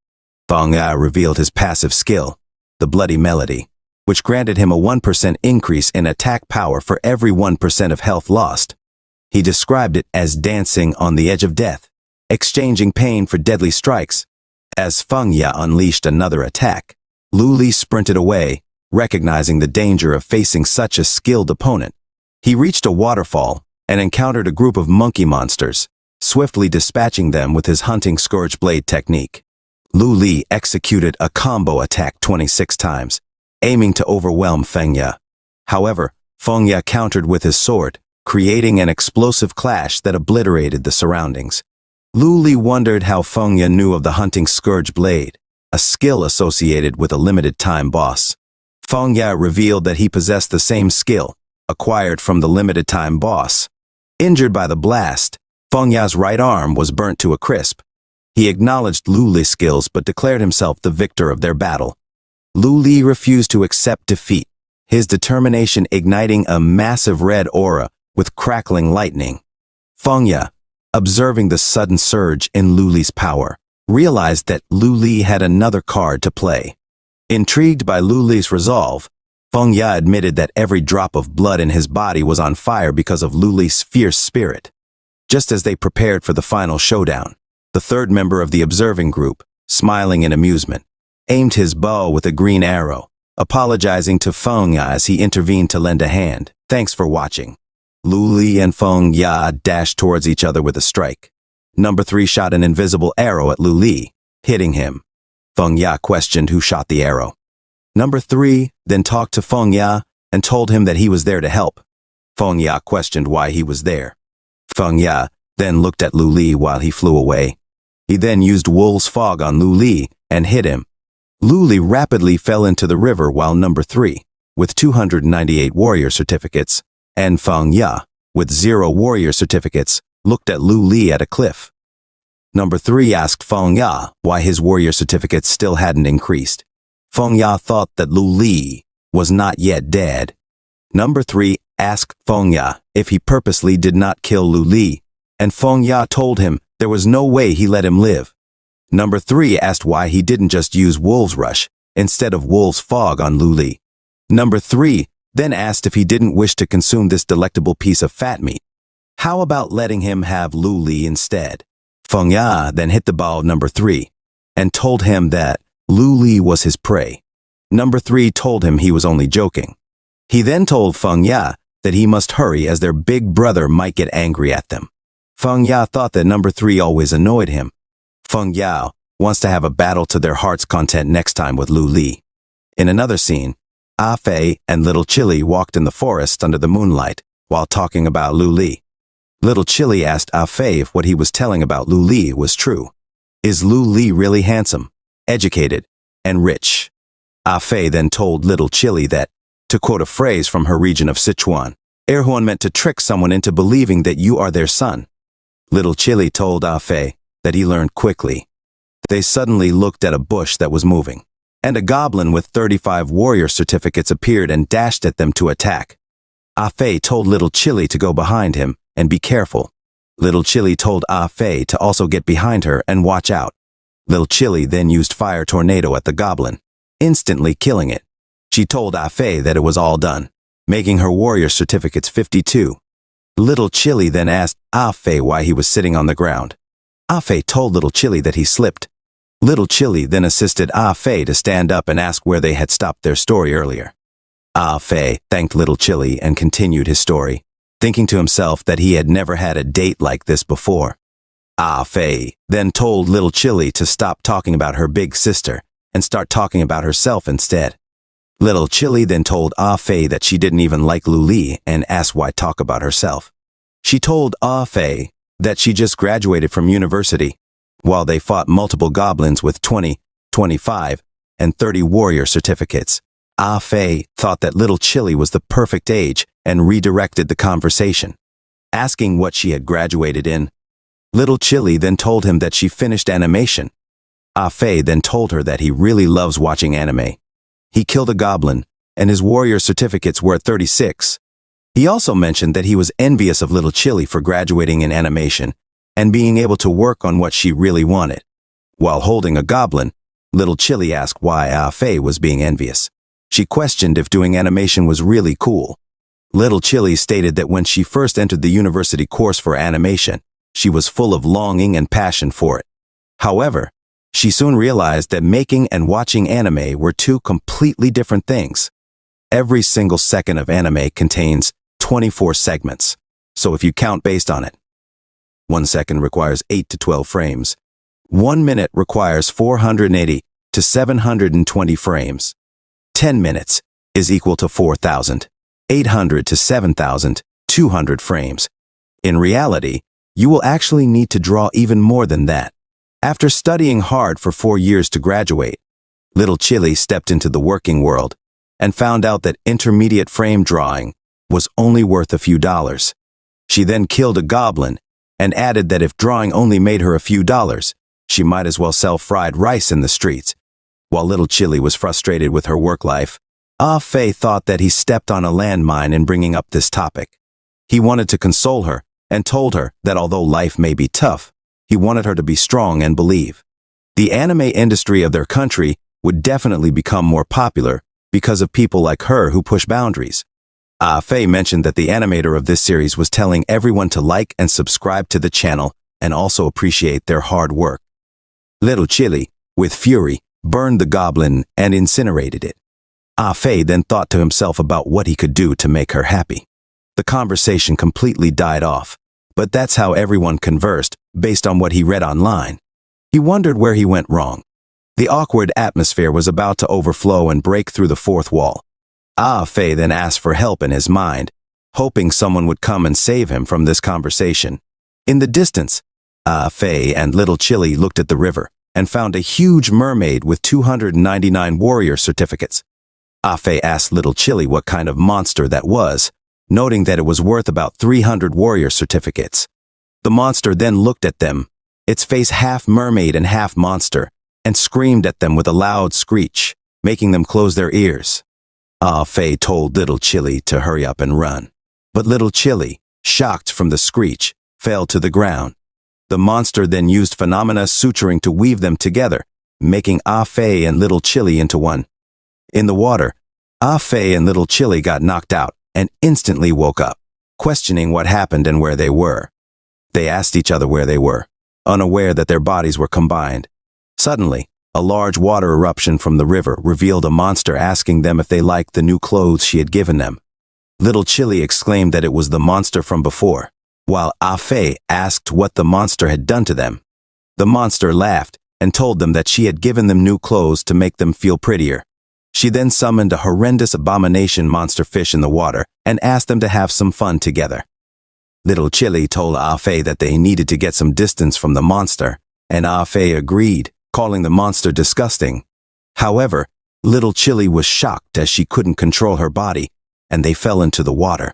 They looked at their hands and found themselves combined, with Ah-Fei inadvertently touching Little Chili's breast.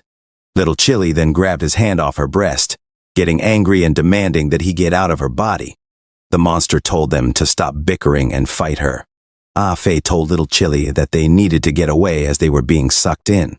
Little Chili suggested they should have pivoted to the right, to which Ah-Fei replied that she was used to pivoting to his left. Little Chili then mentioned they couldn't even stand themselves up. Ah-Fei noticed they were getting close to the monster as they spoke. Little Chili asked Ah-Fei to think of something, to which he replied that he was still thinking. She asked again what the plan was. Ah-Fei told her to let his half of the body take the lead and used his fire to fly like Iron Man. The monster, displeased with the fire, wanted to extinguish it, sending water squirts to douse the flames. Little Chili noticed they were about to be hit by the water and wanted to dodge it. She also used her fire magic to propel herself like Iron Woman. Ah-Fei told her to hold on a minute, and they both spun out of control like a fireball. Ah-Fei mentioned to Little Chili that he had already told her to follow his lead, to which Little Chili retorted that his reactions were slow, nearly getting hit. Ah-Fei explained that it was hard to maintain balance with only half of a body. They both called each other stupid, and Little Chili told Ah-Fei that it was her turn to move. She used her fire to fly and unleashed a fiery comet at the monster, hitting her with fireballs. Enraged, the monster threatened to drown them with her kids if they were disobedient, and used a spin-water prison on them. Ah-Fei told Little Chili to dodge, but she said it was too late. They were enclosed in a waterball prison. Frustrated, Little Chili thought she didn't have any tactics with Ah-Fei. Little Chili thought Ah-Fei was too willful, and that this situation could have been avoided if he was in control. However, Ah-Fei thought again that his willfulness made her look cute. Little Chili thought that if they could establish a connection and understanding with each other. Ah-Fei then asked Little Chili to give him her hand, and they interlocked their hands with a burning, passionate flame inside. A giant explosion erupted as the ugly monster looked on. Ah-Fei and Little Chili then told each other that they would cooperate now and complement their movements. Little Chili would lead, and Ah-Fei would follow. The ugly monster told them they were not allowed to get up and used phenomena suturing on them. They dodged to the left, then to the right, then left again, and sped up. Little Chili thought they were dancing, and it felt nice. Ah-Fei felt the same, and wanted to play some music. Ah-Fei asked Cece to play some music, and Cece said she was going to play Mondo Bongo. Ah-Fei told Little Chili that he listened to this kind of music, and didn't know if she would like it. Little Chili replied that she loved it, and smiled. With Mondo Bongo playing in the background, they evaded and attacked simultaneously, creating a beautiful scene as they synced their movements while fighting. The monster grew angry and tried to attack them with a skill, but a blazing tornado of fire closed in on the monster, instantly hitting it and burning it like a crisp fish cracker. They ended the move with a magnificent display, Ah-Fei holding Little Chili in a beautiful dance move. In another scene, Luna was captured by a monster with 999 warrior certificates. The monster held Luna in her hands and demanded to know who dared to kill her children. The ugly monster was defeated, and Little Chili told Ah-Fei that she had finally leveled up and could now learn new skills. Ah-Fei mentioned that this boss not only gave them a lot of experience, but also dropped quite a few pieces of equipment for them. Among them were 2 pieces of epic equipment, and he suggested they each take one. He gave the 2 epic equipment to Little Chili first to take a look, saying ladies first. Little Chili asked to see the items, and as they touched each other's hands, a big spark of lightning shot from their fingertips, shocking them both. Ah-Fei, blushing, called for Little Chili, who quickly diverted the awkward situation by asking what his big brother and her big sister were doing right now, also blushing. In another scene, the big lady smelled the forest and caught the fragrance of Lu Li in the air. She wondered how happy he would be when he saw her appear out of the blue. Approaching the cliff where Lu Li was tossed out, she thought to herself if he wasn't with him. Was his Mr. Right gone? With that thought, she drop-kicked the cliff, instantly shattering it with her immense purple aura. She vowed to make sure whoever was responsible paid an excruciating price. In another scene, Feng Ya coughed and bit his tongue. His warrior certificates were at 311, and he mentioned that his back felt chilly. Wondering what this feeling was, as he sat on a defeated giant anaconda. His teammates urged him to get going, as there was a 500 points monster right ahead. Feng Ya looked at them as they left, asking if a 500-point monster was stronger than Lu Li. He felt his boiling fighting spirit couldn't be cooled down. In the river, 2 frogs with 20 warrior certificates and a fish with 15 warrior certificates swam beside Lu Li. Still unable to move his body after being pushed off the cliff by Feng Ya, Lu Li's vigilance was focused on the condition of the water's surface, prepared for a counterattack from below. However, he was caught off guard by a sneaky monster of the lake with 9 warrior certificates, which bit him, injecting him with Mappo fish venom. Lu Li thought it was an ordinary little fish, but within a minute, his whole body started to feel numb, making even moving his finger an arduous task. Under such circumstances, he could only watch as he turned into a skeleton before losing consciousness. Fishes with 75 and 145 warrior certificates swam beside him, and that's how he found himself floating along with the river's flow for who knows how long. The sounds of the water surrounding him grew louder, indicating he might encounter another ordeal soon. As Lu Li found himself sucked into a whirlpool, he was carried along by the current until he reached a cave. Finally able to move again, he wondered aloud about this new place. Was he in a cave at the bottom of the lake? He noticed that the holes in the cave seemed unnatural, as if they were dug by a huge monster. This meant he was probably within a monster's cave of some sort. Based on his design philosophy, only a high-level monster or a large group of monsters would be placed in such a vast setting. Realizing it was too passive to just stay there, Lu Li knew he needed to recover and get out of the cave immediately. He drank his recovery potion and began to search for the exit, navigating through the winding tunnels. In one tunnel, Lu Li spotted a green light and discovered hundreds of eggs wiggling around. He wondered if these were monster eggs. From a distance, he saw something glimmering in gold. It was Luna's sword. Approaching Luna's sword, Lu Li noticed Luna herself trapped in one of the eggs. Determined to save her, he tried to open the egg and succeeded, freeing Luna. He then attempted to wake her up. As Luna regained consciousness, she called out for Lu Li and immediately warned him to watch out above. Lu Li looked up to see a huge monster crawling towards them, ready for a fight. The monster attempted to slam its fist towards Lu Li and Luna, but Lu Li quickly blocked it with one arm, creating shockwaves that shook the entire cave. Lu Li remarked on the incredible weight of the monster's fist, likening it to being hit by a moving truck.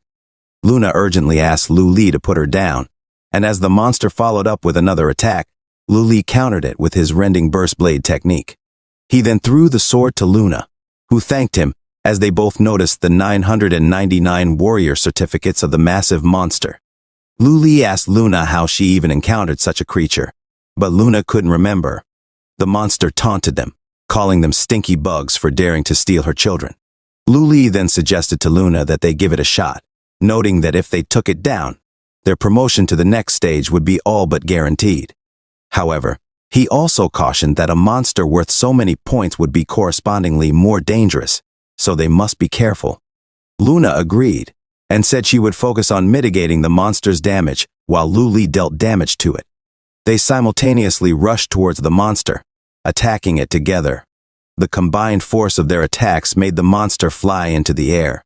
With Lu Li using his rending burst blade and Luna using her starlight slash, the monster, feeling overwhelmed, retreated back into its hole. Lu Li then realized that all the holes in the cave were made by the monster. If it escaped, it would be challenging for them to chase it through these intricate tunnels. Suddenly, the floor shook beneath them, and Lu Li warned Luna to watch out for their surroundings. Luna asked if this was one of the monster's skills. Without warning, a massive tail appeared from below, nearly hitting them. Lu Li thought quickly, realizing that the monster was too quick, and they had no opening to fight back after dodging. Luna suggested they split up, reasoning that this way, the monster could only target one of them at a time, allowing the other to find an opening. As the monster's attack shifted towards Luna, coming at her direction, she found herself in the air. Lu Li countered with a swift attack, aiming to keep the monster at bay and protect Luna from harm. The battle in the monster's cave had become intense and dangerous, but Lu Li and Luna were determined to emerge victorious. Lu Li quickly assessed the situation, realizing that ordinary attacks would likely not work on the monster. He needed to accurately judge the speed of the monster's tail the coverage interval of its carapace, and the delay speed of his sword. Finding an opening, Lu Li swiftly sliced at the monster, causing its green blood to splatter all around. The monster's tail was cut in two, and it let out a pained roar as it emerged from its hole. Its immense strength was evident as the floor beneath them broke apart, its aura blazing in red. Stones flew everywhere as Lu Li called out for Luna, and they both worked together to avoid the flying debris. Lu Li checked on Luna's condition, and she told him that the monster was so powerful that they could be killed instantly with a single mistake. Lu Li instructed Luna to focus on recovering while he dealt with the monster's attacks. The monster prepared for another assault as Luna used potions to regain some health. Once more, Lu Li launched an attack, causing the monster to roar in pain. It retaliated with a devastating blow to the ground, but Lu Li and Luna managed to dodge it. They countered with their own attacks, their auras of lightning blue and red approaching the enraged monster with its green aura. For 2 hours, they continued to battle the monster relentlessly. Luna wondered aloud why the monster had so much health, to which Lu Li replied that based on its current condition, it must be close to its limits. The monster, standing before them with severed limbs and one red eye missing, overheard their conversation. It scoffed at them, calling them arrogant and ignorant bugs. The monster then picked up an egg and ate it, shocking Luna and Lu Li as they watched. To their horror, the monster's health was completely restored. It taunted them, telling them not to be hasty and that their despair had only just begun. With a deafening roar, it unleashed a skill called Nightmare Cage Screech. Lu Li warned Luna to watch out, but suddenly, both of them found themselves in a dire situation, trapped within the monster's nightmare cage. The battle had taken a dangerous turn, and Lu Li and Luna would need all their strength and wits to escape this predicament. In a cafe, an artisan coffee was made, and a waitress handed over a coffee to Lu Li.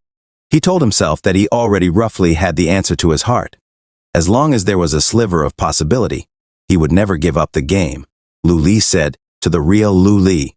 The real Lu Li then remarked that it had been too long since Big Brother's disappearance, from when he got into the Destiny Corporation, and then started in this Moon Slayer game. If Big Brother was really fine, there was no way they wouldn't have received any news of him, right? Game Lu Li thought that this journey had not been pointless, and they had at least gained the lead called the Infernal Purgatory from Wu Yu. Before he could finish his thought, the real-world Lu Li interrupted him, telling him that he needed to stop lying to himself and those around him.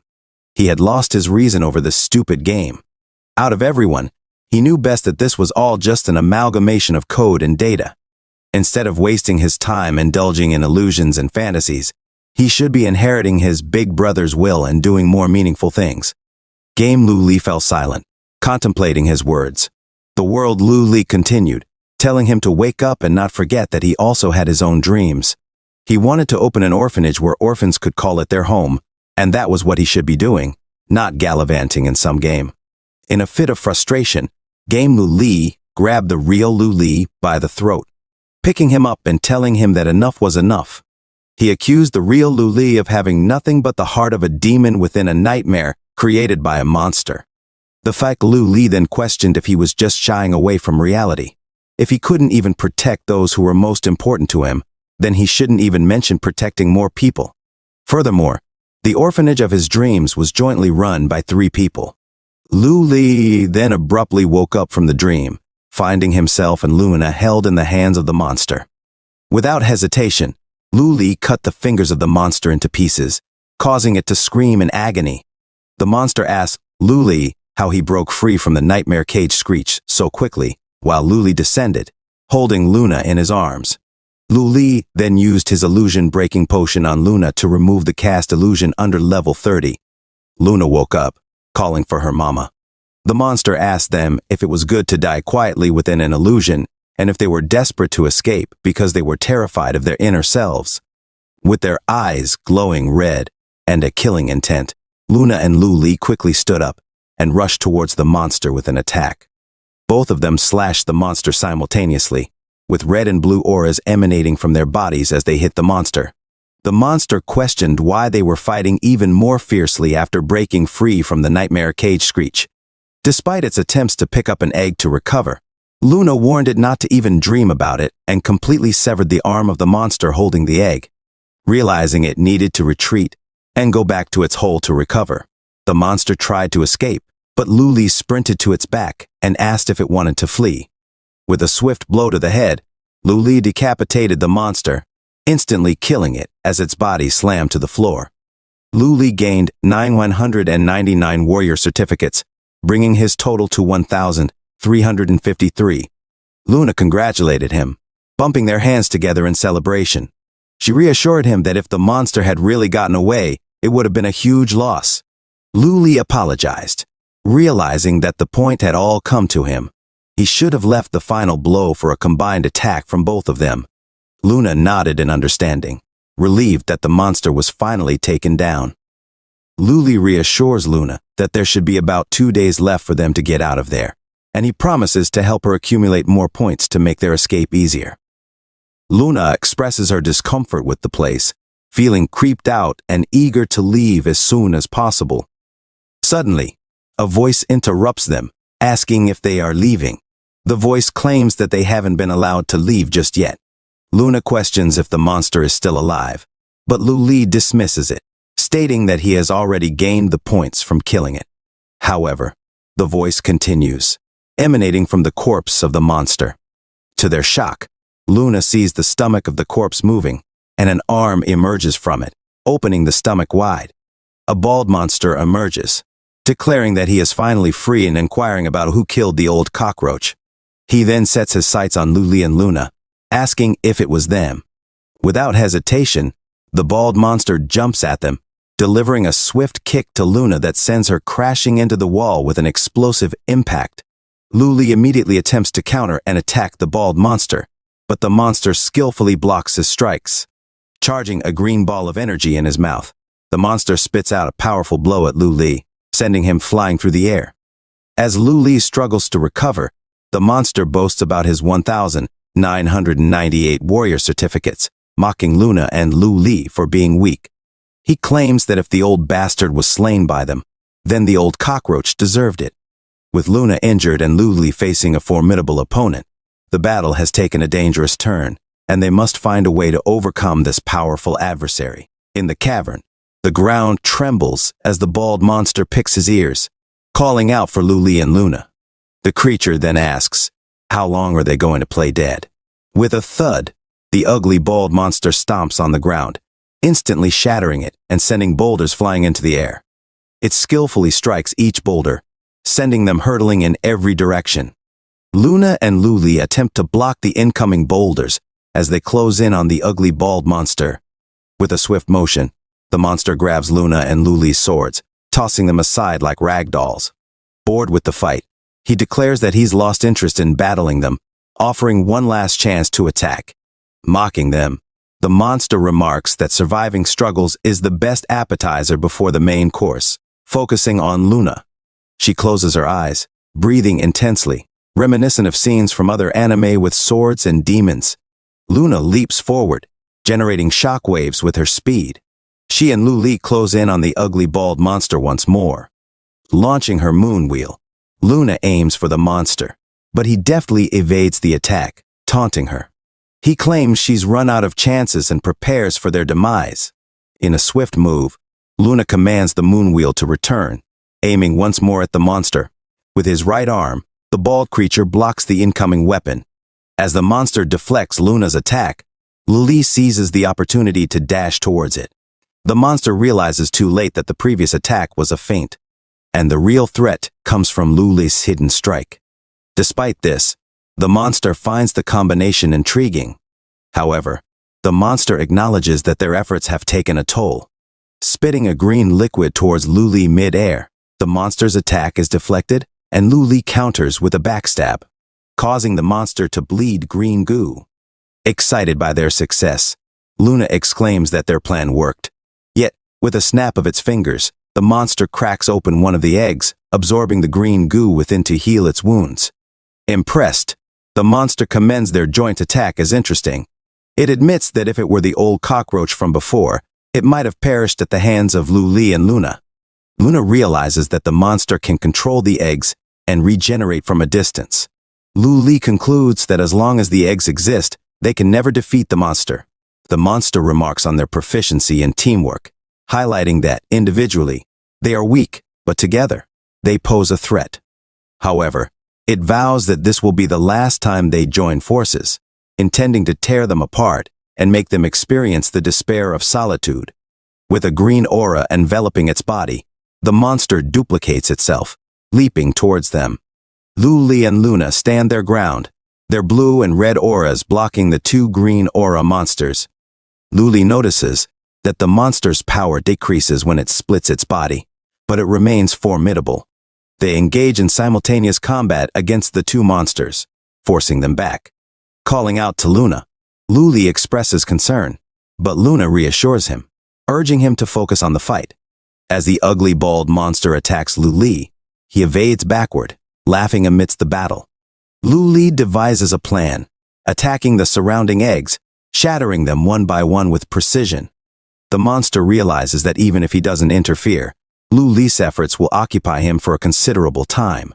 The combo of Lu Li strikes reaches 99, each slash becoming more destructive. The monster attempts to stop him, dashing towards Lu Li to halt his onslaught. An explosion of red and green auras erupts as they collide, resembling a nuclear blast within the cavern. The monster reveals his last move, surprising Lu Li. Unfazed, Lu Li questions if the monster is still not defeated. He uses a recovery potion to reset the cooldown on a skill, determined to end the battle before the monster recovers. Lu Li prepares to unleash his hunting scourge blade once more.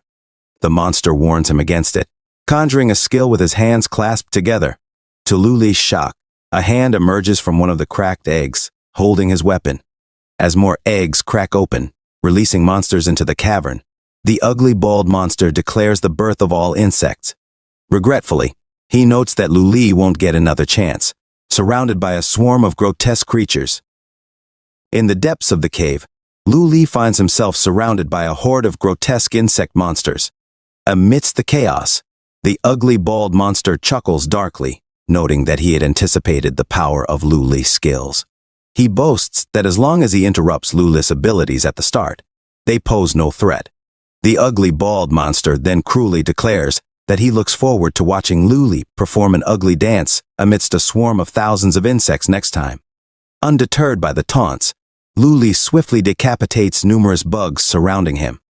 Meanwhile, Luna engages in a fierce battle against a duplicate of the ugly bald monster. The creature lands a brutal blow on Luna, sending her soaring through the air like a rocket. She crashes into a wall, blood spilling from her lips as she curses vehemently in Chinese. Unfazed by Luna's plight, the ugly bald monster remarks that he has merely separated Lu Li and Luna, wondering aloud if Luna lacks the means to counterattack when alone. Luna, struggling to her feet with her lightsaber, retorts that it's not a matter of lacking the means to fight back, despite their differing circumstances. She mocks the ugly bald monster, mentioning his lost mother, born just as he was, and offers a sarcastic apology. The ugly bald monster's laughter reverberates through the cave, filling the space with its malevolence. He jests with Luna, questioning if her strategy is to defeat him with laughter. Luna, in turn, challenges the monster about her jests and jokes with him. In response, the ugly bald monster cruelly insults Luna, calling her a piece of trash for her audacity to mock him instead of mounting a serious offense. He clears his throat, preparing to share with Luna the grim laws of survival among their race. He explains the brutal cycle of their kind, where the maternal being consumes eggs to restore energy and offspring devour the maternal body to grow stronger. However, the ugly bald monster reveals that he did not consume his own mother, as both he and Luna could kill her. Instead, he believes consuming Luna and Lu Li would be more advantageous. Luna questions the ugly bald monster's assertion about consuming them, prompting the creature to jest about the pleasures of eating. The tension in the cave thickens as Luna and the ugly bald monster engage in a battle of words, each testing the other's resolve amidst the looming threat of the insect horde. As Luna stands defiant with her lightsaber raised, the ugly bald monster, noticing her agitation, cruelly decides to help her experience what it means to be consumed. Luna swiftly responds with a resounding no, as she prepares for a confrontation. In a sinister move, the ugly bald monster unleashes his skill, the nightmare-caged shriek. Luna cries out in agony, her voice echoing in the cave in a mixture of pain and fury expressed in Chinese. Across the tumultuous battleground, Lu Li, amidst the carnage of slain insects, notices Luna's distress. His own body bears wounds from the fierce battle with the monstrous horde. Meanwhile, the other ugly bald monster lounges on a slain insect, growing bored of the spectacle. With a yawn, he commands the swarm of insects to cease the delay and finish off Lu Li. Undeterred, Lu Li stands atop the corpses, preparing for the onslaught. With determination, Lu Li slashes through the horde, each strike a testament to his endurance. The ugly insects swarm him, leaping and attacking from all sides. As the tide of creatures overwhelms him, Lu Li finds himself buried under hundreds of ugly insects. His cloak rips, a part of it torn away, while the relentless creatures press in closer. Amidst this chaotic battle, a system notification suddenly interrupts, congratulating Lu Li on reaching level 30. It reveals that his equipment has upgraded to epic grade, with a promise that every 10 levels gained will further enhance his equipment's grade. In addition to the level up, Lu Li receives a new skill, Shadow Clone. This skill allows him to transform shadows into clones that aid him in battle. These clones inherit 80% of his attributes and can utilize his skills and items. The skill also includes an exclusive ability, Shadow Switch, allowing the clone to swap positions with Lu Li within a 500-meter range, with a cooldown of 30 minutes. Meanwhile, the ugly bald monster, growing impatient with the prolonged battle, orders his insects to finish Lu Li off. Eager to consume his prey, the monster clambers atop the pile of insect corpses, his eyes glowing with a frenzied hunger. Surveying the torn and bloodied cloak of Lu Li, the ugly bald monster demands to know the warrior's whereabouts. Angered by the absence of his intended meal, the monster grabs two of his ugly insects in a fit of rage. His eyes blaze red as he demands to know who dares to steal his feast, the creatures trembling in fear at his wrathful presence. In a fit of rage, the ugly bald monster shatters the heads of his own insects, green goo exploding from their shattered forms. He shouts angrily, accusing them of daring to oppose him. Suddenly, a glowing red aura surrounds one of the insects, transforming it into a shadow with glowing red eyes. It swiftly moves away from the ugly bald monster and begins slashing through the insects, decapitating them with ease. Seizing the opportunity, Lu Li activates his shadow clone and wields the hunting scourge blade, launching a devastating combination attack. The ugly bald monster, taken aback by this sudden turn of events, shouts in confusion, questioning how Lu Li could still be alive and why he hasn't been defeated yet. Beneath the mountain of insect corpses, more creatures fall to Lu Li's relentless assault, the battle raging on. Realizing the dire situation he's in, the ugly bald monster grows fearful. He knows that with the number of slashes he's endured, a painful death awaits him. Frantically, he commands his remaining insects to halt Lu Li's onslaught, his voice echoing in a desperate plea throughout the cave. Outside the cave, in the tranquil forest, a crimson-red lightning bolt erupts from the nearby lake, casting an eerie glow over the surroundings. The sky darkens as the forest is showered with water from the turbulent blast. Back in the cave, Lu Li and his shadow clone continue their frenzied assault, their blades moving with deadly precision. In a swift and decisive move, they strike down the ugly bald monster, rendering him unconscious. As the ugly bald monster's vision shatters like glass, he questions how it's possible that he, a formidable foe, has been defeated by what he considers trash. He believes it to be a stroke of luck that he had used his duplicate technique, ensuring his rebirth as long as his doppelganger remains alive. He concludes that Lu Li and Luna can never truly kill him. On the other side of the conflict, the ugly bald monster kneels before Luna, trembling in fear of his impending demise. He pleads with Luna for forgiveness, admitting his foolishness and ignorance. He offers himself as a loyal insect slave, willing to obey her every command and devote himself to her for the rest of his life. Despite the insect's short lifespans, Luna, with a glowing light saber, extends her weapon towards the kneeling monster. She acknowledges his offer with a simple "not bad," her glowing blue aura radiating power. Confused by Luna's response, the ugly bald monster asks for clarification, expressing gratitude for her mercy and declaring it an honor to serve her. He pledges to prove his loyalty with his life. However, Luna dismisses him, noting his incessant chatter and asking who he's speaking to. The ugly bald monster, with tears in his red eyes, cries out in denial. In the cave, Luna, surrounded by a glowing blue aura, conjures a crescent blue moon. With a swift and powerful strike, she slashes through the ugly bald monster, dismembering his body and causing his green blood to splatter across the cave walls, marking the end of the monstrous creature's reign of terror. A notification appeared, announcing the end of the competition for the warrior certificates. All warriors, please gather at the central gate, it read. All warriors then gathered at the central gate.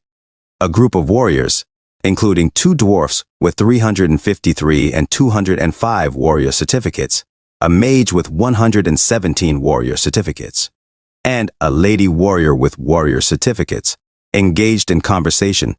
The 2 dwarfs spoke to each other, one remarking that it was a modest result, while the other exclaimed, "Holy crap, Brother Cow! You actually accumulated over 350 warrior certificates. Brother Cow might be in the top 100. In frustration, the mage exhaled and said, "Indeed, this event was way too difficult." The lady warrior added, "It's finally over." People around conversed with each other while they waited. Afe, Little Chili, and Big Sister sat on a stump and table as they waited.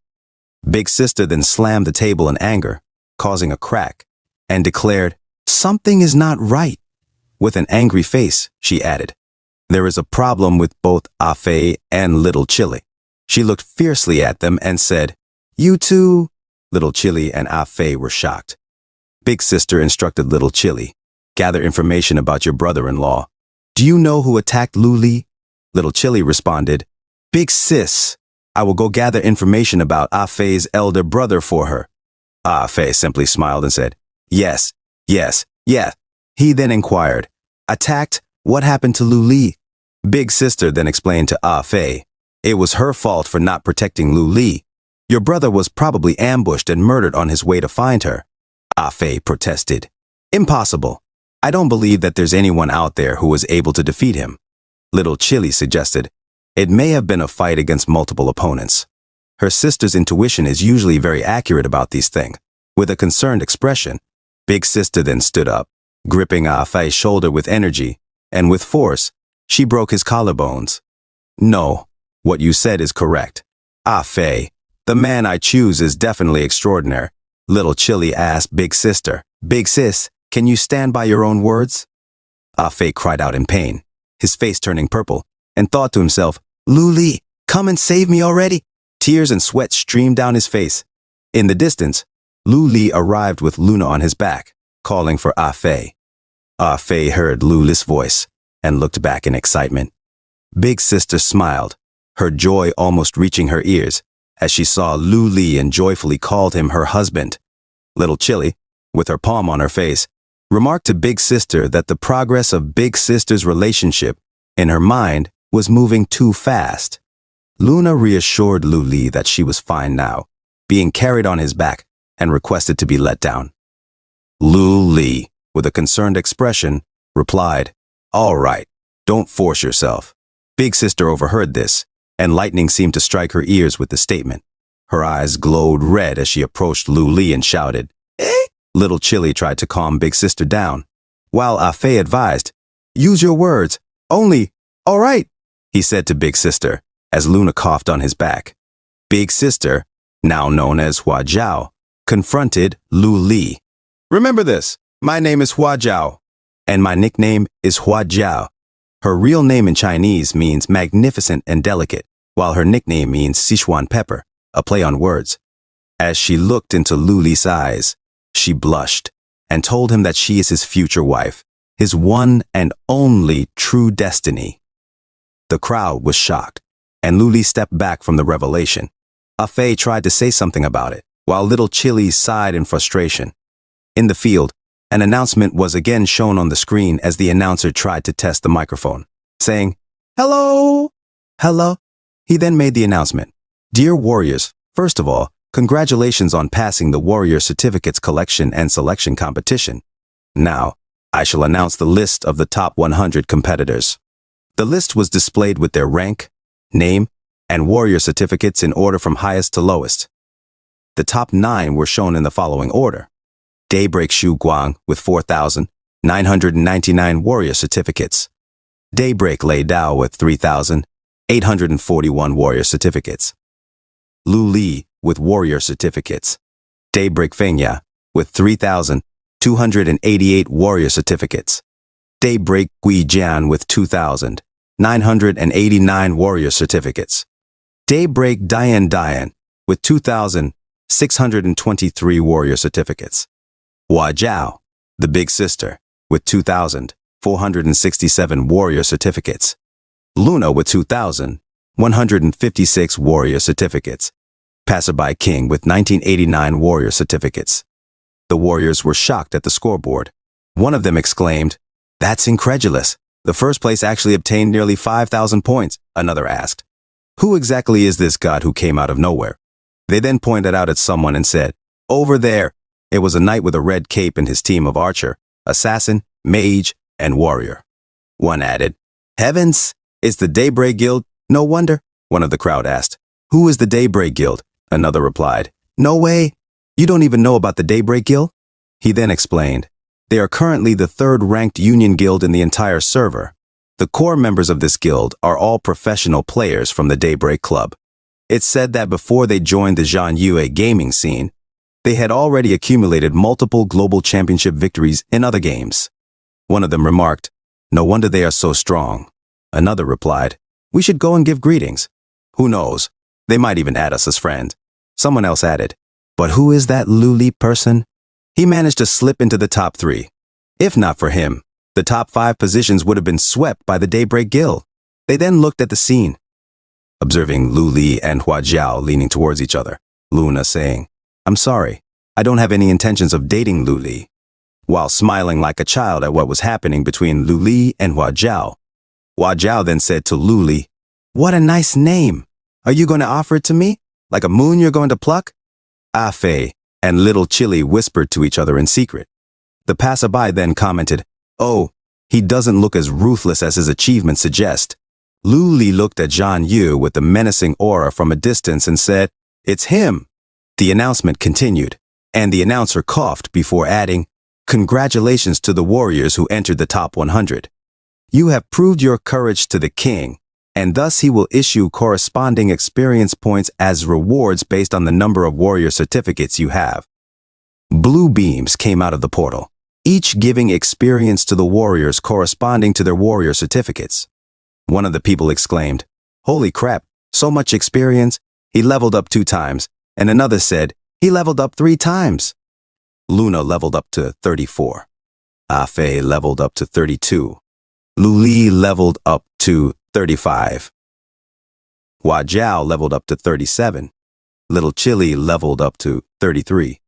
The announcer then announced that it seems our dear warriors are quite satisfied with the king's rewards, but the selection of warriors is not over yet. I now ask you all to go through the portal and head to the second selection location. In the portal, the warriors gathered as Sun Goku and Akira Toriyama, may he rest in peace, led the warriors in entering the portal. A warrior asked, "There is still another selection stage?" Another replied, "Hey, who cares? They gave you so much experience just now, so the rewards ahead are definitely going to be higher." People in the back urged those in front to hurry up. Sun Goku entered the portal, and all of the warriors used the magic teleportation array. They were all teleported to multiple platforms, each platform consisting of 5 individuals. Someone remarked, "It looks like the stage for the second round of selection."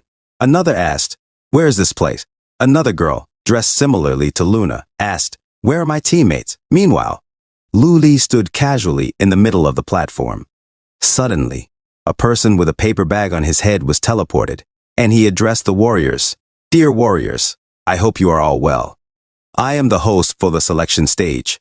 The so-called true warrior possesses both wisdom and courage. The first stage was a test of courage, while the second stage is a test of intelligence. The rules are simple," he continued. Each group of 5 random people will play a crime-solving pretending game. There is a murderer hidden amongst the 5 players, and you will need to find the murderer by collecting clues and paying attention to what each of the other players say. Just like Among Us, after each round of discussion, the players will vote to eliminate one of themselves. Successfully eliminate the murderer, and the surviving players will advance. If the murderer survives until there is only one other player left, the murderer advances. He then distributed the story cards to everyone, which contained the role they would play, their identity, and key clues. Please read carefully, he instructed. Lu Li thought to himself, a game of conversation and reasoning, as he looked at his card. The host then announced, time is almost up. Everyone, let the second stage officially begin. He proceeded to introduce the background of the story to everyone in the form of a narration. Who killed Warrior X? He began. Warrior X's corpse was found in a fountain with a dagger in his chest. The story goes that Warrior X managed to pass the test of the king after many layers of selection. He was about to defeat the evil dragon and save the beautiful princess. Before he left, the entire kingdom of Tapini held a grand expedition banquet for Warrior X, which was extremely lively. However, when the banquet was over, everyone discovered that the warrior had been stabbed to death in the garden fountain. Who was it that murdered Warrior X? The host continued. After investigation, these 5 suspects were identified.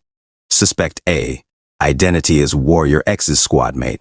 Suspect B, her identity is the daughter of a minister.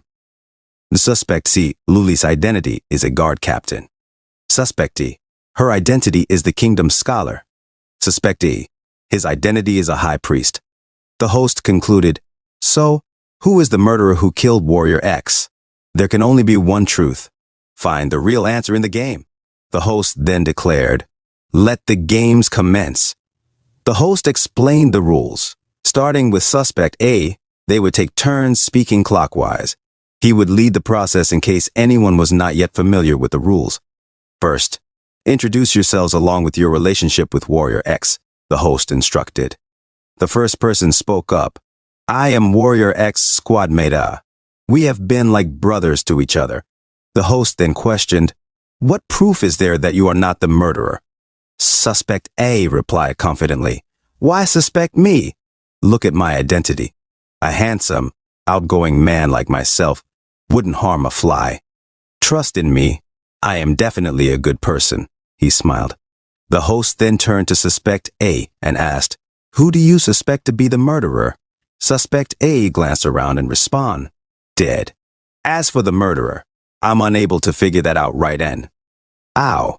But based on looks, Uncle E over there doesn't seem like a decent PE. With that, the host announced, Suspect A's speech is over. Now it's BB's turn to speak. Introduce yourself along with your relationship with Warrior X, the host prompted. Suspect BB greeted everyone. Hi, I am B, the daughter of a minister. There was a time when I was surrounded by goblins in the wild, and it was Warrior X who bravely rescued me. He is my savior. The host then inquired, what proof is there that you are not the murderer? Suspect B blushed and replied, to be frank, after that rescue, I have nothing but admiration for Warrior X. Furthermore, due to my poor health, I am bedridden all year round. How could a weak, powerless woman like me harm Warrior X? She smiled. The host then asked, who do you suspect to be the murderer? Suspect B responded, I think everyone here is a good person, though there is a hint in my backstory card. My father's spies mentioned that Guard Captain C was at odds with Warrior X before his murder. Many witnessed their fierce quarrel. She pointed at Lu Li, who remained silent at the accusation. Speak over for Suspect B. Now, it's C's turn to speak, the host announced.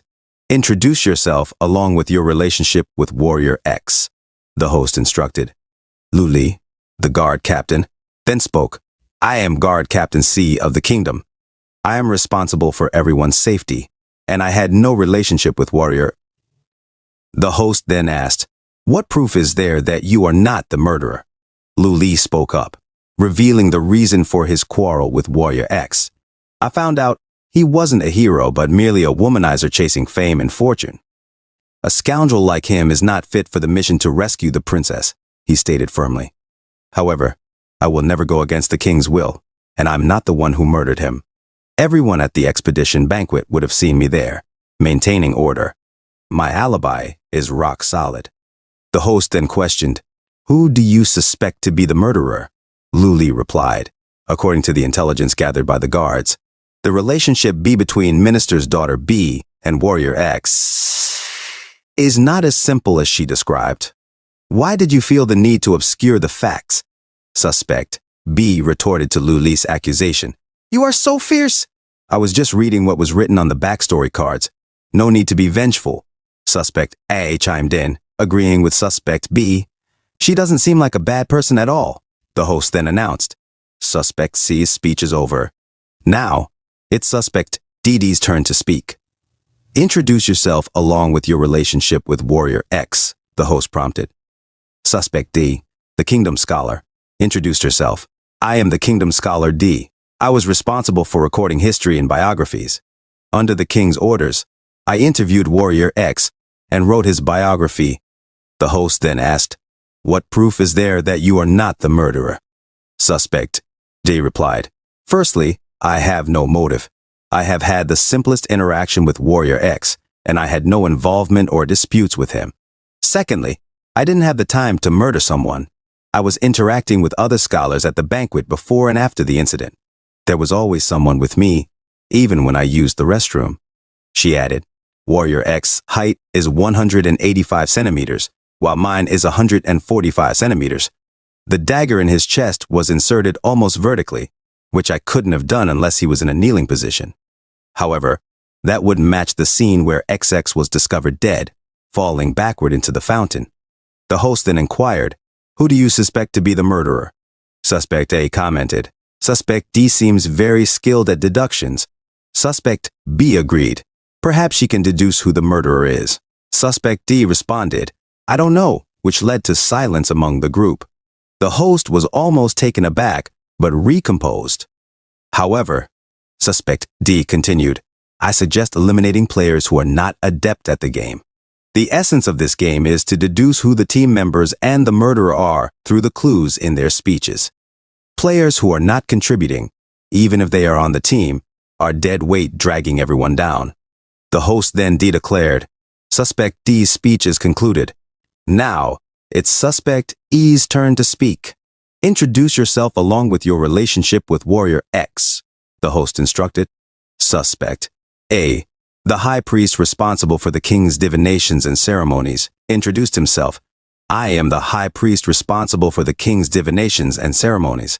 The host then asked, "What proof is there that you are not the murderer?" On the eve of Warrior X's departure, he used divination to foresee the identity of the person who would rescue the princess. However, what he saw in the divination ball was an image of Warrior X being assassinated in the palace. Hastily, he went to inform His Majesty the King of this result. The king immediately ordered the high priest, Suspect E, to pray for Warrior X and alter his destiny. Rushing to the altar, Suspect E offered sacrifices and prayers for Warrior X, but unfortunately, too much time was wasted in the process. By the time he completed the rituals, Warrior X had already been attacked. When asked by the host about who he suspects to be the murderer, Suspect A replied that the murderer, able to evade his divination skill, must not be an ordinary person. Such an individual would be meticulous and adept at pretending. Therefore, he suggested using reverse logic, indicating that the person who seems least likely to be the murderer is likely the actual culprit. The host then concluded the first round of accusations, asking everyone to vote for the suspected murderer. The votes were as follows: A points at E, B points at C, C points at A, D points at A, E points at A. With 3 votes, the majority pointed at A. Shocked by the results, Suspect A protested. "You guys voted for me? Are you kidding me? I told you that I'm one of the good guys." However, the host announced that Suspect A, revealed as a team member, was eliminated and asked him to leave the stage. As his platform descended, Suspect A fell. The remaining suspects contemplated the revelation of Suspect A's identity, and the game continued. The host congratulated those who advanced to the second round of speeches. and announced that their backstory cards had been updated with a new clue. He warned them that only 3 of the clues were true, while 1 was false.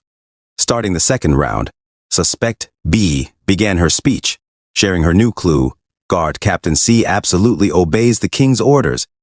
The king ordered High Priest E to pray for blessings, and he also arranged for Suspect C to protect Warrior X. She then added her personal opinion, suggesting that this clue might be the false one. After all, she commented, the more submissive a dog appears to be, the harder it bites people behind their backs. With this, Suspect B finished her speech and awaited the next suspect's turn. As the second round of speeches continued, the host turned to Suspect C, Lu Li, asking him to share his new clue and personal opinion. Lu Li Than revealed his new clue. According to the guard's report, after High Priest E returned from visiting the king, he stayed at the altar all night without leaving. He then addressed Suspect B directly, expressing suspicion due to her failure to address his concerns about concealing facts. Next, the host called upon Suspect D to share her new clue and personal opinion. Suspect DD shared her new clue.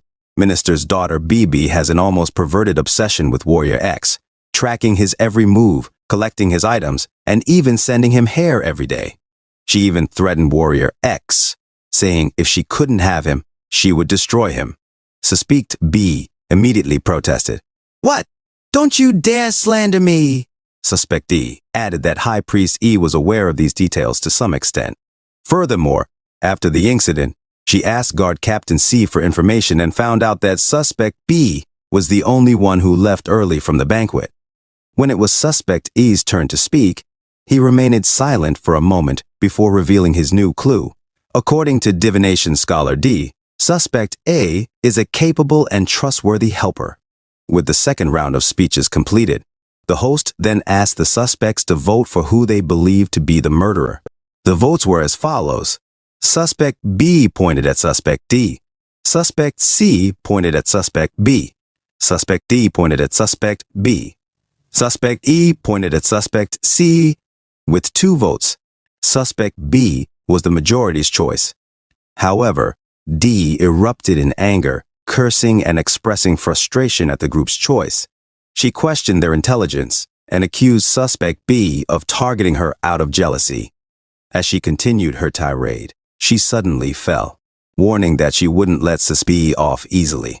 The host then revealed that Suspect B was a team member, and the game progressed to its climactic third round of speeches. The host explained the rules: speak freely, with no limit to the number of turns. Once the 3 players finished communicating, they could proceed directly. Lu Li, Suspect C, asked if he could be the first to summarize the clues, but Suspect D interrupted, claiming that the murderer's identity was now obvious. The suspect identified as D mentioned that the murderer's identity is glaringly obvious. She stated that the statement B by B about being a good person was true, and D intentionally got rid of her. Lu Liande glanced at D, who continued by explaining that she fabricated mentioning Lu Li in her previous testimony. Her motive was to test if they would vote for her elimination, but they didn't. Lu Li attempted to speak, but was cut off by D, who proposed, "What if you simply chose B out of pure dislike? Your eyes reveal the truth. When I misled you, it would be natural for suspicion, curiosity, or confusion to lead your gaze to me. But you didn't look at me, and there's only one reason. You're the murderer," she concluded. "Your thoughts aren't about finding the killer, but about how to hide and eliminate us. That's why you can't bring yourself to look at me. Anything else to add, Guard Captain C?" Lu Li sighed, resigned. "I can't argue with you. Do as you please. Let's just proceed with what you've claimed to be true. Time to vote. Let's not waste any more time." The host then inquired of E, "Do you have anything to add or discuss?" To which he replied, "No." The host announced, "All right, let's proceed with the final vote. The results will determine the victor. On the count of 3. The countdown began. Suspect C voted for D. Suspect D voted for C. Suspect E voted for D. With 2 votes, D was in the lead, while LULI had just 1 vote. Suddenly, the game concluded, and the murderer, Lu Li, emerged victorious. Dee exclaimed at E. "What were you thinking?" she questioned. "Wasn't I clear? Why didn't you vote for Lu Li?" E could only kneel on the ground, regretting his mistake. Lu Li then spoke to D, stating that sometimes the answer in our hearts is stronger than the truth spoken aloud. D replied, puzzled, "The answer in our hearts?" Lu Li remarked, "From your first speech, I knew it was only a matter of time before you discovered me. Fortunately, you were using the process of logical elimination. It was highly likely that A and B would be eliminated first under your guidance, leaving High Priest E as my only chance. All of E's votes were actually based on the perspective he shared in his initial speech, referring to the least obvious person as the most suspicious one."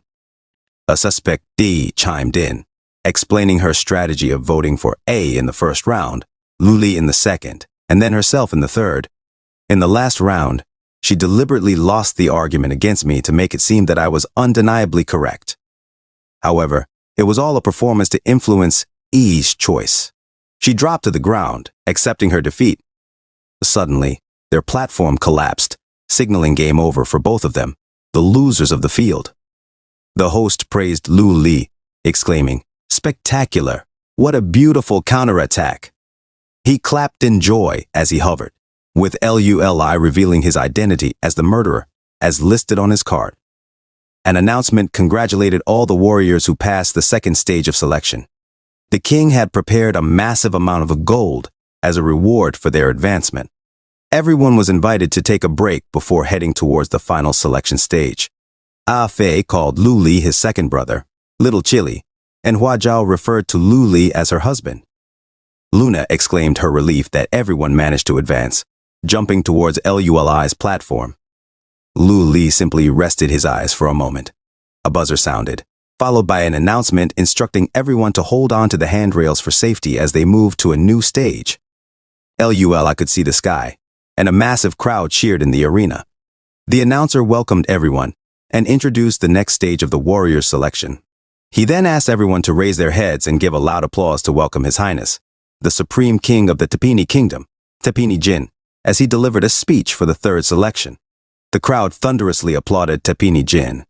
Tapini Jin laughed and thanked everyone for their enthusiasm. He expressed gratitude to the outstanding warriors who traveled far to participate in the selection, aimed at rescuing a little girl. He mentioned watching the first selection round of the second, finding them all very exciting. The warriors before them were praised as both brave and wise. Lu Li jokingly remarked, "Why does it feel like a school assembly on a Monday morning?" "And the principal is giving a speech." Little Chili agreed with a chuckle. Tapini Jin continued his speech, highlighting the Tapini Kingdom's unrivaled expertise in mining and forging. He displayed gems in his hands and announced that to incentivize the warriors, he would offer 3 legendary main weapon inlaid gemstones as rewards for the top 3 contestants. The information was accurate, and the legendary gemstones appeared, all 3 exclusively belonging to their Daybreak Guild. The guild members understood. Ah Fei asked Lu Li about these legendary main weapon inlaid gemstones and their value. Lu Li explained that they were extremely rare, capable of granting unique abilities when embedded into a weapon. Lu Li wondered to himself if these gems should only appear in content for level 50 and above. Perhaps the script had been hastened? Little Chili turned to Ah Fei, explaining, "One gemstone can be sold for hundreds of thousands to millions of Chinese money. It's all demand and no supply." Ah Fei's eyes glittered like gold coins as he exclaimed, "Then if we managed to get all 3 of them, wouldn't we hit the jackpot?" Tapini Jin chuckled, sensing the excitement among the warriors. He declared, "I can feel the fire within the hearts of the warriors. Now, let the third round of selection begin." The announcer jumped in, energized. "All right. I believe our warriors are eager to get on stage now. I know you're all in a hurry, but please hold your horses. Allow me to first introduce the rules of the competition." His co-announcer chimed in. "That's right," he continued to explain. "A total of 32 warriors have passed the second stage of the selection. We will be using a 1 versus 1 method of elimination. The final champion will be decided at the end of 5 rounds. During the fight, defeat your opponent and knock them out of the ring to win. Alternatively, if your opponent admits defeat, you also win. The final champion will receive a massive amount of experience and gold, as well as the right to be the first to choose one of the legendary main weapon inlaid gemstones. The champion will also have the right to choose the members who will form the team to rescue the princess, and each member will have the opportunity to enter the king's treasury to pick out a treasure. We are now assigning numbers to each contestant, and then they will be randomly matched against each other. The announcer paused for a moment, then continued, "The matching is complete. The first duel will be between Warrior 4 and Warrior 13. We invite both warriors to take the stage." Luna remarked to Luli, "You're the first one on stage, it seems." Ah Fei encouraged him. "Brother, it's your turn to shine," Hua Jiao told her husband. "Wipe the floor with them." Luna was number 7, Lu Li was number 4, Little Chili was number 27, Ah Fei was number 26, and Hua Jiao was number 18. Lu Li thought to himself, "Arena matches again, huh?" With determination, he entered the arena, and on the other side, a familiar shadow appeared, accompanied by dust clouds. Lu Li was shocked, exclaiming, "It's him!" In the arena, Lu Li said to the passerby king, "You're facing me, the passerby king." His opponent replied, "Oh, what's the matter? Have you heard of my name?" He thought to himself, after being unknown for so long, "Today I shall be the one to shine under the spotlight." A flashback showed the passerby king's achievements, where he was congratulated by the system for defeating the elite boss, the one-armed Amon, with his cross sword slash. He had finally obtained Amon's heavy sword after 28 attempts.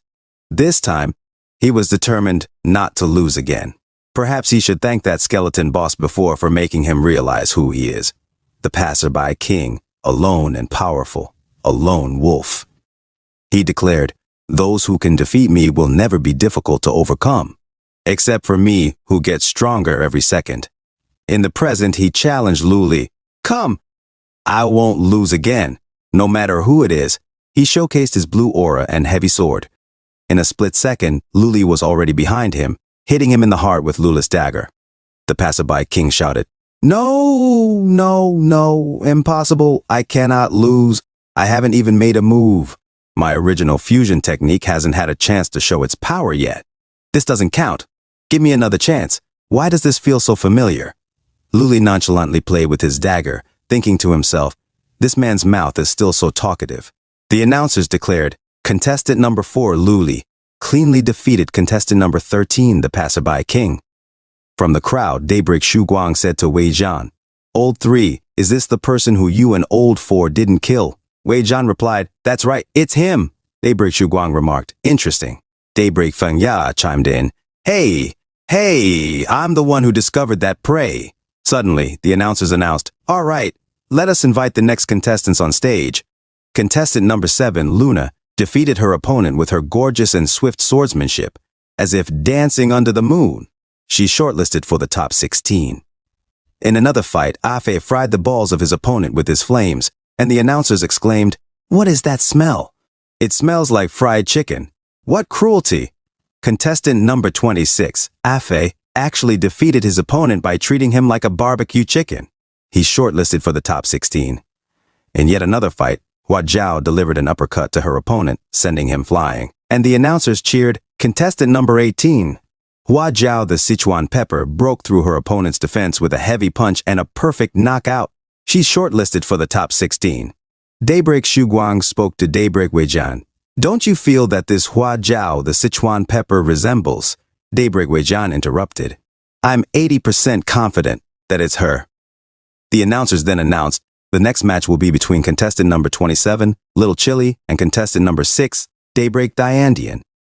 "Please step on stage," Daybreak Diandian declared. "It's my turn," Daybreak Shuguang advised her. "Try to find the feeling you get when training and keep your emotions balanced between tension and relaxation." In Lula's team, Afe wished Little Chili luck, saying, "All the best, Little Chili. Blow them away." Little Chili replied confidently, "Piece of cake," as she popped her knuckles. Hua Jiao, the Sichuan pepper, added, "If you lose, you won't be allowed to eat hot pot as punishment." Little Chili and Daybreak Diandian stepped into the arena, drawing the attention of the spectators. One person in the crowd remarked, "Wow, to think we have such an opportunity to witness professional players up close."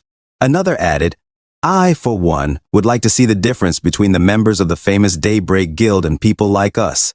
Little Chili spoke up. Is the Daybreak Guild really all that? Today, I will teach you guys what the saying, "there is always someone better than you," means. Daybreak Dion replied with a laugh. You may have a small chest, little sister, but your ego sure isn't. Little Chili was shocked by the comment about her breasts being called plain and flat. Angered, she immediately ran towards Daybreak Dion, declaring, "You arrogant woman. Flat is fashion these days. Don't you know?" Daybreak Dion retorted, "Oh, someone's getting angry? Don't tell me in real life you are also." Infuriated, Little Chili attempted a flying kick at Daybreak Dion, but she managed to duck out of the way. Little Chili's body was aflame with anger as she yelled at Daybreak Dion to shut up. She then turned to Daybreak Dion, "Try dodging this," and unleashed her flames towards Daybreak Dion. The announcer exclaimed, "Amazing! Contestant number 27, Little Chili, actually used her flames to change her direction mid-air in order to launch a pursuit." Contestant number 6, Daybreak Dion, used the reverse thrust of her skill and barely avoided the attack. But it seems she still took some damage. Daybreak Dion then took her gloves adorned with 5 gems and declared, "I am a little piqued. Let me get a bit serious and properly play with you." She used the death summoning technique, Flame Spirit. A portal opened, and a hound-like creature emerged, rushing towards Little Chili. Little Chili thought to herself, "So she is a summoner? The dog is so quick. But this summon seems to only be moving in a straight line, so I just need to predict." She tried to avoid the attack of the dog, but it suddenly changed course, following her movements closely. Little Chili was shocked and exclaimed, "What?" Suddenly they exploded, and Afe, worried about Little Chili, exclaimed. Hua Jiao, the Sichuan pepper, analyzed the situation. She's in trouble. The opponent's summoned beast has high resistance to fire. Fire damage towards it is largely ineffective. Daybreak Dion laughed and taunted, "If you don't want to embarrass yourself further, I advise you to surrender now." Her hound barked at Little Chili, but she defiantly asked why she would surrender. Without hesitation, Little Chili launched a barrage of fireballs at Daybreak Dion. However, Daybreak Dion summoned 2 more hounds, effortlessly blocking all of Little Chili's attacks. She mocked, "It's useless, stop wasting your efforts. Dream on." Unfazed, Little Chili unleashed a fire tornado towards Daybreak Dion. Afe watched in admiration, his eyes sparkling, as Little Chili first closed the distance with a comet and then used the fire tornado at close range, drawing in the opponent and her dogs and slamming them both. Daybreak Dion called on her flame spirit to protect her, and her hounds obeyed her command.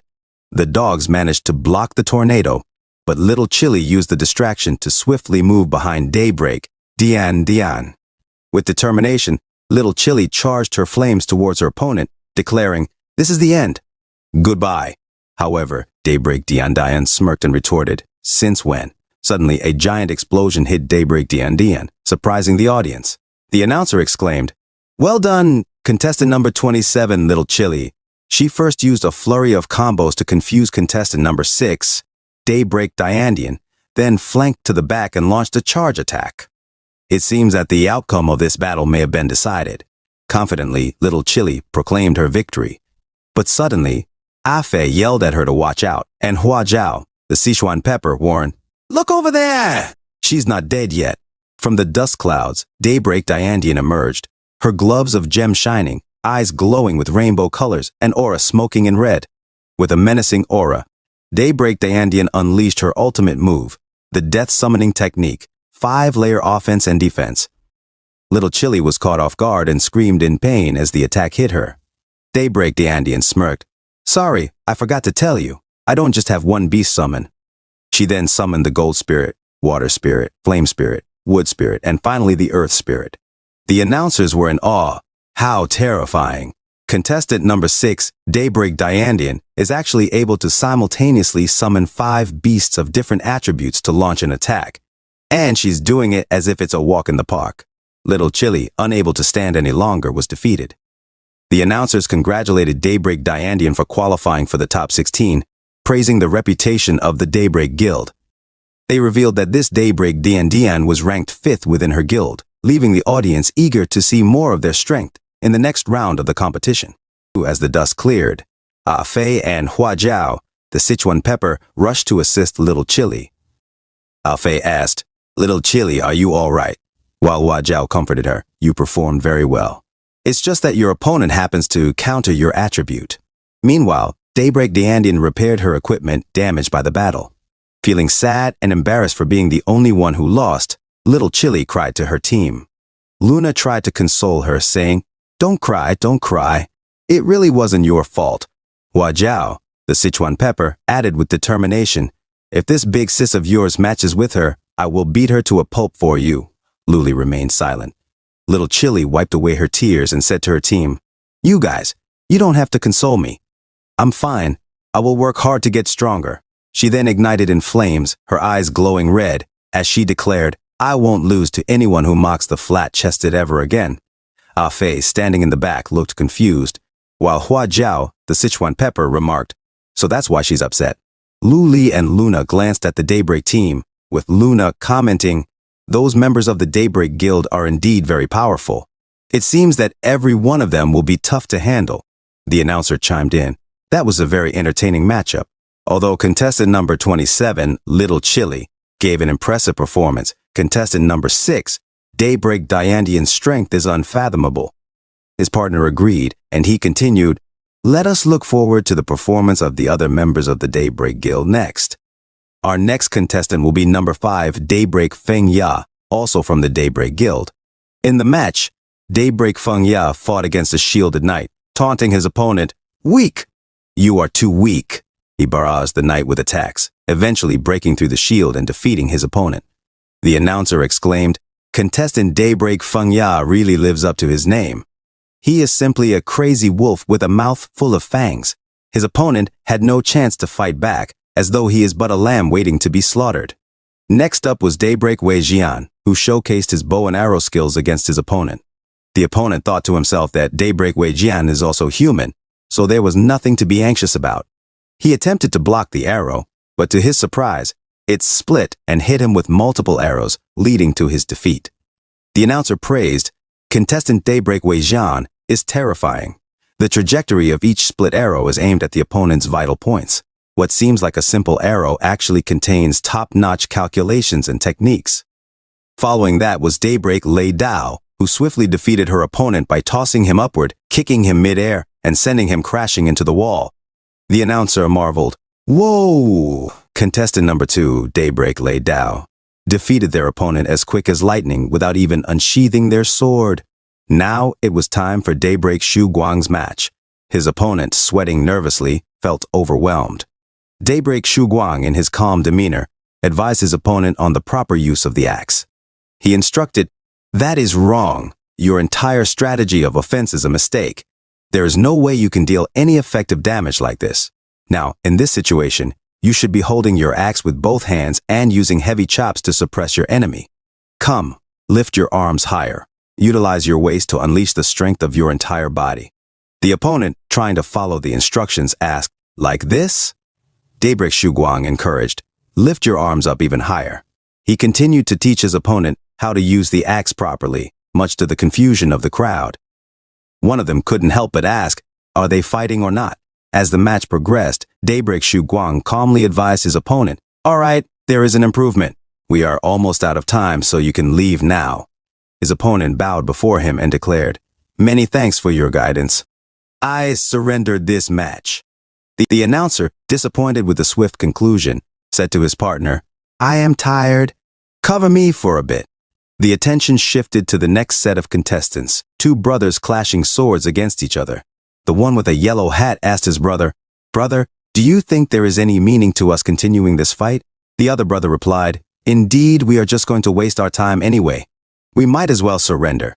The crowd grew disappointed, and Luli observed silently, thinking, "It seems like the other contestants have lost their willingness to fight.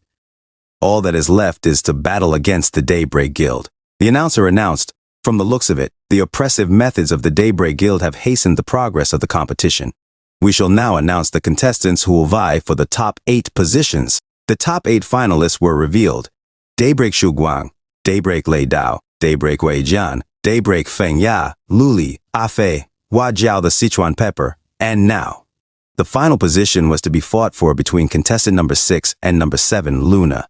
Excited and determined, Little Chili cheered Luna on. Stomp her, crush her, knock her flat, and rub her face in the dirt. Afe added his encouragement. You will definitely win, Luna replied with gratitude. Thank you, I will do my best. He walked towards the stage.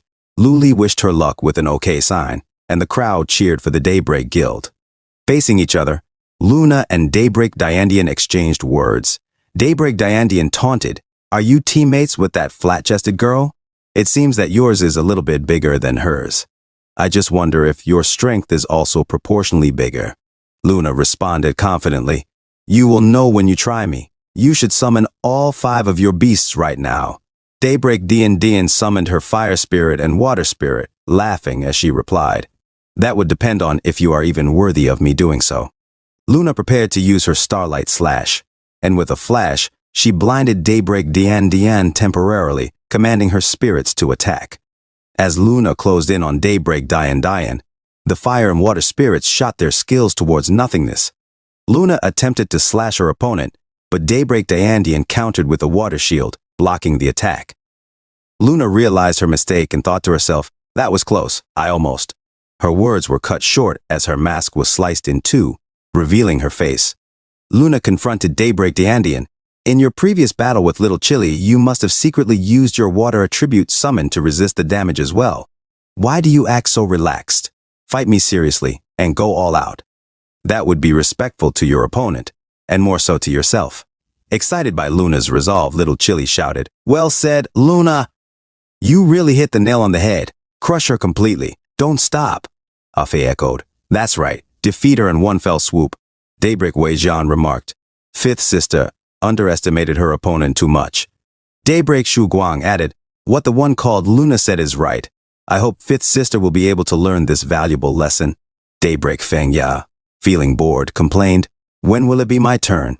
Daybreak Diandian, with a sinister smile and glowing red eyes, retorted, So what? She then summoned all of her monsters, declaring, Don't tell me that you foolishly think you have a chance at winning just because you scratched the surface. Allow me to demonstrate the gap between the two of us. Attack! All of the monsters charged towards Luna, but she managed to evade their attacks by leaping into the air. However, the gold spirit flew beside Luna and shot her with feathers. Luna dashed away, but the earth spirit used its skill, Constrict, to grab her by the foot and dragged her towards an earth coffin trap. Panicked, Luna exclaimed, Oh no! As the ground closed in on her, the two boulders squeezing together. Grew excited, proclaiming, In the end, victory is still mine, like a cakewalk. Luli and the team watched the intense battle unfold. Afe hoped for a turnaround, while Little Chili cursed Daybreak Dian. Hua Jiao, the Sichuan pepper, observing closely, thought to herself, The synergy of the 5 attribute beasts is very high, even more so than what was displayed in the previous battle. Luli remained silent, attentively observing the fight. In the arena, dust settles as a huge rock appears from the ground, and Daybreak Diandian says, You performed great, everyone. Luli and Luna mutter to themselves. Now! Luna suddenly emerges from the rock, slashing it into pieces. Daybreak Diandian is shocked to see Luna still alive and frozen in shock as Luna jumps from above to attack her. Daybreak Dian is slashed by Luna, and a cloud of dust arises from the attack. A few moments later, Daybreak Diandian emerges and uses an earth-wood-water barrier, deflecting Luna's attack. Luna tries to block her attacks, while Daybreak Diandian mutters to herself, Miserable, how miserable. Damn it all, that hateful feeling is coming back again. It makes me want to puke in disgust. A flashback is shown of a young Daybreak Diandian crying on the floor amidst broken glass and a broom, while her parents fight. Her father says to her mother, Why are you acting so crazy all day and night? Stop being so unreasonable. Her mother replies, I am unreasonable. What I cannot fathom is how I was blind to marry you in the first place. Her father suggests, Then let's just get divorced. In another memory, Daybreak Diandian was slapped in the face, and her classmate cursed at her, accusing her of secretly seducing her boyfriend. Daybreak Diandian replied, I did not, her classmate retorted. I've heard that her parents are divorced all because her mother had an affair. The daughter takes after her mother.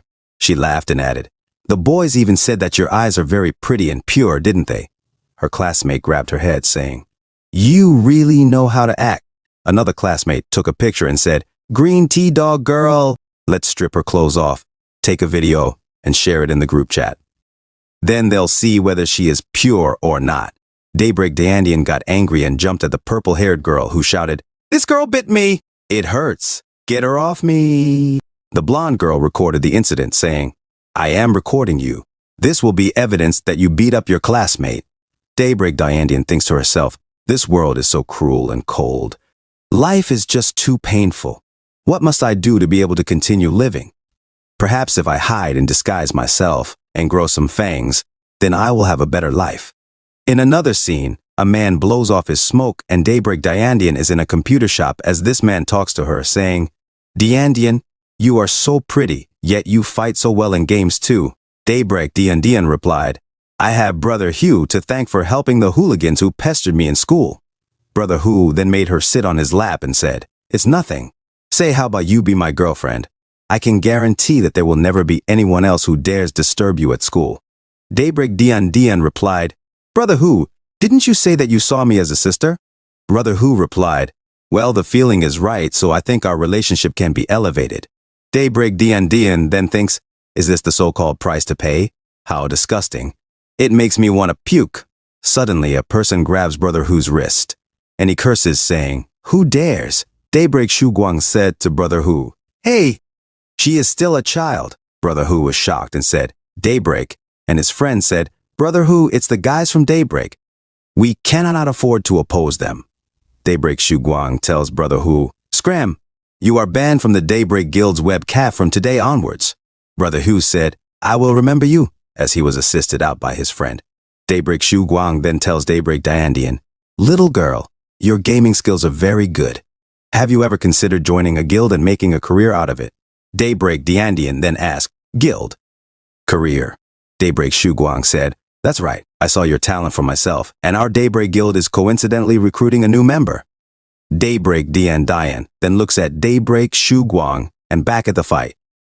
Daybreak Dayandian tells herself, I cannot lose, I must win, and win convincingly. I represent Daybreak. She then uses a 5-layered offense and defense attack and looks at Luna, thinking, It's a sure kill! Her skill hits the wall as a massive explosion erupts. The dust settles, and the wall was broken through by her attack. Daybreak Dayandian said, I have won. The announcers were shocked and said, What? Contestant Daybreak Dayandian managed to blow a hole in the arena. Contestant Luna is nowhere to be seen in the aftermath. Afe was shocked and shouts, Luna! Luli then smiles and said, Look beneath the stage. And the announcers exclaimed, Is that even possible? Contestant Luna actually used the space between the stage and the ground to dodge the killer blow from contestant Daybreak Dayandian. Luna then jumps back into the arena and shouts, Hey! Ho! At Daybreak Dayandian, who responds, Are you kidding me? Isn't that against the rules? The announcer explains to Daybreak Dayandian, You were not able to see it from your perspective, but contestant Luna stood on her sword, which was lodged into the wall of the stage and did not leave its boundaries, so she did not break any rules.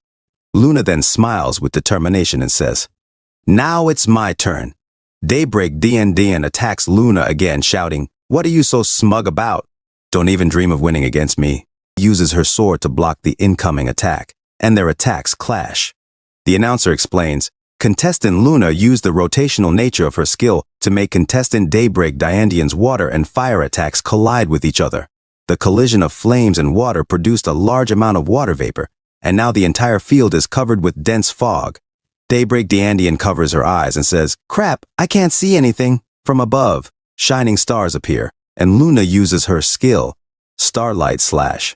Multiple attacks hit the arena, and Daybreak Dayandian uses Earth Wood Water Barrier. One by one, her elemental monsters are hit and perish. Luna then uses another skill, Giant Sword Slash, and from the sky, a bright cross appears. Daybreak Dayandian tries to block it, saying, Make sure to block it. Suddenly, Luna is behind Daybreak Dayandian and says, That was just a feint, I lied. Luna slashes the back of Daybreak Dayandian, making her drop to the ground. The announcers declare, The fog has cleared. It's contestant Luna who has come up victorious against contestant Daybreak Dayandian. Daybreak Dayandian lies on the arena floor and says, I have lost. Suddenly, she sees Luna's hands in front of her, and from the sky, a beam of light shines towards Luna and Daybreak Diandian. Luna says to her, "I hope to be able to have such a heart-pounding fight with you again in the future." The announcer announces, the last spot in the elimination of contestants from 16 to 8 has been taken by contestant number 7, Luna. Contestant Luli's team is actually competing on an even footing against the Daybreak Guild. What a show! In the next round of elimination from 8 to 4 contestants, we will undoubtedly be even more entertained. A confrontation between the strong, who will advance, who will be eliminated. Let us hold on to the edges of our seats and see. The announcer said, due to the intensity of the battle in the previous match, the arena has been significantly damaged. We ask for everyone's patience as we undergo some upgrades and repairs. Little Chili said to Luna, "You were awesome, Luna. I was sweating out of nervousness for you earlier." Luna replied, "The opponent was very strong. It was all thanks to your information gleaned from your match with her that I was able to turn the tables." And she thought to herself, also, it felt like they were under immense pressure to win. Daybreak Dian cried and said to Daybreak Guang, "I am sorry, I lost. I threw the face of the Daybreak Guild. I'm not worthy of being part of the main lineup." Daybreak Guang was silent and raised his hand. Suddenly, he held Diandian's head and said, "What sort of pessimistic words are you saying? If you have time to feel frustrated, then you should spend it reflecting on how you can do better instead. You are very talented. It's just that you haven't had much time since you joined the guild. You still have a long way to go, so these kinds of setbacks are expected. This shows that the opposite team shouldn't be underestimated.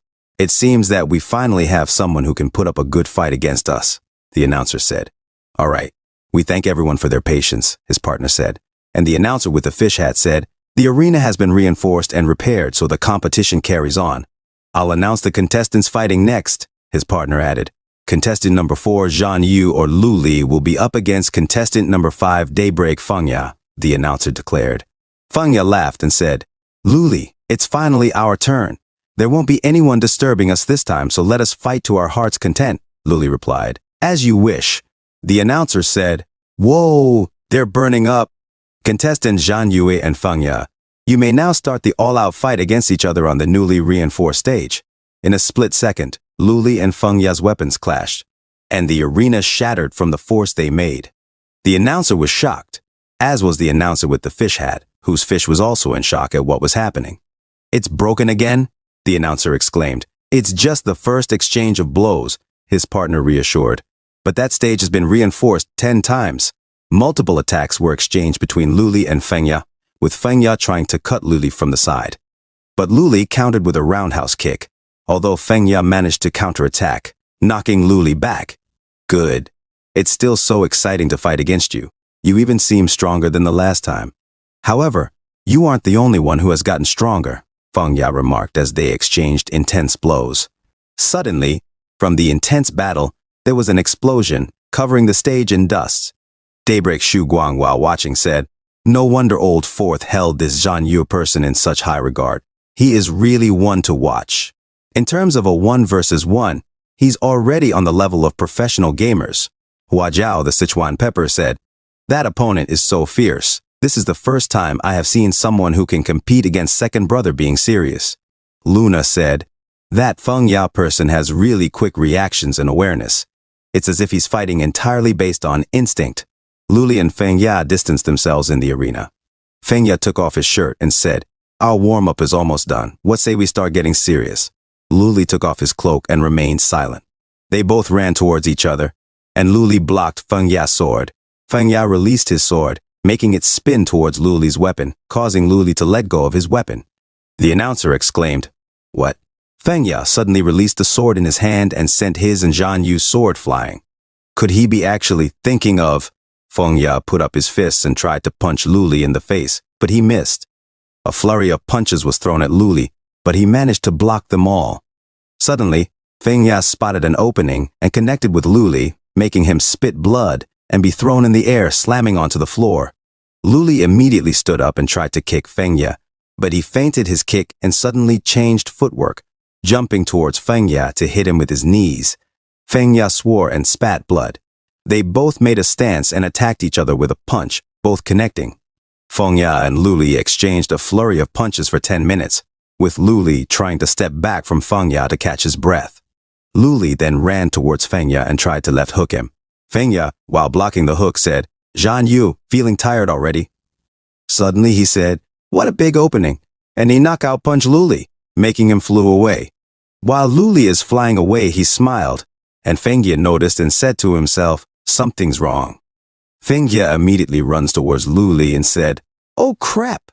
Daybreak Feng Ya runs after Luli and says, "Oh no!" while Luli dashes backward towards his weapon. Daybreak Feng Ya mutters to himself, "He tricked me. He's going after the weapon." Luli grabs his weapon as Daybreak Feng Ya is about to punch him.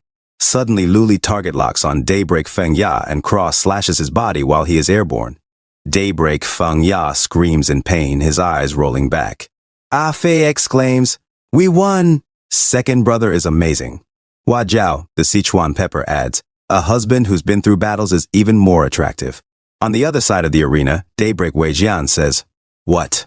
While Daybreak Dian Dian exclaims, "No way, even the fourth brother got defeated." Daybreak Xu Guang thinks to himself, "This guy fourth brother, he's like a wild wolf. Anyone who battles the fourth brother ends up in a fierce and intense fight. They get caught up in his rhythm, becoming frightened or as wild as him." But wolves are clever, not just fierce and aggressive. Suddenly, Daybreak Feng Ya's eyes electrify as he looks at Luli. He immediately gets behind Luli and says, "Too bad, Zhan Yue, you were just one hit away." Daybreak Feng Ya charges his aura, creating an explosion that knocks Luli back. A system notification reads, "Blood Hymn passive skill. When the player loses 1% of health, their attack power increases by 1%. If the player's health is restored, this skill dissipates after 5 seconds. Luli looks at Daybreak Feng Ya, who is at 99% health. Daybreak Feng Ya steps on the floor, shattering it, and calls for his sword, which instantly returns to his hand. He points his sword at Luli and says, "Zhan Yu, are you ready for my full strength?" Luli is in shock as he looks at Daybreak Feng Ya. Immediately, Daybreak Feng Ya attacks Luli. Luli manages to block the attack but is thrown away. He thinks to himself, "I can't take him head on, he's gotten twice as strong," as he sees Daybreak Feng Ya leaping towards him for another strike.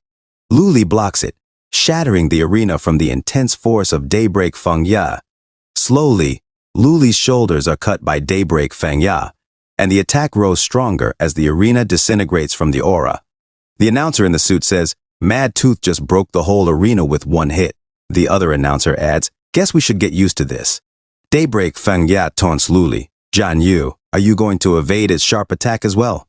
Suddenly, he notices Luli about to attack him and blocks it instantly. Daybreak Feng Ya says, "I'm already winning." Luli uses Rending Burst Blade, but Daybreak Feng Ya responds, "Too slow." He holds his sword tight, making Luli fly into the air. Daybreak Feng Ya looks at Luli flying and jumps towards him. They both attack each other in the air. Ah Fei, watching, says, "Second brother is actually losing."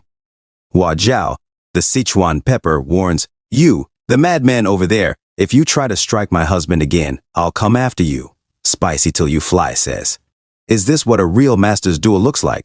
Daybreak Xu Guang says, "It's time to declare a winner." From the sky, Luli and Daybreak Feng Ya clash and then stand looking at each other. Daybreak Feng Ya breathes heavily and says, "Zhan Yue, this was a great fight. You're the best opponent I've faced. But even the best chase must come to an end. This is the end." He closes his eyes for a few seconds, concentrating, then opens them and target locks on Luli. He uses his skill, hunting technique, forced battle intent. The chosen target can't dodge your attacks for 10 seconds, and they become more vulnerable, with damage taken increased by 20%. Daybreak Feng Ya declares, "I'll finish you with my strongest hit," and uses his skill Wolf Storm. Luli tells Daybreak Feng Ya, "I haven't had such a good fight in a long time." A golden sword materializes in his left hand, and he says, "Oh, and Mad Tooth, I forgot to mention, I fight with 2 weapons. A flashback shows a system notification. "You have defeated Saint Light Guild leader. Congratulations, you've earned White Bay. Congratulations, you've earned Hidden Dragon in the Abyss." Hidden Dragon in the Abyss is equipment that gets stronger only for assassins. Durability 100 100s. Attack 480. Critical hit 240. Attack speed 99. Special ability. This weapon splits into two. Each hit on the target adds a mark. Each mark boosts Hidden Dragon's damage by 1%, up to 240%. Luli uses Hidden Dragon in the Abyss. Daybreak Fengya laughs and says, Zhan Yu, you're really the ultimate opponent. Luli, his eyes becoming excited, says, let's go Mad Tooth. Let's see who's the real target here. Their skills and swords clash, and the arena explodes violently, with a lightning beam shooting upward into the sky. The bald announcer asks, is there a winner yet? The announcer in the suit responds, hold on, the dust hasn't settled. A few moments later he says, now we can see, there's a winner. It's Zhan Yue. Zhan Yu has won the final battle. Congratulations to Zhan Yu for making it to the top 4.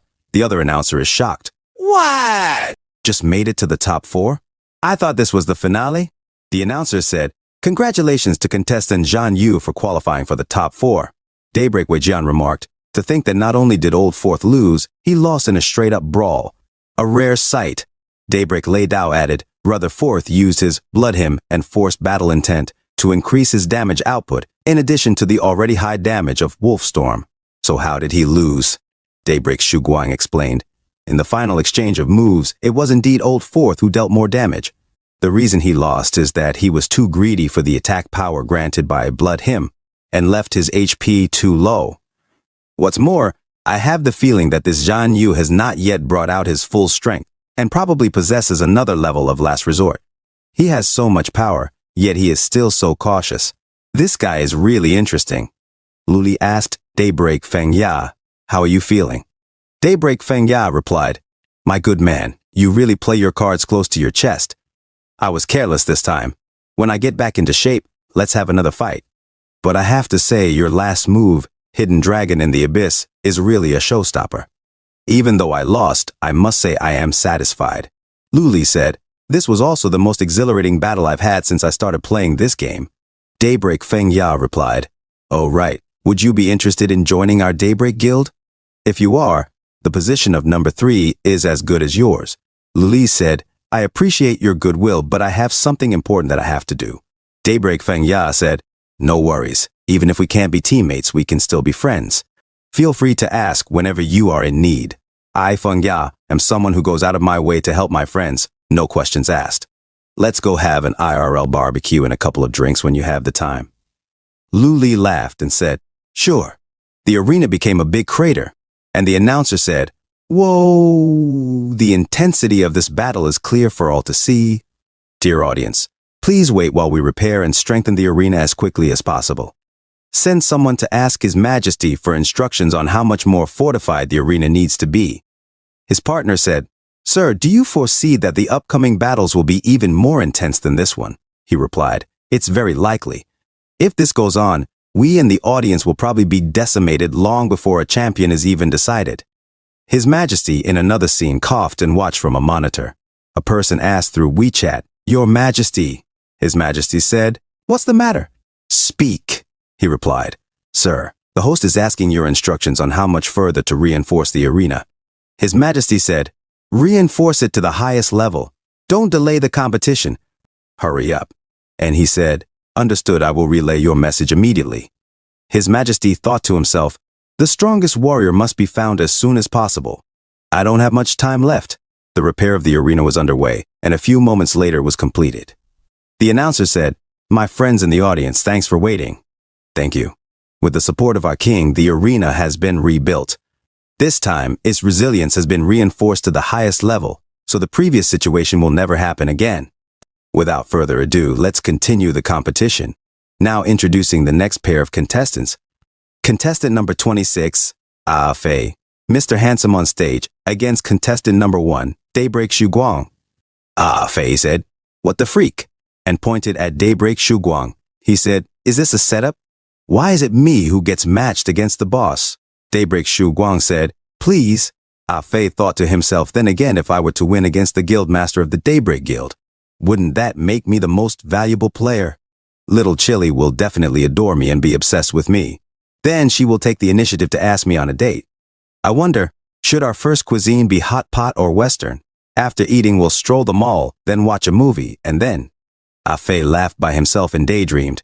Daybreak Shu Guang said to him, "Little bro, do you know what is the first thing a magician should do when matched against a warrior?" Ah Fei asked. "What is it?" Daybreak Shu Guang immediately charged towards Ah Fei and said, "Is to create distance." Ah Fei thought to himself while casting a fireball. "I thought he'd be clumsy and slow from his appearance, but he's actually really quick." Ah Fei tries to cast the fireball at Daybreak Shu Guang, but Daybreak Shu Guang manages to interrupt it, as a notification says, "Casting interrupted." Daybreak Shu Guang says to Ah Fei, "Why didn't you use your left hand to attack instead? The casting distance is shorter, so the chance of being interrupted by me is smaller." Ah Fei casts another fireball and says to Daybreak Shu Guang, "It was just a fluke, stop acting so high and mighty." A system notification says, "Casting interrupted," and multiple attacks by Ah Fei are interrupted. Ah Fei uses his skill, Flaming Comets. Daybreak Shu Guang says, "That's right, create distance and then use area of effect skills to disrupt my rhythm." Your strategy is correct. Unfortunately, Daybreak Shu Guang manages to hit all the fireballs, and a system notification says, "Casting interrupted." Daybreak Shu Guang says to Ah Fei while he sits on the ground, "Unfortunately, your emotional state is already compromised, and your fighting spirit has dissipated. You can't beat me as you are right now. Surrender." Ah Fei thinks to himself, What can I even do?" the announcer says. Contestant Ah Fei was suppressed to the point that he was unable to use even one of his skills. Though they may both be amongst the top contestants, the gap between them seems incomprehensibly large. The strength of the Daybreak Guild's guild master is really unfathomable. Little Chili says, "Ah Fei, you can do it. Get up and continue hammering him." Hua Jiao Sichuan Pepper comments, "There's no way, the difference in their strengths is too big." I remember now.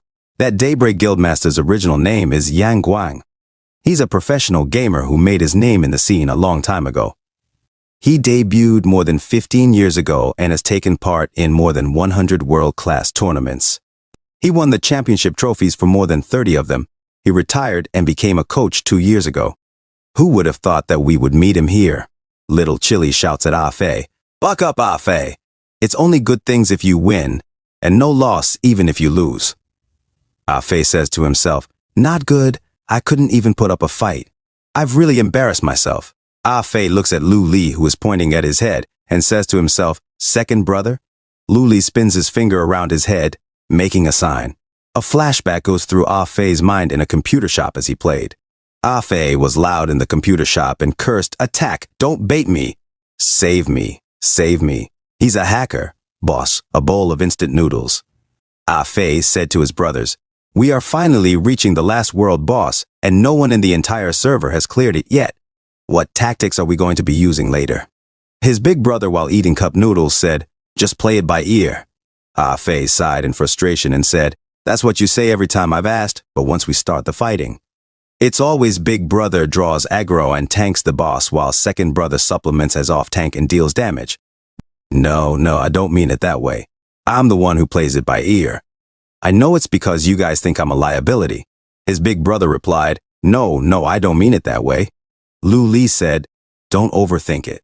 Big brother tanks the boss because he's reckless. This second brother of yours plays a supporting role because I need to calculate everyone's skill cooldown time." His big brother, with a lot of noodles in his mouth, said, That's right.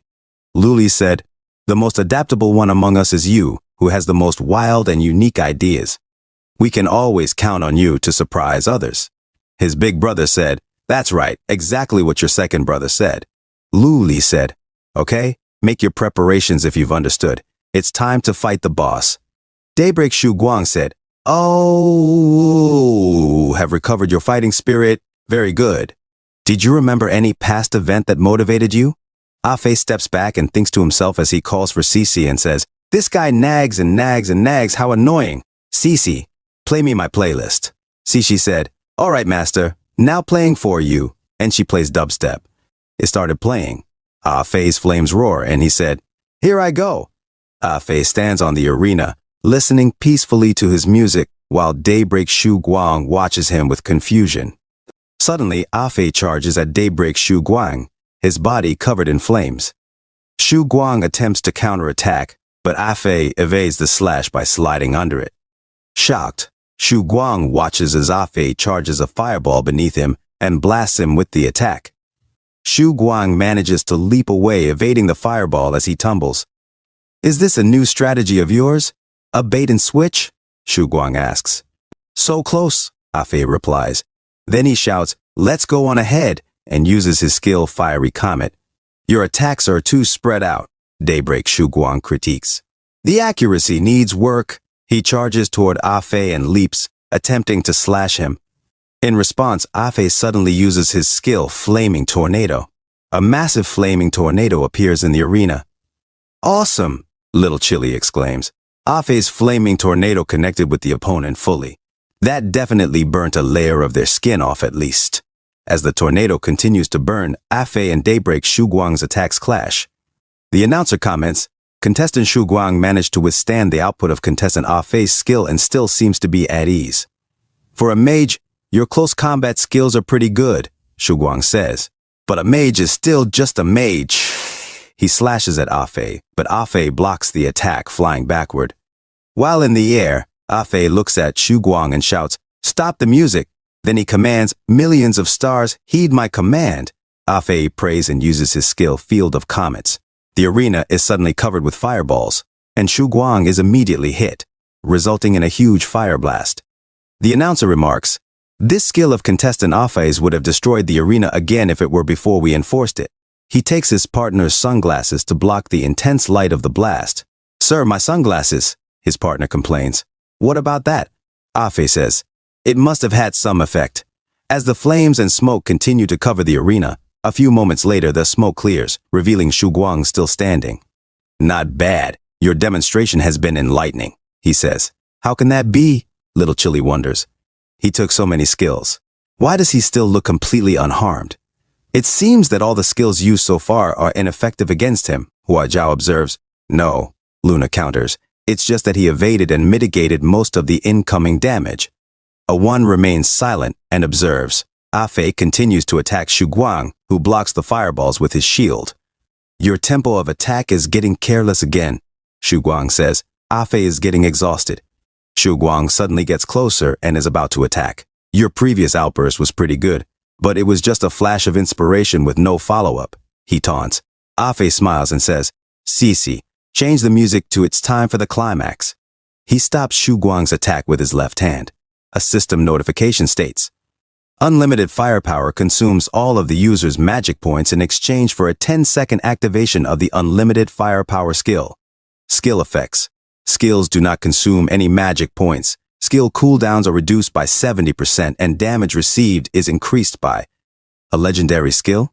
Shu Guang exclaims, shocked. In the 10th second, Afei asks, "Have you ever been embarrassed?" He kicks Shu Guang in the chin, sending his helmet flying and uses his skill, Fiery Explosion, making Shu Guang fly. In the 9th second, Shu Guang, still airborne, says, "He started with Fiery Explosion." In the 8th second, Afei quickly moves behind Shu Guang. "Mr. Expert, why have your reactions slowed down?" He taunts, using Fiery Explosion again, making Shu Guang crash to the ground. In the 6th second, Shu Guang kisses the ground and spits blood. In the 5th second, Afei uses his skill, Flaming Tornado, 3 times on Shu Guang. In the crowd, Daybreak Dian exclaims, "The opposing mage is so strong." He actually damaged the boss. Daybreak Lei Dao remains silent. Daybreak Wei Jian says, "The skills of the legendary rank are incomparable to those of the epic rank." Daybreak Fang Ya comments, "So even Zhang Yue's teammates are not bad as well." "That's the way. Afei, you're so cool." Little Chili cheers. "Not bad." "You've improved a lot," Luli notes. "This skill of Afei's matches really well with his free-spirited style of fighting," Luna adds. "As expected of my brother-in-law," Hua Zhao says. In the 4th second, Afei uses his skill, Fireball, 99 times on Shu Guang. In the 3rd second, Afei charges a huge fireball, making it look like a blue sun above him, maxing out his fireball. On the 2nd second, Afei shouted, "Eat this!" and threw the fireball at Daybreak Shu Guang. In the final second, Daybreak Shu Guang looked at the huge fireball and thought to himself, "Tanking this skill will definitely kill me." He then used his skill, Shield Parry. Within 1 second after activating this skill, the user can reflect a single enemy attack. Reflected damage is 30% of the user's maximum health. and the damage dealt is true damage. Daybreak Guang braced himself and used his skill to reflect Fei's maxed out fireball. Nervously sweating, Fei watched his own attack coming back at him. Oh, I don't have a single drop of magic power left, he muttered, and then he took the full brunt of his own fireball. Fei, Little Chili, Luli, Luna, and Hua Jiao shouted. The announcer declared, "What a pity!" Contestant Fei's counterattack failed. Contestant Xu Guang used shield parry to extinguish the light of Fei's victory. Congratulations to contestant Xu Guang for entering the top 4. Fei fell from the sky. Daybreak Xu Guang remarked, during the 10 seconds when you used unlimited firepower, your suppression and usage of skills were virtually perfect. You are a player filled with imagination and talent. If you continue to train well, you will definitely be able to stand on a higher stage. Fei landed on the ground, and suddenly, Daybreak Xu Guang's pants dropped. The crowd shouted, "Even the muscles of his butt are so defined. It's not just his strength that is strong and big." Another person added, "So white," a kid asked. "Mama, what is that?" The mother quickly said, "Quick, close your eyes," someone else exclaimed. "An exhibitionist? Fan service?" The announcer hurriedly said, "Pull your pants up quickly, contestant Xu Guang. Somebody draw in the mosaics. This is a nationwide broadcast." Fei laughed to himself and thought, "This should be enough. I know I am not good enough to be his opponent to begin with. My whole objective in this match was to glean as much data about him as possible. Second brother, the rest is all up to you."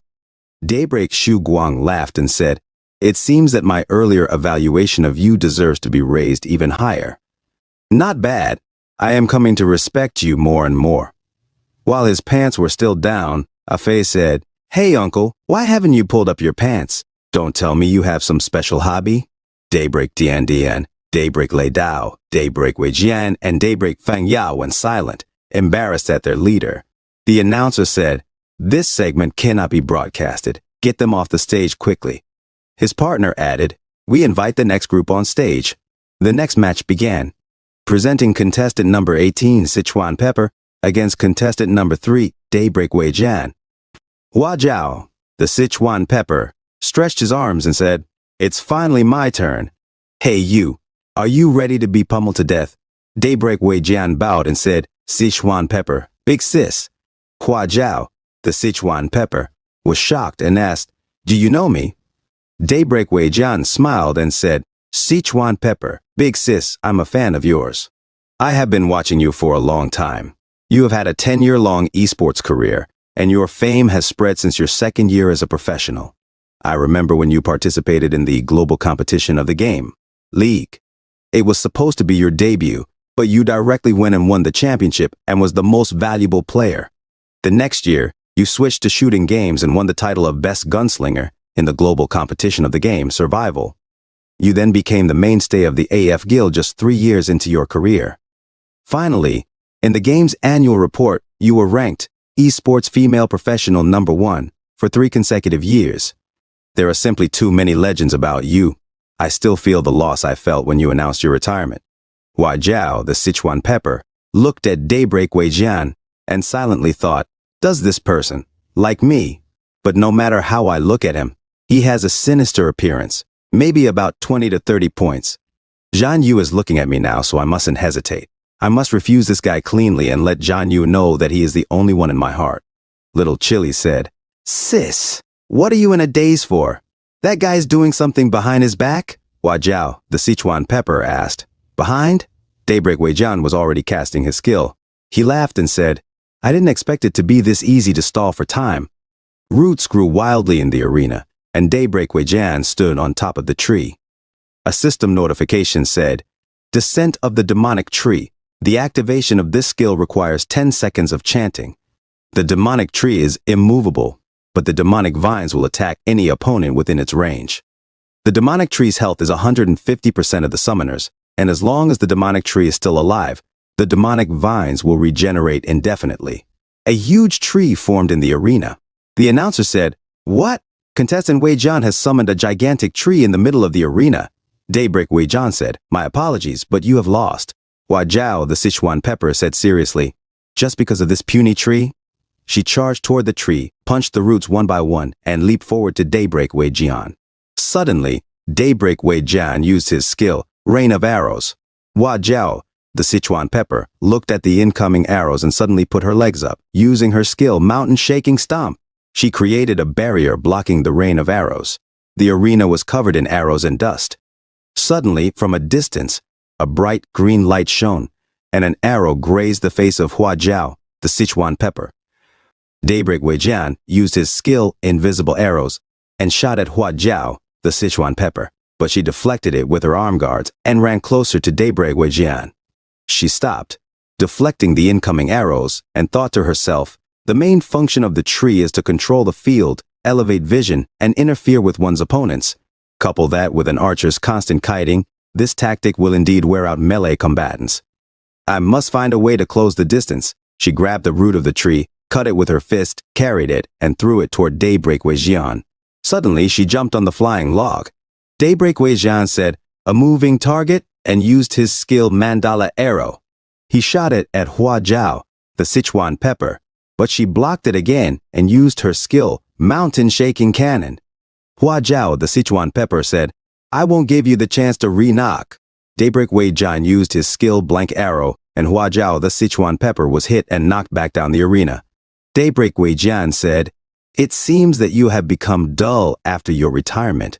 If an archer dares to stand his ground, it must mean that he has a hidden card. Isn't this common sense?" Hua Jiao, the Sichuan pepper, said, "Go ahead and continue yapping whilst you still can. You will only be able to cry soon." Suddenly, she spat blood and kneeled down, saying, "I've been poisoned." Daybreak Wei Jian said to herself, "Oh ho, I knew that you would try to off me after toughing out the first wave of attacks. That is why my Mandala Arrow is guaranteed to hit. The poisoning caused by Mandala Arrow will not stop until all of your blood is drained." Daybreak Wei Jian told Hua Jiao, the Sichuan pepper, "So now, how long do you think you can persist under my complete control of the field and rate of mana points consumption, Miss Idol?"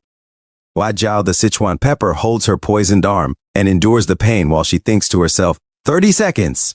I will be poisoned to death in just another 30 seconds. Within this span of time, I must close the distance again whilst dealing with the interference of the vines and his shots. Following that, I must avoid his knockback skill and insta-kill him with my most explosive set of combos. Suddenly, she looks at Daybreak Wei Jian as he charges his bow from the branch of the huge tree. Daybreak Wei Jian says, "Hey, I'm not so nice as to let you catch a break," and uses his skill Split Arrow. The arrows shoot towards Hua Jiao, the Sichuan pepper, and she tries to tumble to evade them. Suddenly, the roots of the trees also move towards her, and the arrows hit the roots of the tree. In the distance, Daybreak Wei Jian continues to shoot his arrows.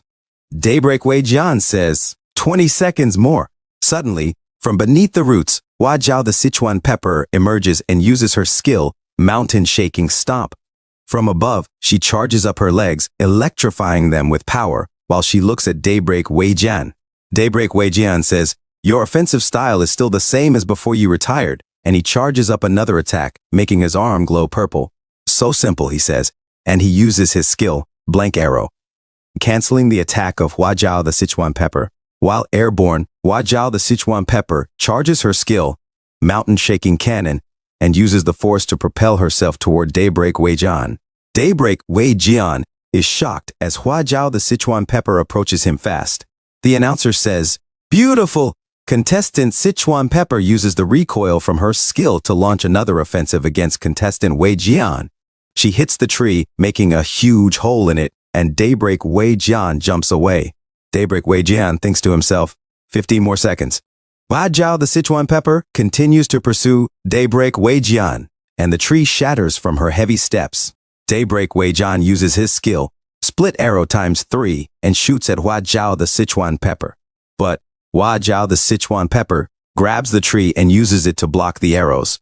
Suddenly, the trunk of the tree glows purple and breaks, and she is hit by the skill Mandala Arrow. She drops to the ground. Daybreak Wei Jian says, "There are 9 more seconds, but it looks as if I can stop counting now." Daybreak Feng Ya says, "Shush, there is no sense of exhilaration to be had, even if one wins with Old Three's style of fighting." Daybreak Shu Guang says, "His style may indeed be a bit dirty, but as the guild's deputy commander, winning is what he values most. For every opponent he faces, Old 3 will collect their information in advance for analysis, identifying their characteristics and shortcomings in their playstyle, and then formulating the perfect strategy with the highest odds of winning. Daybreak Feng Ya says, "Doesn't that make him invincible then?" Daybreak Shu Guang laughs and says, "Aha, that will never be the case. After all, Data is dead, whereas humans are alive." Daybreak Wei Jian notices something and says, "Something is wrong. Why haven't they announced the result of this fight?" He looks at the dust clouds and says, "Could she still be alive?" Suddenly, Hua Zhao the Sichuan pepper emerges and charges towards Daybreak Wei Jian. Daybreak Wei Jian says, "With the addition of the fresh poisoning, you only have 3 seconds left. Cease your struggle." He shoots a blank arrow at Hua Zhao the Sichuan pepper, but she manages to slide and evade it. Hua Zhao the Sichuan pepper stands up and looks seriously at Daybreak Wei Jian. She focuses all her strength as the poison consumes her body and suddenly uses her skill, Mountain Shaking, Ultimate. Daybreak Wei Jian, while evading the attack, says, 2 seconds. I still have 70% of my health. Even if I were to just tank your blows, you will still be too late. I've won." But the punches of Hua Zhao the Sichuan pepper connect, making Daybreak Wei Jian fly in the air. Hua Zhao the Sichuan pepper rages more as her whole body electrifies, and she says to herself, "Let go of yourself and overcome your limits." She punches even harder and faster, hitting Daybreak Wei Jian more and more in the air, not letting him fall to the ground with her strong combo punches.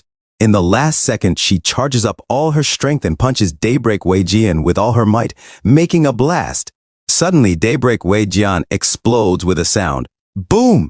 Her time expires as Daybreak Wei Jian spits blood, his eyes going blank from all the pain. Hua Zhao the Sichuan pepper is consumed by the poison, and they both fly into the air and are about to drop to the ground from the intense battle. The announcer said, "Contestants Sichuan pepper and Wei Jian both got knocked out and lost their ability to fight at the same time." His company announcer asked, "Sir, how should such a situation be judged?" And he said, "Dear audience, please hold while we consult His Majesty the King on the outcome of this match." Daybreak Lei Dao said, "Taking out 70% of Third Brother's health in just 2 seconds? That's ridiculous." Daybreak Feng Ya said, "Boss, weren't you just blowing Old Three's wind earlier?" Daybreak Shu Guang said, "I spoke too soon, as expected of Sichuan Pepper, who was once a top-notch master. If I saw correctly, she should have entered the zone state at the end." Daybreak Feng Ya said, "What's that? What state?" Daybreak Shu Guang said, "The zone state can be simply understood as a supernormal state of physical and mental integration, commonly observed among athletes. In the zone state, the activity of the brain and muscle cells will enter an excited state. Athletes describe it as feeling everything around you slow down and being able to predict and react more accurately. A feeling of comfort and naturalness, allowing you to easily complete any action and perform at your best with ease. That's why I inferred that Sichuan Pepper entered the zone state and exceeded her limits, fighting this game to a tie." Daybreak Feng Ya said, "It's so powerful. I've got to try it out later." A few moments later, the announcers whispered to each other. The announcer with sunglasses said, "Dear audience, thanks for your patience. We will announce the king's decision right now." His company host said, "His Majesty's decision is that although both contestants put up a good performance, time does not wait for anyone. Apologies, but both contestants failed to advance to the next round. We are really sorry. Contestants, please leave the stage." Hua Zhao the Sichuan Pepper was assisted by Little Chili out of the arena, while Daybreak Wei Jian was assisted by Daybreak Lei Dao out of the arena. Little Chili comforted Hua Zhao the Sichuan Pepper, and she said, "I'm fine." She faced the gang and said, "Sorry, I lost." Ah Fei gave her 2 thumbs up and said, "You were really awesome." Luna said, "Your counterattack was really an eye-opener." Luli said, "A tie doesn't count as a loss. You really did very well. The damage you dealt in the last 2 seconds even nearly exceeded the system cap of the server." Hua Zhao the Sichuan Pepper, while crying for a moment, was suddenly shocked when a one talked to her. She grabbed the arm of a one and said, "Husband, are you comforting me? I was just too careless this time. I won't lose again." Luli said, "Hey, don't call me that so wantonly. We don't have that sort of relationship." Hua Zhao the Sichuan Pepper said, "But you will be my husband in the future, so what's wrong with calling you that now?" Luli said, "I have no intention of dating at all." Suddenly the announcer said, "All right, what we have next is the last 2 contestants duking it out for the last placement in the semifinals." Introducing contestant number 7, Luna, who is up against contestant number 2, Daybreak Lay Dao, fighting. Ah Fei said to Luna, all the best. Little Chili said, Luna, fighting. Suddenly, Cece said to Luna, there's an incoming call from father, and she was shocked. In her room, she said, cough, cough, cough. Father, are you looking for me? In the office of her father, he said while looking at his pet sharks being fed with a stone, I just received the lab report stating that your compatibility level is higher than that of others. I need you to come with me to the company right now. Luna said, okay. And she told herself, father wants to bring me to the company? I still remember the last time I went to father's company was when, oh no. But I'm still in the arena with Zhan Yue, she told her father. Father, is it possible for you to give me some time? I am currently, her father said. I don't like waiting for others. The bodyguards will be over to fetch you soon. Luna replied, all right, I will get ready. And his pet sharks fought each other over a stone. He looked at her phone silently and said, perhaps this was all premeditated by the heavens. As the shark that was bitten fell under the sea, suddenly a megalodon ate the surviving great white shark. In the arena, Luna said, I'm really sorry, everyone. Something urgent has just come up at home, so I am unable to temporarily continue participating in the competition. Luli said, that's fine. Your family matters are more important. Go quickly. Ah Fei said, we still have second brother here, so don't worry. Luna said, I'm really sorry. Little Chili said, hey, we are all friends here, so there's no need to be so formal. You should go quickly. Luna said, thanks for your understanding. I will try to be back as soon as possible. Suddenly, her signal was lost. The announcer with glasses said, what? Contestant Luna chose to forfeit? The announcer with a fish hat said, perhaps she has something more important to do. Due to contestant Luna's forfeiture, contestant Lei Dao directly advances to the next round. At a glance, we are left with contestants Mu Guang, Zhan Yue, and Lei Dao. The champion's title is now within grasping distance of our remaining contestants. Let us eagerly await to see who grabs it. Now, who will be next to take the stage? Contestant number 2, Daybreak Lei Dao, shall be pitted against contestant number 1, Daybreak Shu Guang. Ah Fei said to Luli, that's awesome. Second brother, that means you are seeded for the finals. Second brother, you must be careful against that guildmaster. He is ridiculously strong. Although his mechanics are impeccable, his playstyle is relatively old school. You can think of a strategy against him from this direction. On the other side, Daybreak Shu Guang said, ha ha, luck is not on our side today. Then again, it has been a while since we faced off against each other. Daybreak Lei Dao was just silent. Daybreak Dian said, ha? Are you two really fighting? Daybreak Wei Jian said, we should avoid pointless battles and leaking information to other parties. Daybreak Feng Ya just said, che. Daybreak Lei Dao suddenly spoke and said, leave that assassin to me. I want to fight him. Daybreak Shu Guang said, it's rare that you would take the initiative to request a fight. Does that, Zhan Yue, arouse your interest? Suddenly, he talked to the announcer shouting, hey, I forfeit. You owe me a meal for this. Daybreak Lei Dao, after hearing her guildmaster, was just silent. The announcer with a fish hat said, contestant Mu Guang has decided to give up on the competition, allowing contestant Lei Dao to advance to the finals. His partner said, it's an understandable decision to avoid infighting within the team, but I thought contestant Mu Guang should have been the one to advance. The announcer with a fish hat said, maybe they think that who advances is inconsequential, as they are both able to defeat Zhan Yue. Let's not waste any more time then. Dear audience, we have finally reached the climax of the entire competition. Contestant number 3, Zhan Yue, versus contestant number 2, Daybreak Lei Dao. Who shall be the warrior champion standing tall at the end? Let's keep our eyes peeled. Ah Fei shouted, second bro, you got this. Second bro, go, go. Wai Jiao the Sichuan pepper said, what a strong smell of manliness. Little Chili said, fighting. Luli suddenly talked to Daybreak Fengya and said, Fengya? Daybreak Fengya said, when we were fighting earlier, you must have shown quite a few of your cards. Since we are friends, and in the interest of fairness, I will share with you some info about second sister, but there is no way that you'll be able to defeat her. And the final round starts now. The fight begins. As Luli and Daybreak Lei Dao move towards each other, they both use their stealth skills. The announcer with shades said, eh? Where are they? His partner responded. Both contestants used their stealth techniques at the same time, moving quickly while hidden and watching each other. Suddenly, they reveal themselves as Daybreak Lei Dao kicks from above, and Luli counters with his sword. Luli moves towards Daybreak Lei Dao, and they fight each other in the air. The announcer with shades exclaimed, "Multiple Zhan Yus and Lei Daos have appeared across the arena. Is this a clone technique?" His partner replied, "No, those are the afterimages created by their excessive speed." Luli moves quicker and slashes at Daybreak Lei Dao, but she manages to evade the slashes. She then holds her ground and kicks Luli multiple times. They look at each other for a moment and kick with intense power, creating lightning. Both move back from each other. Ah Fei said, "They seem to be evenly matched with second brother?" Hua Jiao Sichuan Pepper replied, "No, they are both probing each other's competency." Little Chili added, "Can a fight of this level even be called just probing?"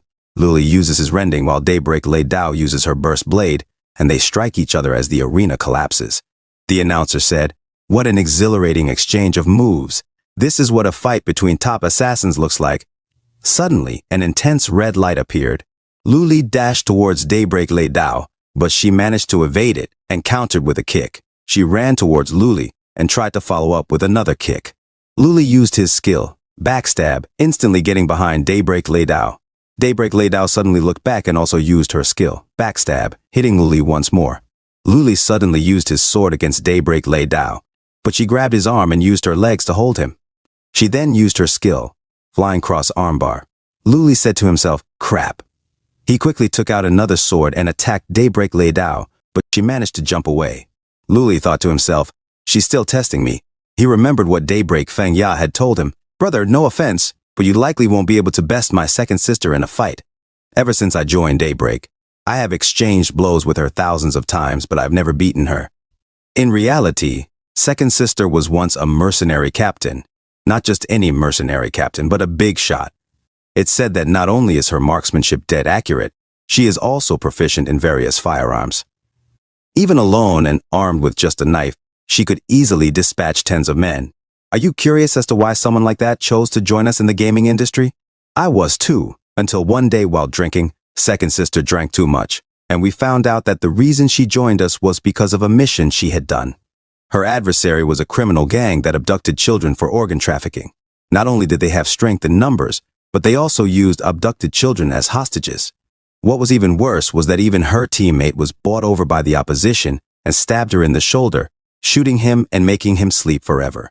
That was the final bullet in her gun that she'd just fired. Due to the desperate circumstances, she didn't have time to think.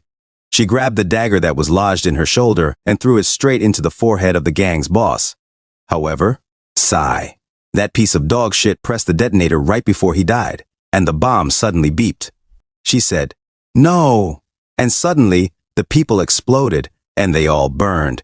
That incident became a trauma in second sister's heart.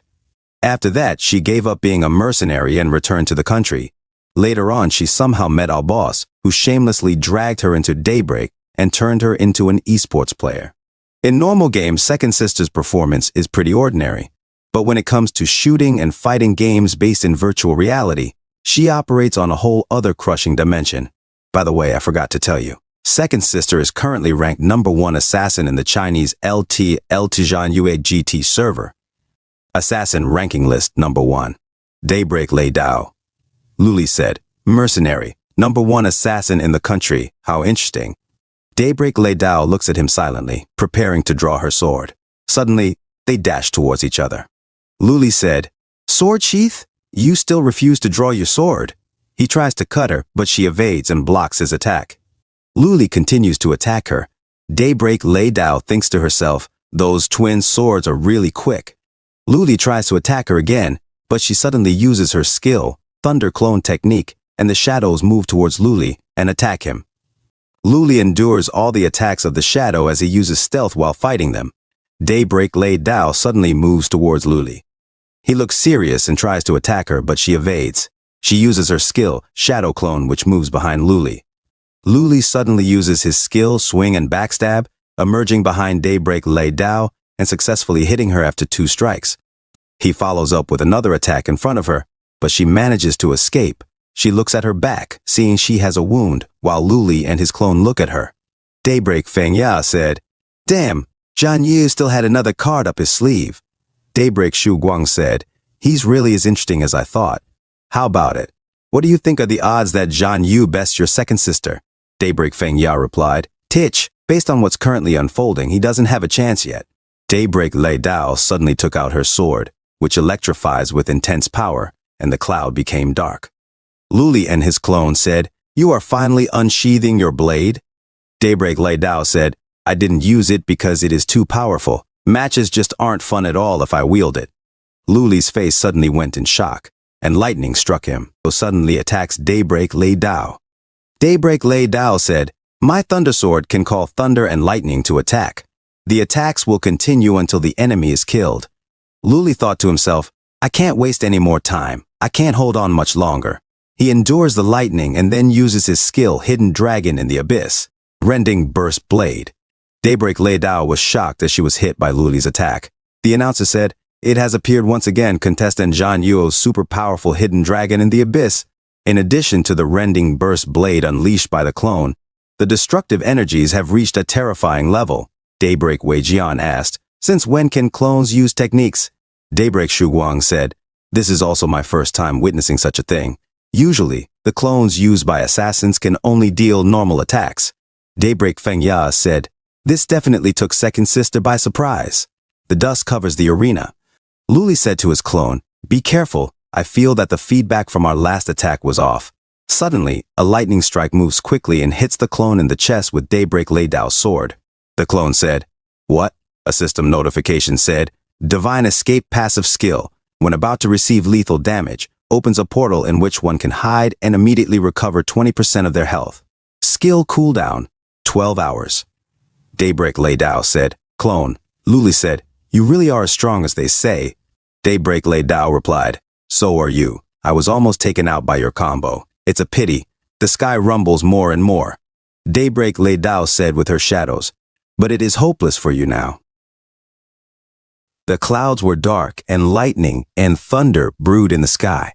As a bird flew by itself, it was suddenly struck by lightning and was burnt to a crisp. The thunder rumbled and hit the arena, making a huge blast. The announcer said, sir, you snatched my sunglasses again. His CO announcer said, what a shocker. Contestant Lei Dao used her cloning technique in conjunction with her thunder summoning weapon to carry out non-stop bombardments against contestant Zhan Yu. Luli moved fast to evade the strikes and block the lightning. He slid back from the hit and said to himself, does that weapon only have an attack delay and no cooldown? Afe said, holy fuck, isn't this cheating? My unlimited firepower at least has a cooldown. She's just summoning lightning as if it's going out of style. Hua Jiao the Sichuan Pepper said, the grade of her weapon is likely one that we haven't seen before. Daybreak Feng said, Sai brother, you are already performing relatively well, but this is the end. Second sister's weapon is a mythical grade weapon. A system notification said, origin, Thunderblade, mythical grade weapon growth. The grade of the weapon will increase alongside the user. Special abilities. 1. Thunderblade. Attacks from the Thunderblade are automatically converted to lightning-type magic damage. Damage dealt cannot be resisted, but no damage will be dealt to targets that are immune to lightning-type magic damage. 2. Thunder Punishment. Thunderblade summons lightning to continuously damage targeted opponents until the target's health is reduced to 0. 3. Thunder Explosion. Every 3 minutes, Thunderblade will unleash accumulated lightning energy to deal a powerful lightning attack. Luli said, that's impossible. No bosses that can drop mythical grade equipment have been revealed to the players yet. Daybreak Lei Dao said, correct. This is indeed equipment that should not appear in this phase of the game. It comes from the closed beta. Luli said, closed beta? You were a closed beta player? If that's the case, do you? Do you know someone named Chao Yi Xiao? Daybreak Lei Dao said, Chao Yi Xiao. Who are you to him? Luli said, I'm his brother. Please, can you share with me any info you have about him during the closed beta? Daybreak Lei Dao said, sure, no problem. Luli said, thank you. Daybreak Lei Dao said, but I have a condition, beat me first. Since you are his brother, your true strength should be more than this level. Should you lose, I won't share a single word with you. Luli said, fine then, a deal's a deal.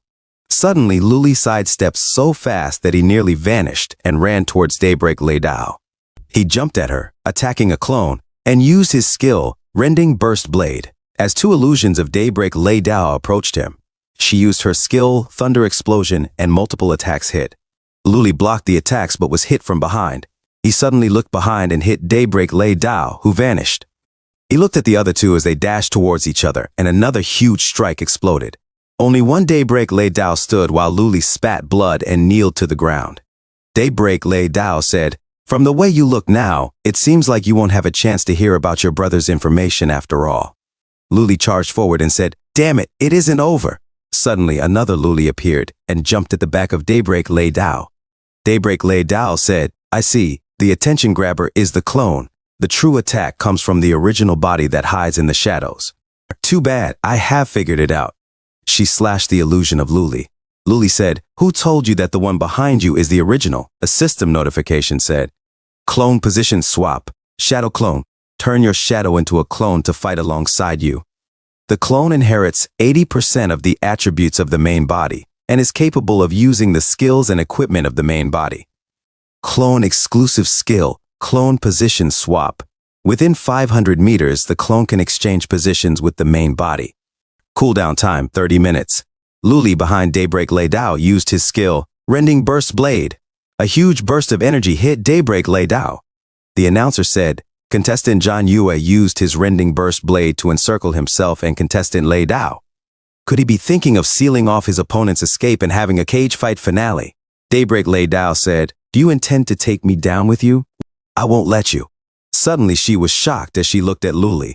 Luli used his skill, Asura Mode. His aura intensified and a demon appeared behind him.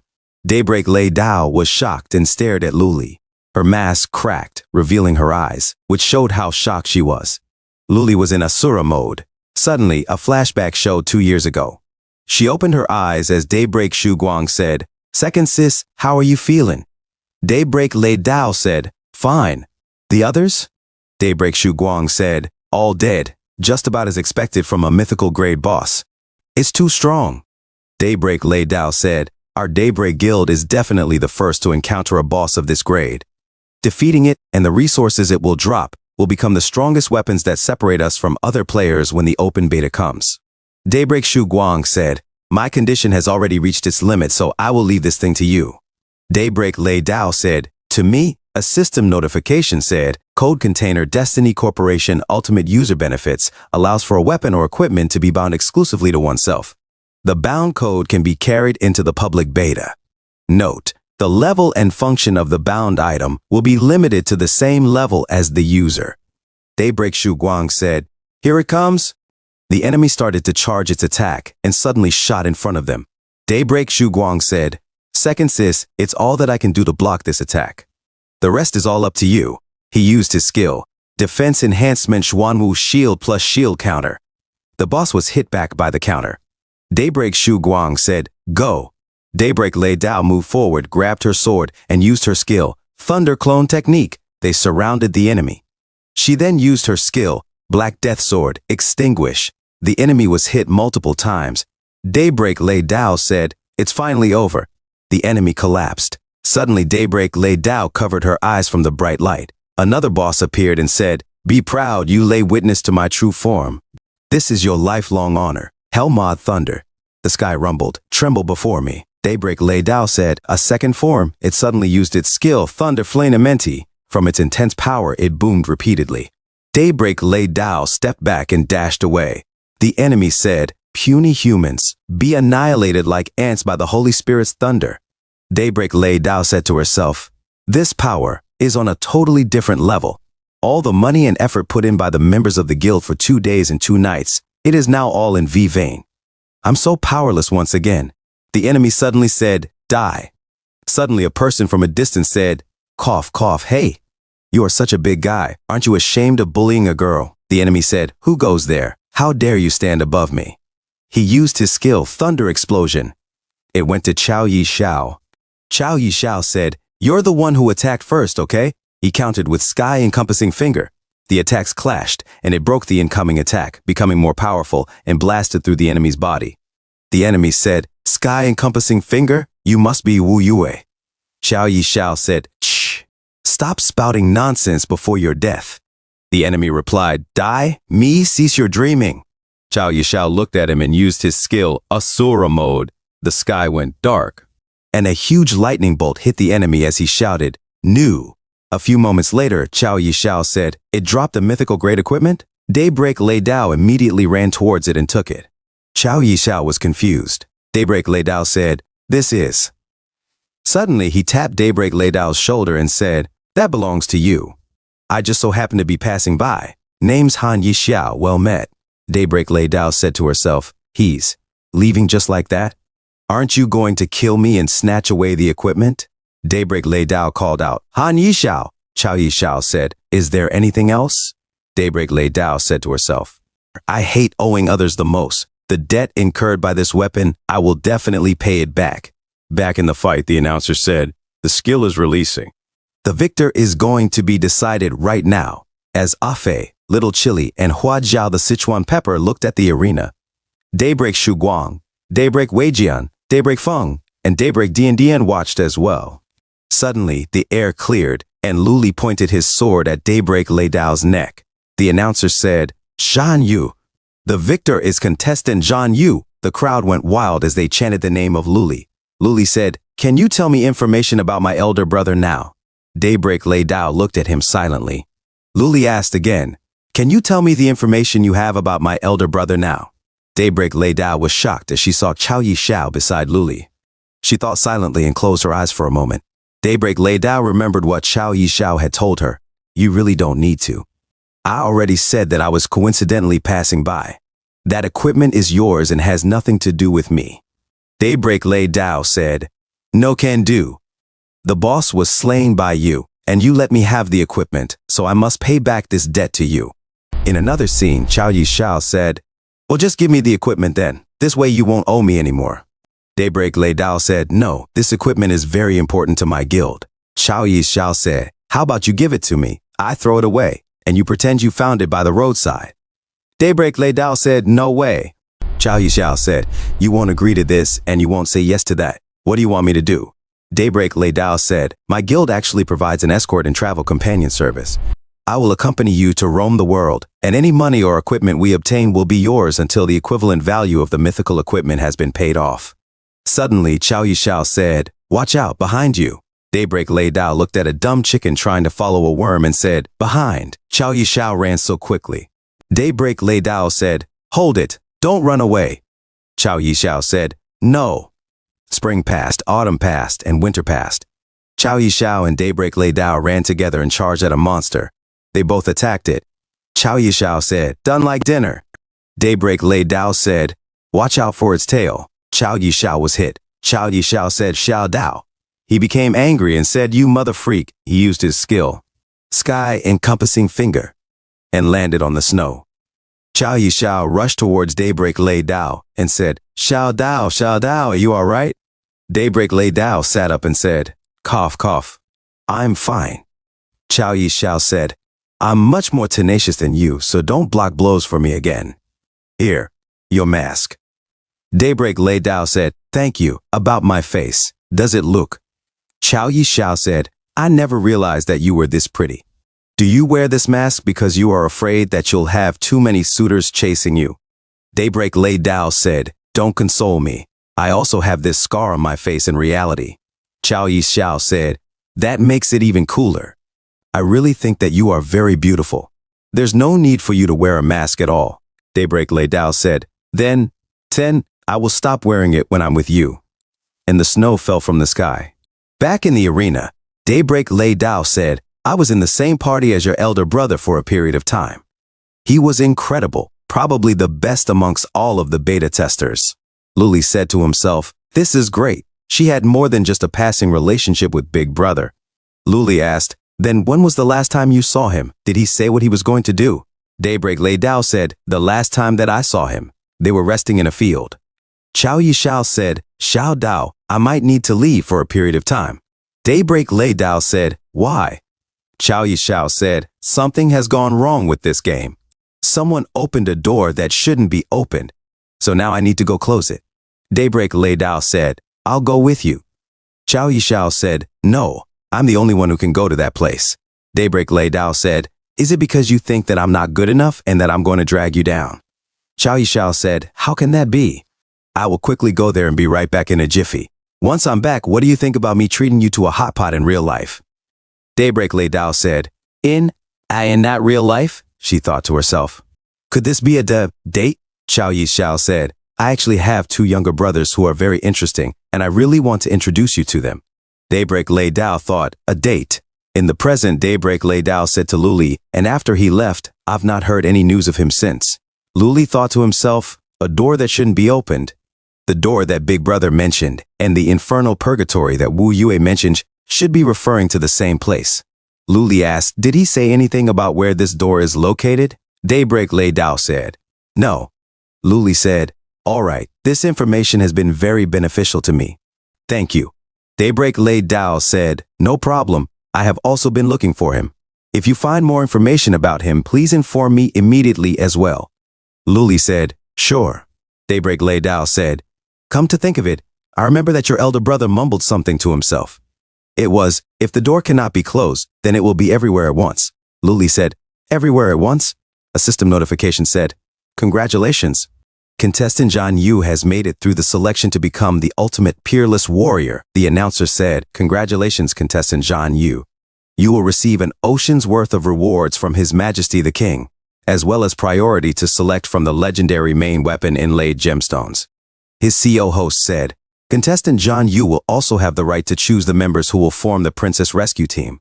Each member will receive the opportunity to enter the King's treasury to obtain a treasure.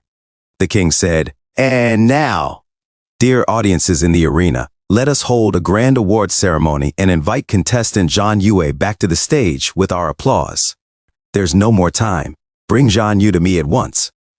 In a different scene at the Tapini Kingdom Sky Castle, the CO host said, Warrior Zhan Yue, the king's palace is just up ahead. Apologies, I am not permitted to enter the palace. Therefore, I can only guide you up to this point. Luli said, thanks. He said, these 2 are the stewards of the palace, Zelfa and Zelwu.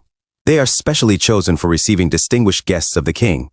Zelwu said, esteemed warriors, and Zelfa said, please enter. The door opened. Wu said, welcome warriors. The first floor is called the Boyuan Hall. Zelfa said, it's used for banquets, balls, and general reception. Little Chili said, wow, what a gorgeous building. There are gold ornaments and gems everywhere. Afe said, the evils of capitalism. Zelwu said, as ordered by the king, members of the winning team can each choose a treasure from the king's treasury. Please enter, Zelfa said. The king's treasury is hidden underneath the palace. And they all entered. Little Chili said, whoa, this is ridiculously deep. Zelwu said, please be careful, everyone. We will now bring you down the stairs. Watch your step. Afe said, it's so dark I can barely see the path ahead. Little Chili said, this staircase is too high. Too high, I'm scared, Afe said.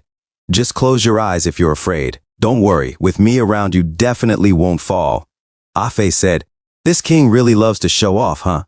What's the point of digging such a big hole to build a warehouse? Someone might even mistake this as an effort to bore a well. Each person will only get to pick 1 treasure, so there can't only be 4 pieces, right? Suddenly the door opened, and they saw the treasure as it made a booling sound. Zelwu said, esteemed warriors, and Zelfa said, we have arrived at the treasury. Afe said, the king's treasury. Little Chili and Afe ran towards the treasure, shouting, we've struck a fortune, Afe said. It's mine, and all mine. Zelwu said, guh. Each person can only take 1 item, okay. Wajao the Sichuan pepper said, I don't really need any equipment. Why don't you take my share? Luli said, no need. You do lack something that can help you pursue foes. So go ahead. Wajao the Sichuan pepper thought to herself, hey, he cares enough to know what I'm lacking, so there's no way that I'm not on his mind. Wu said, Warrior Zhan Yu, the king is waiting for you in the bottommost level of the palace. Zelfa said, please meet the king first and return to pick your treasure after. Luli said, sure. A few moments later, Luli walked down the stairs. Bored, he leaped down and landed on water. He saw the king. The king said, cough, cough, Luli, you wish to see me? The king said, you're finally here, Warrior Zhan Yu. Please, sit. Luli silently looked at him. The king said, cough, cough, cough, are you suspicious or confused regarding why the master of a kingdom such as myself is in this state, and why I am so desperate for you to meet me? Luli sat down and said, I'm not interested in those. What I am curious about is, since you want to save your daughter, why didn't you send every single warrior, instead of wasting so much time organizing this competition? The king said, as expected of a warrior chosen from thousands of people. Not only are you talented in martial arts, but you are also intelligent. Very good. Suddenly, Luli's wrist was locked, and so was his neck. The king said, that's right, there was never any princess saving and dragon fighting drama here to begin with. He stood up and took off his clothes. The whole point of this competition was to identify the best physical vessel. His eyes glowed red as he used his skill, rebirth and recovery. The king said, through your flesh, I will grasp my youth and strength back into my hands. I shall have my legend written once again in the mortal realm. Luli tried to get free. The king said, cease your struggle. The material used to make these locks is the same as what was used in the arena stage. What an excellent vessel. I don't want there to be a single defect on it. Seize and rebirth, Luli screamed in pain. In the treasury room, Afe was wearing the gauntlet with infinity stones. Wah! I've wanted this teleportation equipment snap gloves for a long time. Little Chili said, Afe, which do you think is the nicer of these two? Afe said, they're both nice. Huajiao the Sichuan pepper noticed something and asked Zelwu and Zelfa, hey, why are you locking the doors? Zelwu said, why are we locking the doors? Zelfa said, isn't it very obvious? Zelwu said, of course it is. Zelfa said, to send you to your deaths, and they used their skill. King's Guard, assemble. Afe said, what's going on? The equipment is all being absorbed? Little Chili said, weren't they just NPCs? Huajiao the Sichuan pepper said, who cares if they are NPCs? Let's beat them first. They all shouted, attack. Zelwu countered and used his skill, sword wind explosion, and made them fly away. They all slid. Zelwu said, what a joke. These are the so-called warriors? Zelfa said, that contained half of the power of the king's treasury. There's no way they could have blocked that. Huajiao the Sichuan pepper said, so strong. Our health is almost depleted after being hit by only one move. This is roughly around the difficulty of a 50-player quest. That means it's even more dangerous over on Luli's side. Since time immemorial, why have emperors always yearned for immortality? For enjoyment? For authority? Or was it just a fear of death? Those people had reasons that stem from greed and vanity, not worthy of calling themselves emperors at all. My desire for immortality is the will of the people, the will of the times, and even more so, the will of the heavens. From the moment I opened my eyes, this world was but a messy and smelly chopping board. And everyone was like fish waiting to be slaughtered upon it. Monsters that ate humans roamed everywhere. The mountains, rivers, and lakes too ate people. In the end, even people started eating other people. Perhaps the heavens could no longer bear to witness all this, so it chose me. He exhaled as a bald man hit the slave and pointed at him. An old man tried to calm him down but was stepped on. The king, angry, picked up a boulder and jumped at the bald man. He said, blood, and they all revolted. It chose me to subvert this world. He led the fight. He shouted, blood, I calmed the war and chaos. I eradicated the demons. I fed the land, and I built my own kingdom. A strong and prosperous kingdom. My bloodline has also begun to be passed down. Cough, cough, cough. But just when I was beginning my great achievements, a group of quack doctors said that I was going to DDI. I'm going to die. This world only basks in light because of me. The people cannot be deprived of their son. The kingdom of Tepini cannot be without their king. I won't allow it. I won't. It was you who chose me. So why do you abandon me now? I cannot die. I am willing to pay any price. And the heavens heard my voice. She answered me. She acknowledged me. She inspired me. A girl cried on the floor, Father, have you gone mad? The king said, mad? No, I am more rational than I've ever been. For the sake of lofty ideals, for the sake of a great undertaking, you need to accept this supreme glory and honor of becoming my nourishment. Child, don't grieve. Don't be sad. You just turned into light and returned to the sun. And you are the final step for my ascension. Zhan Yu, be proud for being part of this, Luli screamed in pain. Gua! Suddenly he disappeared. The king said, what happened? Luli said, that was a boring story. The king said, above, the previous one was just a clone. Luli said, don't talk about yourself so sanctimoniously. You are no different from the vain and greedy individuals you talked about in the beginning. The king said, Ignorance naturally cannot understand my greatness. As for the two of you, come down quickly if you have completed your task. Don't dilly-dally about. Suddenly, Zelwu and Fa arrived. Zelwu said, "Your Majesty," and Zelfa said, "Your guards have arrived." Luli said, "The voices of the two stewards? Could it be?" Zelfa said, "Hee, that's correct." Zelwu said, "Your three teammates have long been breezily eliminated by us." Luli said, "You're asking to die." Zelwu said, "Are we? Heh, don't overestimate yourself." "I am His Majesty's staff." Zelfa said, "I am His Majesty's sword." The king said, "Conquer every direction," and used his skill King's Guard, transform. He said, "The so-called warriors were merely a title we gave you. Killing you is easier than crushing an ant. Tapini, gold." The game displayed "Game Over" with the message, "Your character has died, spicy till you fly." Little Chili took off her virtual reality helmet and exclaimed, "What the heck? Weren't we supposed to collect our prizes? Why did the NPCs suddenly become bosses?" Hua Jiao the Sichuan Pepper removed her gear as well and replied, "We might have triggered a hidden mission." Spicy till you fly Little Chili, still frustrated, added, "But even so, that level of difficulty was ridiculous. They took us all out with just one hit." Hua Jiao the Sichuan Pepper nodded in agreement. "Indeed, I underestimated their strength before. The difficulty of those two bosses should be at the 100-player dungeon level." Zhan Yu is now left alone there. She stretched her arms and asked, "How long until we get revived?" Spicy till you fly Little Chili checked the timer. "Roughly 30 more minutes." Hua Jiao the Sichuan Pepper sighed. "Want a coffee? Looks like we're going to have to pull an all-nighter." Spicy till you fly Little Chili smiled. "I want a banana latte." In a different scene, outside the city, a storm brews in the sky. Afe, smoking a cigarette, observed the clouds and said, "It's going to rain heavily." He took a drag and continued, "Sigh, what am I doing? I still wasn't able to help second brother yet again." Putting out his cigarette, he quickly donned his gear and declared, "Second brother, hang in there. We'll be back ASAP." Inside the game, Luli moved so quickly that it made a splash as he charged towards the king. He leapt towards him, aiming for his eyes. The king managed to block the attack with his sword. Luli then used his skills. Backstab! Followed by rending burst blade, the combo sent the king flying into the air. The king stood up, looked behind, and scoffed, "That's all?" He then used his skill, scatter sword edge storm. As Luli stood there silently in shock, a huge explosion covered the area. The king taunted, "I didn't direct the blow at you because I didn't want to damage my new vessel. Now that you've witnessed the gap between us, you should just obediently accept my baptism. All of you are just those who have never experienced strong winds and waves.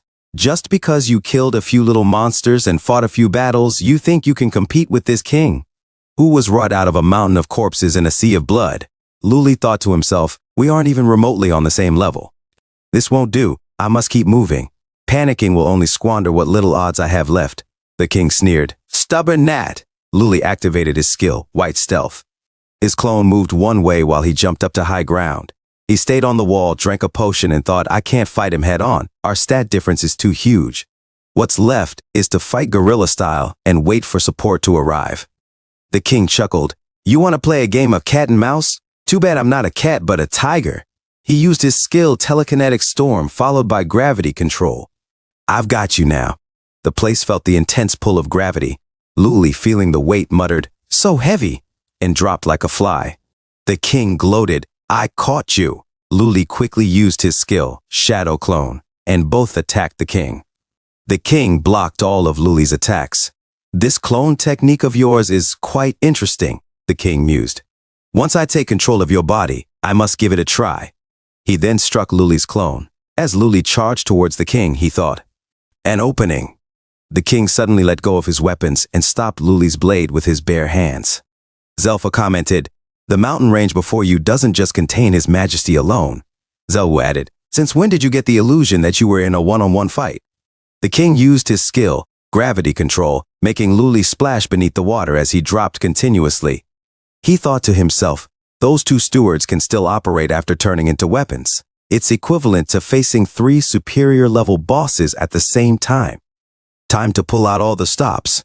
Luli's earrings began to glow. Zelwu asked, "Big sis, Don't tell me you crushed His Majesty's new vessel by exerting too much strength? Zelpha, concerned, responded. Don't joke around. I only pushed him very gently. The king suddenly noticed bubbles in the water. Zelpha yelled, Your Majesty! Zelwu shouted, Watch out! Luli attacked, managing to make the king bleed. The king chuckled, Oh, how interesting! You, my new vessel, have surprised me time and time again. Luli stood ready, serious and determined. A system notification appeared. Phantom God's earring, mythical grade equipment. The wearer gains the ability to change their race. After changing, they will receive race-specific appearance, race-specific passive talents, race-specific language proficiency. Common races include the human race, the elf race, the siren race, etc. Phantom God's comment, Can changing appearance completely change one's life? Phantom God, Fishman race Zelwu, enraged, exclaimed, How dare you, and lunged at Luli. Another system notification appeared. Fishman race passive talents. Movement speed in water increases by 100%, greatly increases the time one can hold their breath in water. Zelwu, frustrated, asked, Darn it, where has he hidden himself? Zelpha demanded, You better come out. As bubbles rose to the surface, Luli suddenly attacked Zelwu and Zelpha. They gasped, He's so quick. Luli got behind the king, trying to exploit his blind spots, and moved even faster. Luli then jumped behind the king. Suddenly, Zelwu attacked Luli, sending him flying into the air, and shouted, Get lost! While in mid-air, Luli transformed into the Phantom God, Pigman race. A system notification appeared. Pigman race passive talents. Increases attack by 20%, decreases intelligence by 20%, gains a self-regeneration ability. Luli then used his skill, rending burst blade, but the king managed to block Luli's attack. Zelpha gasped, Your Majesty! Your arm! Zelwu, enraged, yelled, Go and die! Luli activated his skill, self-regeneration, as his wounds closed. The king clapped slowly, saying, This is great, Jianyu. You just keep surprising me again and again. Zelpha offered, Your Majesty, I will treat you immediately. The king, with a pleased tone, responded, This vessel of yours truly pleases me. I understand now, you must be a new scabbard sent by the heavens for the unparalleled sword that is I. Not bad. Are there any other hidden features that you would like to show me? Luli thought to himself, If even rending burst blade cannot scratch him, then I can only bet on this. He then used his skill, Hidden Dragon in the Abyss. The king remarked, Oh, it's this technique. The visual effects look quite good when I watched it on TV. It's a good opportunity to find out in person how powerful it really is. Luli shouted, Eat this, as the Hidden Dragon in the Abyss attempted to swallow the king whole. The king prepared for the attack and countered with his skill. Sword Edge Storm cleaved the sky. He laughed, Ha ha ha, that's all it is. But then he noticed something and exclaimed, Clones again? Oh no, that was a feint. Luli used his skill again, Hidden Dragon in the Abyss.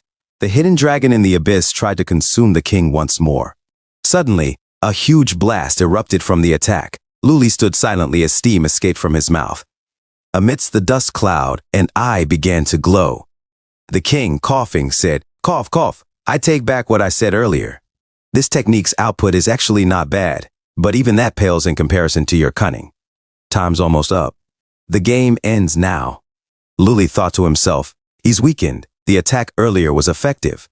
Suddenly, the king unleashed his skill, shouting, Telekinetic Storm. Gravity control. The water became violent, and Luli was caught by the skill, holding his breath underwater. Suddenly, earth spikes struck him. The king declared, Don't think of escaping. Accept my baptism obediently and dedicate your life to my great journey. Warrior Zhan Yu, or should I call you Player Zhan Yu? Shocked, Luli gasped and breathed underwater, exclaiming, What? What did you say? Here's the corrected version of your text, the king said, Or should I call you Player Zhan Yu? Luli said, What? What did you say? The king replied, Is that so hard to comprehend? The heavens have already divulged to me the secret of this world. Player, what an arrogant title.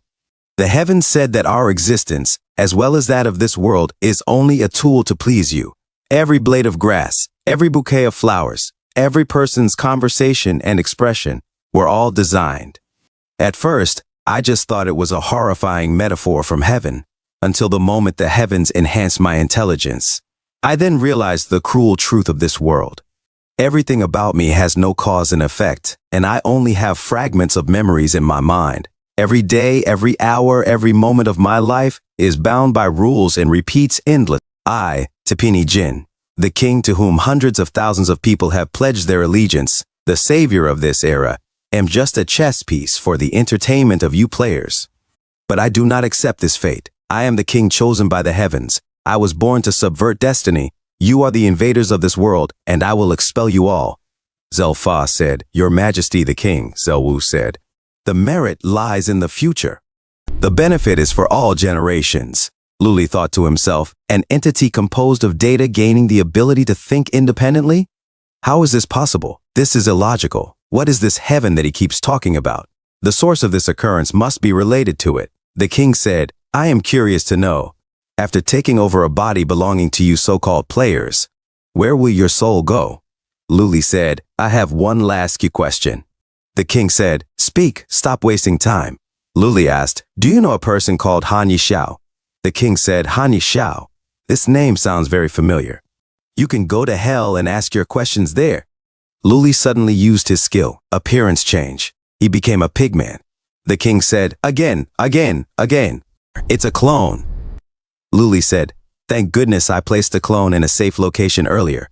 Appearance change has a cooldown of 30 minutes. I cannot get caught again. A system notification said, Phantom God. Lizardmen race. Passive talents climbing speed is increased by 50%, grants the ability to camouflage. As he climbed the walls, the king said, my new vessel, you are too dishonest. Looks like I must first break your hands and legs and then repair them later. He then shouted, rise, as his ball of energy rose. He suddenly used Zelfa and a skill, telekinetic storm. Elemental control freeze. As ice formed above, Luli stopped and said, crap. The exit sealed. The king said, that's not all. Rain of ice shards. Luli suddenly hid and said, huff. It's so cold, my body is starting to stiffen up. The system informed, lizards are cold-blooded animals, so their body temperature is directly affected by the temperature change of their surroundings. They are unable to self-regulate their temperature. Suddenly, Luli was hit by a huge ice shard. The king said, you cannot escape my grasp, and Luli fell to the ground. Multiple ice spikes hit Luli's body. The king said, go ahead and run. Let me see how else you can run now. Luli thought to himself, I have no more methods to escape. The king suddenly grabbed Luli's neck as he began to absorb Luli's body. Suddenly, a drop of water hit the king's nose, and above, the ice melted from intense flames. Suddenly, Afe and Spicy Till You Fly Little Chili used their skill, Fiery Explosion, and arrived at the fight. Followed up by Hua Zhao the Sichuan Pepper's skill, Mountain Shaking Stomp. She kicked the king away, making him hit the ground and burying him beneath the impact. Spicy Till You Fly Little Chili said, Zhan Yue. Afe said, second brother. Hua Zhao the Sichuan Pepper said, husband, we are here. The reinforcements arrived just in time. The king stood there silently. Zelfa exclaimed, it's them. How can that be? Your Majesty, we earnestly and personally slew them earlier. Zelwu added, that's right. That's right. They definitely died to the sword wind explosion. The king responded, no need to say anything. This is the mind-boggling thing about the player race. If I can completely kill a player using the body-snatching technique, then in the future, I will make them all our vessels. Luli warned the others, be careful of that face on the king's chest. Afe asked, the face on his chest? Spicy Till You Fly Little Chili said, ew, disgusting. Luli explained, yeah, he relies on that face to activate a body-snatching skill. It's probable that it's not as simple as just causing damage to our game characters. Afe nodded. We can leave talking about that face for after saving second brother. Spicy Till You Fly Little Chili heated up the ice spikes and said, I'll help too. The king commanded, get rid of these troublesome bugs. Zelfa responded, yes, your majesty. Zelwu added, understood. Zelfa snarled, you bastards embarrassed us in front of his majesty. I will crush you all to a fleshy pulp. Spicy Till You Fly Little Chili warned, she's coming. Afe said, let's deal with her first. Spicy Till You Fly Little Chili and Afe unleashed their skills, Fiery Comet Burst, Gravity Barrier. At Zelfa, striking her barrier, Zelfa sneered, hey, you call that magic? As they continued their assault, Afe and Spicy Till You Fly Little Chili exchanged glances and smiled. They combined their powers, using their dual fusion skill, dance of fire tornadoes, as they held each other's hands. Fire tornadoes formed, and Zelfa covered her eyes from the blinding light as it struck her. Damn it, Zelfa cursed. The two matchstick skills have melted the ice. It's so foggy and rainy now, I can't see anything clearly. Suddenly, multiple lightning strikes hit the air as Hua Zhao the Sichuan pepper activated her mountain-shaking technique and attacked Zelwu. Hua Zhao's serious expression showed she meant business as she relentlessly pressed her attacks. Zelwu blocked the strikes, snarling, "An ant like you wants to suppress me? Wishful thinking." He began to cast his skill, Sword Wind X. Hua Zhao interrupted him with, "Dream on," and unleashed her mountain-shaking cannon. 6 times, landing each hit on Zelwu. As Zelwu was knocked back, he cursed, "Frick, this big boo brainless lady is actually so strong." Suddenly, the king caught Zelwu's sword. Zelwu stammered, "Your Majesty, I—" "Shut up," the king snapped. "You think any Tom, Dick, or Harry can come and waste my time?" Hua Zhao gasped. "What a powerful aura." The king swung his sword, using his sword wind explosion. The powerful blast approached the party. "Watch out," Luli cried. Afe muttered, "That move again?" Suddenly, a voice echoed from the sky. "Don't be afraid, even during the darkest moments, because the light will definitely come at daybreak." The Daybreak Guild arrived just in time. Daybreak Shu Guang announced, "Daybreak Guild has come to assist." He immediately used his skill, Shield Parry, blocking and reflecting the king's attack. The king staggered back and grunted, "Gah!" Luli, shocked, asked, "How come they're here?" Afe explained, "We discussed countermeasures as soon as we got back online. We knew we couldn't handle this kind of boss alone, so we looked for teammates everywhere. By chance, they happened to be nearby." Daybreak Shu Guang said, "We could be said to be acquaintances through fighting, but we will be friends from now on. How about we split the reward for defeating the boss 50 to 50? Afe grumbled, "Hey, we have one less person, that's not fair." Luli reassured him, "No problem." Daybreak Feng Ya, excited, smiled and said, "Business as usual then. I shall go first. Let me experience this boss that even Zhan Yu was unable to deal with." He charged toward the king. Daybreak Shu Guang commanded, "Old 3, focus on range damage. Old 5, assist and control. Old 2, the two of us will follow Old 4th. Daybreak Lei Dao replied, "Okay." Daybreak Dian said, "Understood." Daybreak Wei Zhan responded, "Got it." As Daybreak Feng Ya neared the king blocked his attacks and struck him midair. Feng Ya was thrown back, yet he continued moving forward, laughing, "Not bad, a lively one." Suddenly, Daybreak Lei Dao joined the battle using her skill Gravity Pulse. The king retaliated with shockwaves, sending them flying. In the distance, a green light appeared and multiple arrows were shot at the king. Zelfa cried out, "Whoa!" Zelwu yelled, "Ah!" Daybreak Wei Jian from afar said, "Disarmed successfully." Suddenly, roots wrapped around the king's feet. Daybreak Dian declared, "I've restricted his movement." Daybreak Feng Ya unleashed his skill Wolf Storm, while Daybreak Dian activated Thunder Explosion. Together, they locked their skills onto the king as he prepared to withstand the blow. Daybreak Lei Dao and Daybreak Feng Ya were about to strike King Tepini Jin. A violent tornado formed from the intensity of their attack as it neared the king. Daybreak Feng Ya shouted, "Die!" as they both landed their blows on the muscular body of King Tepini Jin. However, Daybreak Lei Dao suddenly sensed something was wrong. "Something's off. Get some distance, Old 4th, he warned. Without warning, King Tepini Jin grabbed their wrists, lifting them as if they were children. "It's over," he said, his voice cold. "Freaker, let go of me!" Daybreak Feng Ya cursed, struggling. "Ugh!" Daybreak Lei Dao groaned in pain. In an instant, King Tepini Jin broke Daybreak Feng Ya's wrist, then followed by crushing Daybreak Lei Dao's. With no mercy, he hurled them both into the pillars. The impact was so great that the pillars shattered. Suddenly, Daybreak Wei Jian shot an invisible arrow. It flew swiftly toward the king, but he caught it midair with ease. "Back at you," he said, tossing it back with more force. The arrow hit Wei Jian directly, exploding on impact and wounding his shoulder. Grimacing in pain, Wei Jian groaned as King Tepini Jin turned his attention to a beast nearby. He punched it with brutal force, and Daybreak Dian, the summoner, trembled in fear. "My beast summons," she stammered, backing away. Don't come any closer," she shouted in terror. "Boss," she cried. At that moment, Daybreak Shuguang appeared, blocking King Tepini Jin's punch. Adjust your position, get some distance, he ordered. The king smirked. You're good at blocking, huh? Let's see how long you can hold out. A flurry of powerful punches rained down on Shuguang's shield. My shield's purpose is to protect my teammates, Shuguang declared. As for you, who have hurt them, you'll face not just my shield but also my sharp sword. Half of his face was suddenly covered in black flames as he unleashed his skill, Daybreak Batlizer. Shuguang launched a barrage of slashes at King Tepini Jin, but the king countered with powerful punches. The building around them crumbled from the intensity of their clash. Lu Li, observing the chaos, called out to his team, Assist!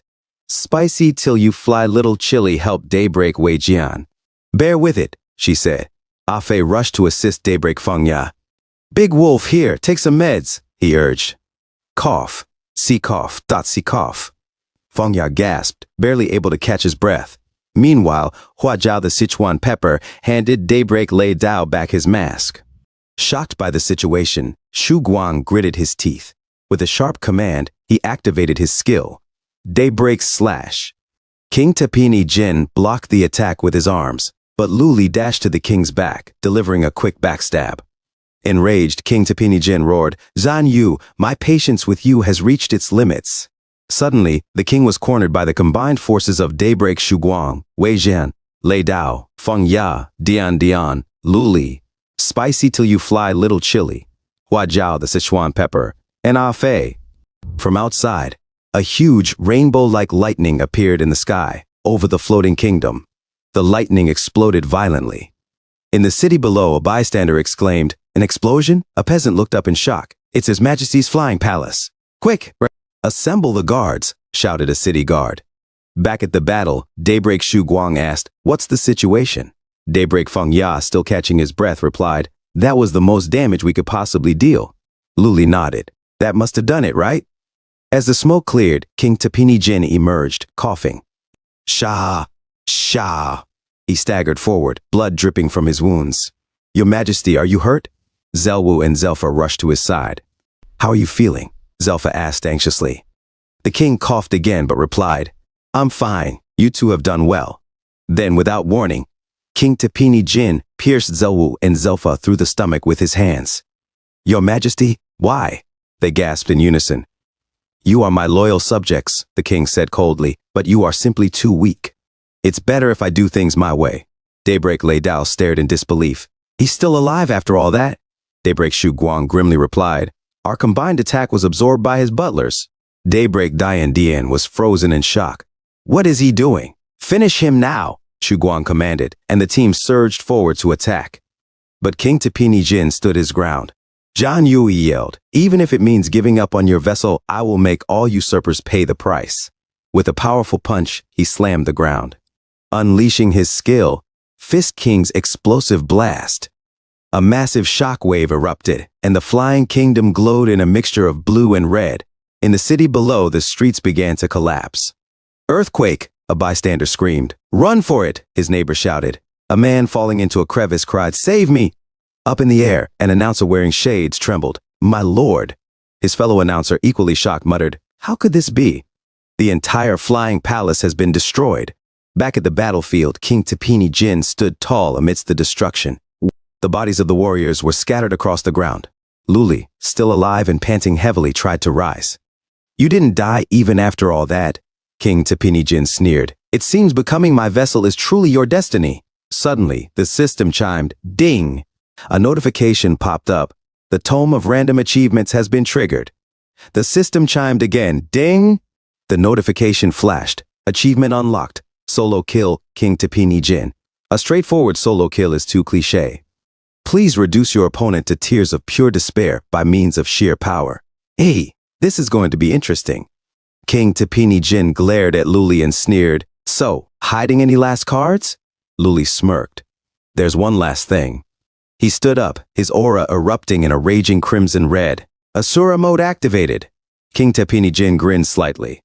To be honest, I've started to admire you. You still have such indomitable fighting spirit, even now. Without warning, they clashed, trading blow after blow. Lu Li's strikes came faster and harder, slamming into the king. Though Tapini Jin blocked some of the attacks, he muttered to himself, "His speed and strength have increased, but that's all there is to it." Suddenly, Luli grabbed Tapini Jin's face. "What?" The king gasped as Luli used him like a rag, sweeping the dirt from the battlefield. With a clenched fist, King Tapini Jin punched Luli, sending him flying. Without hesitation, he leapt after him, delivering a crushing punch that slammed Luli into the ground. Tapini Jin followed up with a fierce slam, but Luli caught his arms, stopping the attack in its tracks. The king's eyes widened as he thought, his power is still increasing. And what is that behind him? Luli was smiling, clearly thrilled by the battle. The system chimed again. Asura mode maximizes fighting spirit and drastically increases attributes. When fighting spirit congeals and takes shape, the user can unleash the wrath of Asura. Note: in Asura mode, the user cannot defend or avoid fighting. If they do, the fighting spirit dissipates, and they cannot re-enter the mode for a short time. Luli mounted King Tapini Jin and delivered a brutal headbutt, shattering the jewels on the king's crown. The king punched Luli, shouting, "Get lost, you madman!" But Luli, unfazed, rushed him again, delivering a barrage of punches while Tapini Jin struggled to deflect the blows. Luli threw a left hook that connected with the king's face, and Tapini Jin countered with a devastating shot to Luli's liver. Their fists collided, sending shockwaves throughout the building, which began to collapse under the pressure of their attacks. Tapini Jin hit Luli, sending him crashing into a wall. Panting and sweating, the king muttered, "I've broken his ribs and his hands, but he's only gotten fiercer." Luli smiled, unfazed by the damage, and dashed toward Tapini Jin, leaping through the falling debris. The thick dust swirled around them as shockwaves from their battle spread throughout the city. Outside, people looked up in awe as massive shockwaves rippled through the skies above. An announcer wearing shades exclaimed, "The teleporter to the flying palace is broken. What on earth is happening up there?" His friend replied, "It must be that daring dragon trying to assassinate His Majesty." The man with shades pointed to Afe as he dropped from the sky. "Sir, look, it's a warrior from the competition," his friend urged. "Save them quick." Back in the crumbling palace, King Tapini Jin remained standing. He whispered to himself, "There's no more time. If I can't obtain it, I'll have to destroy it." He leaped into the air, his voice booming, "Be obliterated." With a roar, King Tapini Jin activated his skill, Fist King's explosive blast, pointing it directly at Luli. Luli calmly closed his eyes and concentrated. In an instant, he shattered the incoming attack, reducing it to nothing. King Tapini Jin's eyes widened in shock. "Impossible!" Luli smiled, his expression dark and hungry like a demon savoring a meal. He unleashed his skill, Wrath of Asura. A colossal demonic face appeared behind him, glaring down at King Tapini Jin as if he were a mere insect. Suddenly, the king was sliced in half, his body collapsing to the ground. In disbelief, Tapini Jin, still conscious, muttered, "No, no, no." Despair filled his voice, fear etched on his face as he continued. "No, no, no." Luli stepped closer, his expression cold and menacing. The king, trembling and desperate, pleaded, "I cannot die. I cannot die. Save me. Please, save me. I will offer you my soul, my loyalty, anything until death. Infernal purgatory, please save your servant." Luli stopped, looking down at the broken king with confusion. "Infernal purgatory?" he repeated, raising an eyebrow. At that moment, a massive, pixelated cross appeared in the sky above them, casting an ominous shadow over the battlefield. The announcer, wearing a fish-shaped hat, exclaimed, "These warriors must have fallen after being injured by the evil dragon while protecting His Majesty. Such an intense battle. His Majesty must be in immense danger. We need to think of something quickly." "Hey, why are you standing there with your mouth agape? Help out," shouted his partner, who was staring at the sky. What is that?" his partner stammered, eyes wide in shock. "It's as if the apocalypse is upon us," they murmured, as the sky began to tear open, revealing a burning flying castle. Tapini Jin began laughing maniacally. "Ah, ha ha ha, the heavens have answered me. The infernal purgatory is open. I truly am the one chosen by the heavens. I really am." Suddenly, Luli slashed through Tapini, crying out, "Blood!" Tapini staggered, mumbling to himself, Why am I feeling so sleepy? I'll just rest for a little while." He collapsed, his vision growing blurry. As he lay there, he could see both himself and Luli standing at a distance. He continued to mutter, "Does the goddess live within the infernal purgatory? I wonder if I'll meet her soon. And what does she think of this life I've lived?" Moments later, Luli stood alone, staring at the sky as the opening in the heavens widened. "This is the infernal purgatory?" The place where my brother disappeared. Without hesitation, he leaped toward the opening. "I've finally found it," he shouted as a brilliant light engulfed him. "What's happening? I can't move," Luli thought in panic. "It's right there in front of me." Suddenly, a voice echoed, "Zhan Yue." "Who's that? Who's behind me?" Luli tried to respond but found himself unable to even move his eyes. The voice continued, "Do you wish to enter the infernal purgatory to search for Han Yishao? You can stop looking. He is dead." Luli's heart skipped a beat, but the voice followed up with a mocking laugh. "Ha ha ha, I'm just pulling your leg." "But he might as well be dead." "No, perhaps it's even worse than death." "You must be desperate to speak, yes? He truly wants to see his brother again. How pitiful. Shall we let him see him?" "There's nothing stopping us." "But I don't want to let them meet," the voice added, arguing with itself. "Now, what should we decide? Come on then, scissors. Paper, dot stone." The voice chuckled. "Oh ho, you lost. So, no reunion for them." "Not that it matters." Abruptly, the voice commanded, "Assemble!" Luli's mind raced. "I need to think of something quick." An angelic figure appeared before him and spoke, "You are going to die soon." It pointed at Luli's heart and unleashed a lightning beam that pierced his chest, creating a massive hole. Outside the game, Luli's real body convulsed violently. Alarms blared. "Warning! Warning!" A sudden increase in the player's heart rate detected. Danger to the player's life is imminent. Force ejection activated. Ejection failed. System error. Rebooting, system error. Luli felt the searing pain in his chest. The figure taunted him, "Before you die, I'll let you witness the opening ceremony." The ceremony your brother failed to stop. In another scene, a girl exclaimed while taking photos in the game, "Wow, the scenery here is so pretty. Let's take a picture." Her friend smiled. "Yes, let's." They posed together. "Wait, I only adjusted the brightness. Why did it suddenly go dark?" "Yeah, it was fine just now," her friend replied. They glanced up at the sky, which had started to split open. "What is that?" one of them shouted. "The sky. It's splitting apart." Elsewhere, a spearman pointed toward the rift. "What's that?" A warrior who had just defeated a massive Komodo dragon remarked, "It must be some sort of special event." In the northern part of the world, a wolfman sniffed the air. "What's that?" His friend, biting into raw fish, replied, "The scent of danger." Across the world, giant crosses began to appear, covering half the planet and spilling into the other world as well. The figure raised a hand and snapped their fingers, declaring, "Synchronize." Suddenly, the two worlds moved closer together, beams of light shooting down, causing massive explosions.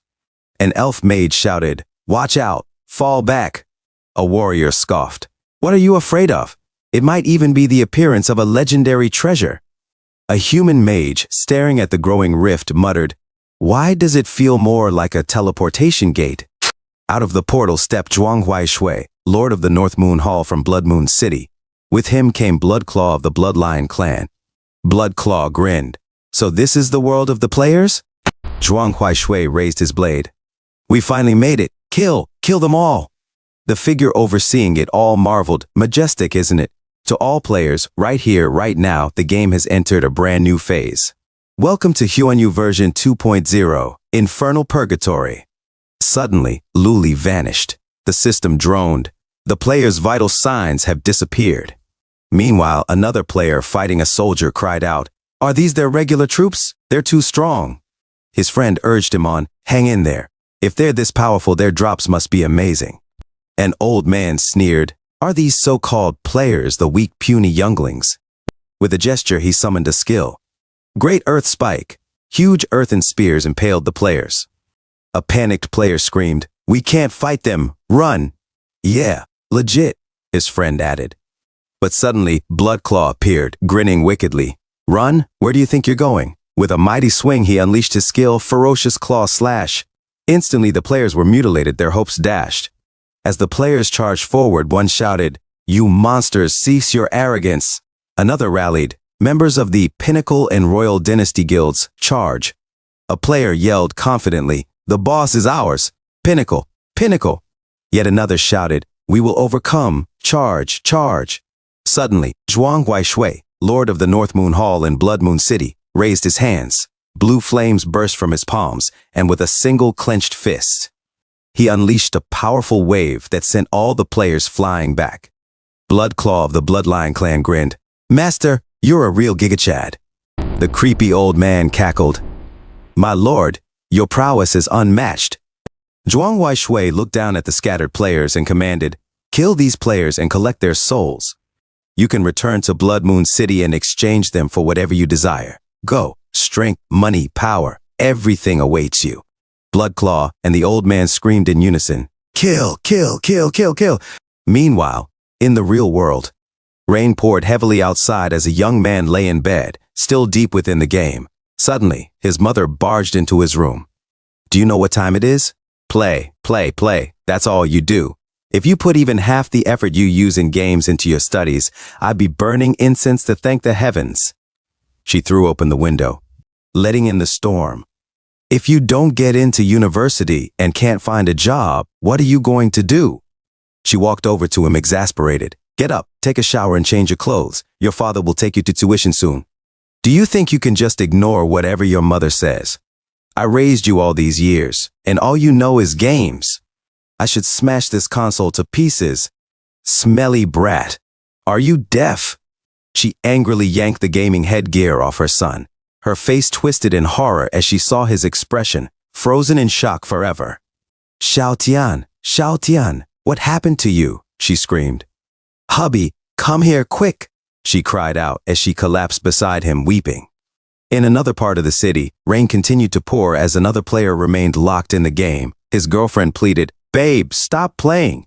Why don't you spend time with me?" Elsewhere, a player's alarm rang at 8:30 a.m. In another scene, the owner of a wheelchair-bound player sat at his console, his loyal dog wagging its tail beside him. One by one, players fell into eternal slumber. The news flashed. Breaking news. The popular immersive game, Huan Yu, developed by Destiny Corporation, has experienced a catastrophic technical failure. More than 1 million players worldwide are currently unable to exit the game. Hundreds of thousands of players are now facing life-threatening situations.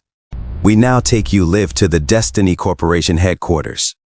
At the office building of Destiny Corporation, a crowd of people gathered. Reporters swarmed, pressing for answers. "Please explain the reasons for this incident," one reporter asked. Another shouted, "Was this a technical failure or a deliberate act?" A desperate man held up a sign, reading, "Destiny Corp, return my son." "How long will it take for Destiny Corp to come up with a solution?" a reporter demanded. Agent 47, an official representative, responded, "No comment." "Can Destiny Corp afford to compensate so many victims?" another asked. Agent 46 repeated, "No comment." The reporters were outraged. "No comment? Is this the official response from Destiny Corp to the rest of the world? What do you have to say about the international complaints pouring in?" The father of Bai Xiao Yue said, "The situation at hand can only be solved by Destiny Corporation, and the only thing that you can do is wait." "Today's interview ends here." A reporter said, "Huh? It's already over." Another said, "Is this a provocation towards the people of the world?" Another said, "This is a shocking kidnapping planned by Destiny Corp." At the Destiny Corporation Central Conference Department, tensions were high as executives quarreled. A grizzled man slammed his fist on the table. "Such a huge mistake, what are you tech people even doing?" A blond man retorted, "You don't even understand the situation. Don't blame us blindly." A heavy-set man interjected, "This incident is massive. If we don't handle it well, the entire company is done for." A young woman staring at her screen sighed, "It's over. Our stock just dropped by threefold." The father of Bai Xiao Yue, a high-ranking official, tapped his fingers impatiently on the table before speaking, "I'll ask the questions. You answer." He stared at the head of the tech team. "What is causing the players to be unable to log out?" The technician shifted uncomfortably. "The answer is complicated." "Then keep it simple," Bai Xiao Yue's father said sternly. The blonde technician cleared his throat. "Oh, okay. The operating principle of the fully immersive game system is to connect the game helmet to the game network center. It performs a real-time transmission of player actions and game feedback. But last night, the network center suddenly blocked the main transmission channel. The player's consciousnesses could only be transmitted inwards and could not return to the player's brains. If disconnected, it will seriously damage the brain nerves and cause brain death if the helmet is forcibly removed. He then asked, "What about the emergency channels? Dozens of our emergency backup channels have also been disabled." The tech guy said, "If we just unplug the network center and turn it off, wouldn't it solve the issue?" The grizzled man shot him a glare. "Idiot, what's the difference between that and removing the helmet?" The blonde man nodded nervously. "Exactly. The player's consciousnesses are now trapped within the network center. Shutting it down would damage all their brain functions. The technical department will expedite the solution at all costs," the boss declared, his voice firm. "I'll arrange for the world's best engineers to provide support." The room fell silent as the boss continued. "The public relations team will receive an increased budget. Minimize the negative press. Schedule a meeting with the Secretary General of the United Nations for me. Make it as soon as possible." As everyone in the room bowed respectfully, the boss dismissed them with a final "disperse." Once alone, the boss pressed a button on his desk, and a holographic screen materialized before him. He stared silently at the image of Bai Xiao Yue, lying naked on a machine undergoing tests. Huan Yue Logout Denial Crisis, Day 2. News anchors reported somberly, "The crisis caused by Destiny Corporation has left many, including essential workers, unreachable. The harm continues to escalate, with no solution in sight. We urge everyone to be alert for any abnormalities in your daily life. If someone close to you is uncontactable, go to their residence to check on them immediately. If you are far away, reach out to local authorities." In a small room, a young girl cried into the phone, "Mommy, answer the phone! Mommy, please answer!" In another corner of the city, someone grumbled, "Damn, is there a blackout? Is anyone dealing with it?" Another person complained, "The world is ending and my food delivery is 2 hours late." His friend staring out the window muttered, "How long will this rain keep falling? The first floor is nearly flooded." Upstream at the city's dam. Inside the control room, the workers were lazily playing the game while on duty. The radio crackled urgently, "Control room. Heavy rain has caused the water level to surge. Release the water immediately. Repeat, release the water immediately." One worker, trapped in the game, panicked as a monster approached him. "Log out! I want to log out! I need to go to work. I don't want to play anymore." As the monster lunged, he screamed like a child, "Mama!" Suddenly, flames ignited, and Afe burst into the scene, delivering a powerful flame kick to the monster. He turned to the terrified worker. "Hey, have you seen a dark-skinned, handsome man wielding daggers in both hands?" Afe asked. The worker, still trembling, stammered, I haven't." Afe muttered to himself, "Damn it, why can't I find second brother anywhere?" Without waiting for a response, he flew off, leaving the worker behind, who shouted desperately, "Don't leave me here. Please, don't go." In another part of the game, Luli floated within a sea of binary code, his consciousness drifting. "Am I dying? I don't accept this," he thought, clinging to the last threads of life. Suddenly, a system notification chimed. "Ding! You have successfully completed the task of soloing Tepinijin. A random reward is being sent to you right now. Your reward is the lucky coin of revival." Luli gasped for air as he was revived. "Huff, huff, I revived, but my body feels so heavy." Before he could catch his breath, the necromancer from the first chapter reappeared, cackling, "I finally summoned a zombie. Oh, my dear big brother, who died so miserably, I'm better than you after all, he." Luli, recognizing the location, murmured, "This place is..." The necromancer sneered, "Come, kneel before me, pledge your loyalty." Luli narrowed his eyes. "What are you doing?" The necromancer, annoyed by Luli's defiance, shouted, "How dare you speak like that? Kneel first." With a blast of power, Luli shattered the tombs around them. The necromancer immediately fell to his knees, dropping his staff in fear.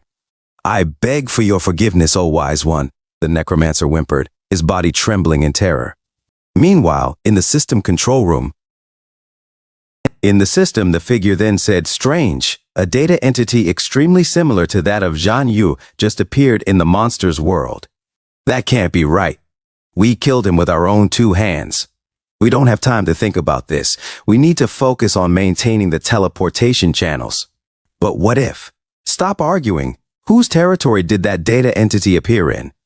The ball said, in the territory of the Blood Moon City Lord. The entity said, then have the Blood Moon City Lord deal with it. At the Blood Moon City Lord's secret realm, the ball said, I have conveyed the message of Lord Yu. The Lord said, understood, Blood Slave, go and handle it. As the Blood Slave emerges and said, I shall obey, Master. In another scene, the necromancer flees the graveyard and runs away, saying, if there's nothing else, sir, this one will take his leave. Luli said to himself, by connecting the worlds of monsters and players, monsters can freely go to the player's world to hunt players. And the players whose souls have been collected will be lost forever. The mastermind behind all this is that person. Who is she? Rather, what is she? But what's most important is that I now know that Big Brother is still alive, and very likely trapped in the palm of that person. As long as I can find her, the answers to everything that's happening will be revealed. Did I see wrongly? It looked like there was someone on that mountaintop. That's not it. Suddenly the Blood Slave arrived beside Luli. The Blood Slave stared at Luli and thought to himself, he's fast, even faster than any opponent I've met before. He drew his weapon and launched an attack, but Luli managed to block, gritted his teeth, feeling the immense force pushing against his arm. Heavy. My arm feels like it's about to be crushed, he muttered, as the ground beneath him collapsed and debris flew from the impact. Without hesitation, Luli executed his technique. Shadow Clone and Rending Burst Blade. He charged toward the Blood Slave. But suddenly, the Blood Slave activated his skill, Warhorse Trample. The intense power sent Luli flying backward, and his clone vanished instantly. A sinister voice echoed through the air. The Blood Slave sneered, the name's Blood Slave. On the orders of the city, Lord, I've come to claim your dog life. So strong, he's several levels above the King of Tipini. My body hasn't fully recovered and is still weak. I must retreat, he thought to himself. The assassin closed the gap swiftly, snarling, die! The Blood Slave's blade sliced through Luli's right arm in a swift motion. Clutching his wound, Luli fled, thinking, he's too fast, faster than me by several times. I can't outrun him like this. But if I channel Rending Burst Blade into my legs, Luli suddenly accelerated, and the Blood Slave noticed. Rending Burst Godspeed, he snarled. The dark horse beneath him prepared to run, and they chased after Luli with terrifying speed.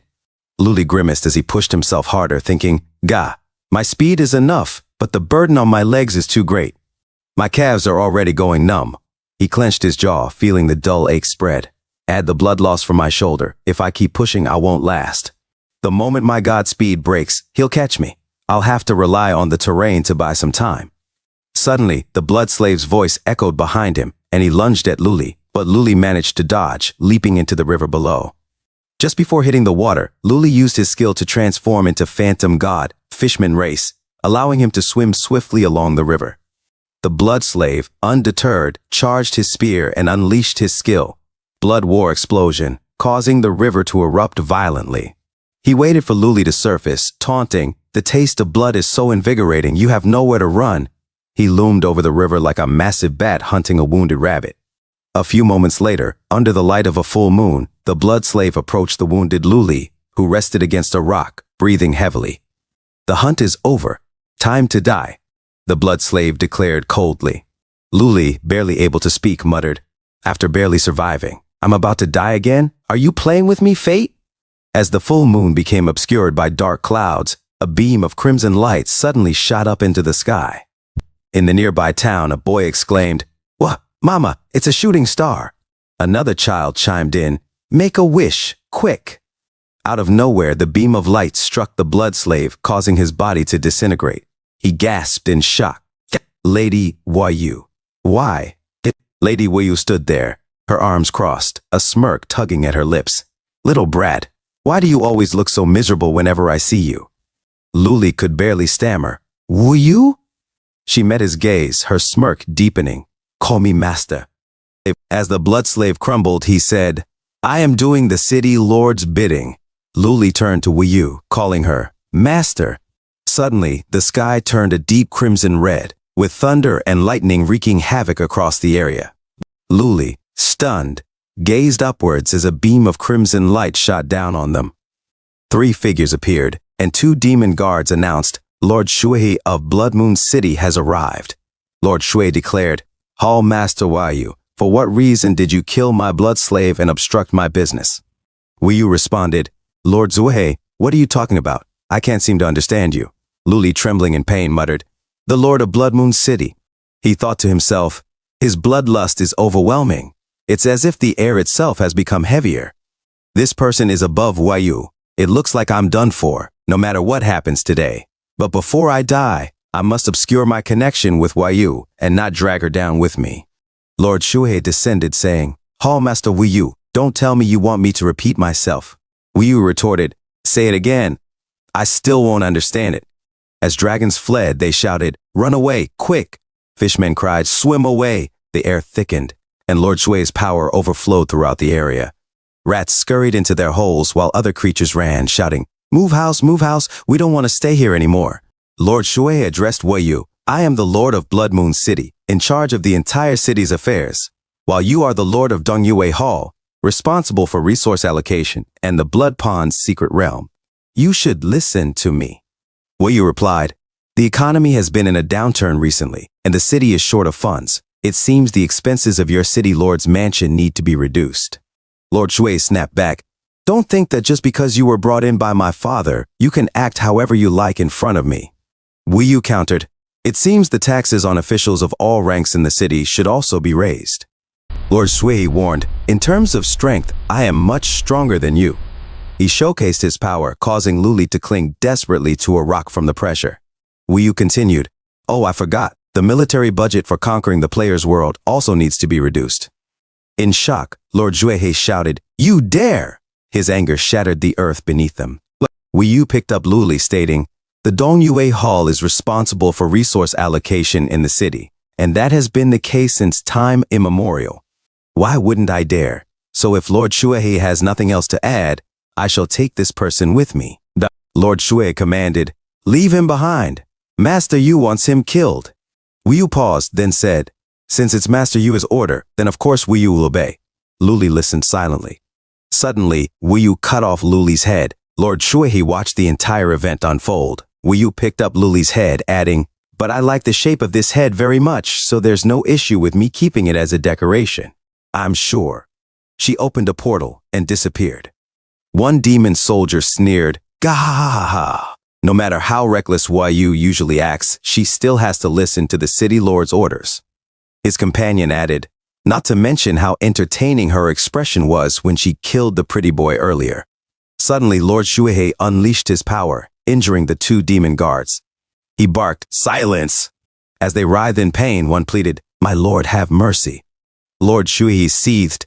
She was obeying Master Yu's order, not mine. She completely disregarded me, the city lord.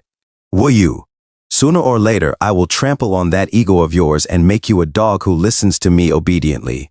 In another scene, at the Blood Moon City's secret evolution blood pond, Wyu laughed softly, saying, Ha ha ha ha. Are you telling me your brother fell for 3 transvestites at the same time, and they only wanted to kill him for money? Luli, recovering his health points in the blood pond, replied, That's right. Wyu mused, How interesting. The world outside is as exciting as I thought it would be. Do go on, don't stop. Tell me more. Luli continued, Sure, later on my third brother and I, but he thought to himself, Strange, I've never been this talkative, even when I reunited with Ah Fei. I only wanted to find clues about my big brother as soon as possible. Why do I suddenly want to tell her everything in my heart now that I've met her again? As a drop of blood fell into the secret evolution blood pond, Wyu asked, So, both you and your big brother Han Yixiao are actually players? Luli replied, Yes. She suddenly moved closer to the pond and questioned Luli, Then what makes you think I will continue to help you? There's nothing to gain and everything to lose by helping you, while there are only benefits and no downsides to kicking you out. Luli admitted, It's true. I am very grateful that you haven't reduced me to ashes. That's why I need to be honest with you. As I got closer and closer to the truth, I felt like I was only getting further away from my big brother, feeling more and more powerless. You are my last lifeline now, and if you're willing to help me, I am willing to offer you everything that I have. As his body began regenerating back to normal. Suddenly, Wu showed her beautiful feet and a confused Luli hesitated, saying, Wu smirked. Sure, if that's the case, let's start by having you lick my feet clean. Then, raise your buttocks, give me a wag, and call me owner. After a few moments of silence, Wu raised an eyebrow. What, you can't even do something so simple? I suppose your offering of everything you have only extends this far.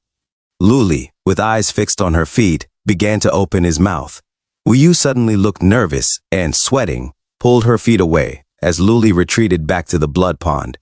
Clearing her throat, she said, Ahem, I acknowledge your determination, but right now, the gap between your goals and your current strength is greater than you can imagine. Luli asked, how far exactly? To begin with, Wu replied, in our world, creatures are divided into 3 broad categories. The bottom category encompasses the lowest ranks, starting with the 9th rank called poor. 9th rank, poor creatures are the weakest. Their lives revolving around 2 things, eating other monsters and avoiding being eaten. 8th rank, warrior monsters of this rank grow stronger through devouring others. When a poor monster consumes enough, they are promoted to a warrior. Warriors are often forced into labor, performing tasks such as farming, transporting goods, or building structures. 7th rank, poisoner. Through accumulated resources and efforts, warriors can advance to poisoner. Beyond their power, they refine techniques and climb the social ladder, taking roles in business, engineering, or assassination. Together, these ranks poor, warrior, and poisoner represent the growth path of most monsters. However, some monsters are born into higher ranks. The middle category starts with the 6th rank. 6th rank, evil spirit. When lower-ranked monsters reach certain strength, they qualify to take their city's promotion exam. Passing this exam promotes them to evil spirit, granting them the right to join their city's military. They earn family pride and respect. 5th rank, demon monsters of this rank possess considerable strength and hold official positions within their cities. That blood slave who tried to kill you was a demon. A demon-ranked blood slave was already more than I could handle, Luli admitted. Wu reassured, don't be too hard on yourself. Only 1 in 10,000 monsters reaches the demon rank. 4th rank. Ferocious, these monsters wield power capable of leveling mountains and erasing rivers. They occupy high-status positions, shaping city policies and development. Together, evil spirits, demons, and ferocious creatures form the backbone of monster society. Lastly, the highest category begins with the 3rd rank. I belong to this rank, along with the 4 hall masters. 3rd rank, hall masters. Each city has 4 hall masters overseeing military, resources, equipment, and food sectors. Together, they promote the city's development with a balance of cooperation and mutual oversight. Wu continued. The 3rd rank consists of the 4 hall masters. It's difficult to describe their combat ability, you'll have to see for yourself someday. Above me is the City Lord, whom you've already met. 2nd rank, City Lord. The City Lord holds the highest authority and strength in their city. There are 9 cities in the monster world, each led by a City Lord. Each city is home to at least 100 million monsters, and due to geographical differences, each city has unique management styles and natural peculiarities. Now that you know all this, you should understand the vast gap between where you are now and where you wish to be. Luli nodded. I do. Wu continued. As for the person you mentioned, the one who connected the player and monster worlds, who ordered City Lord Shuahei to kill you, only one being has such power and authority. That would be the one who stands at the summit of the monster world, Yuezhu. Ultimate rank, Yuezhu. No one knows what she looks like, yet she is revered as the goddess of the monster world, commanding everything with absolute, unrivaled power. Wu looked at Luli thoughtfully and softened her tone. Sometimes, she began, it takes immense courage to learn to let go. Growing up is about realizing that the world does not revolve around us. Luli replied, his voice subdued. I get it. What I want to do is difficult, maybe even impossible, but I have no choice. His voice faltered. Big brother is my family.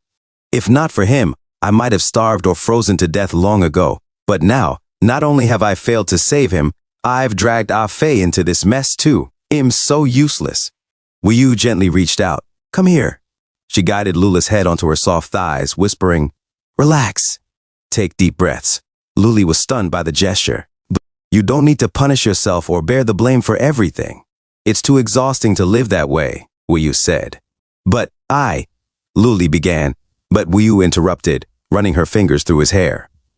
You'll never grow stronger if you keep this up. Your motivations and goals are always for others, never for yourself. For myself? Luli asked, confused. Those who truly wish to grow strong must listen to their most primal desire, the one deep within their hearts. Ask yourself, Luli, do you enjoy fighting? Do you feel truly happy when you win? Feel happy? He echoed. At first it was just a game, or rather, a race to find any news of my brother as quickly as possible. But as I grew stronger, all I felt was boredom. Battles became repetitive and meaningless. Lula's voice grew tense as he continued. But as the story progressed, I began craving the rage I felt in battle. Still, no fight ever made me happy, until I met them. That competition for the first time, I felt pure, unfiltered joy in fighting. I forgot everything else. I just wanted to savor the battle. His voice rose with intensity. I wanted only one thing, to win. I wanted to conquer every fight, to slash through every enemy who dared to stand in my way. Wuyu's eyes sparkled, and a slight smile formed on her lips. Oh, she murmured, it looks like I've awakened a magnificent beast. While resting on Wuyu's smooth lap, Luli suddenly heard her voice. Disciple, get up if you've finished sorting your thoughts. Your master's legs are numb. Luli jolted upright, his face flushed as a wisp of smoke seemed to rise from his body, betraying his embarrassment. Apologies, master. Wuyu smiled, stretching her legs. Now that you've come to terms with your inner self, the path ahead will be much smoother for you. Luli looked at her earnestly. What should I be doing next? Wuyu raised an eyebrow. What to do next? Does that even bear asking? Master, don't tell me you also don't know. Of course I know, Wuyu declared. It's absolutely certain. Your master was born at the ferocious rank.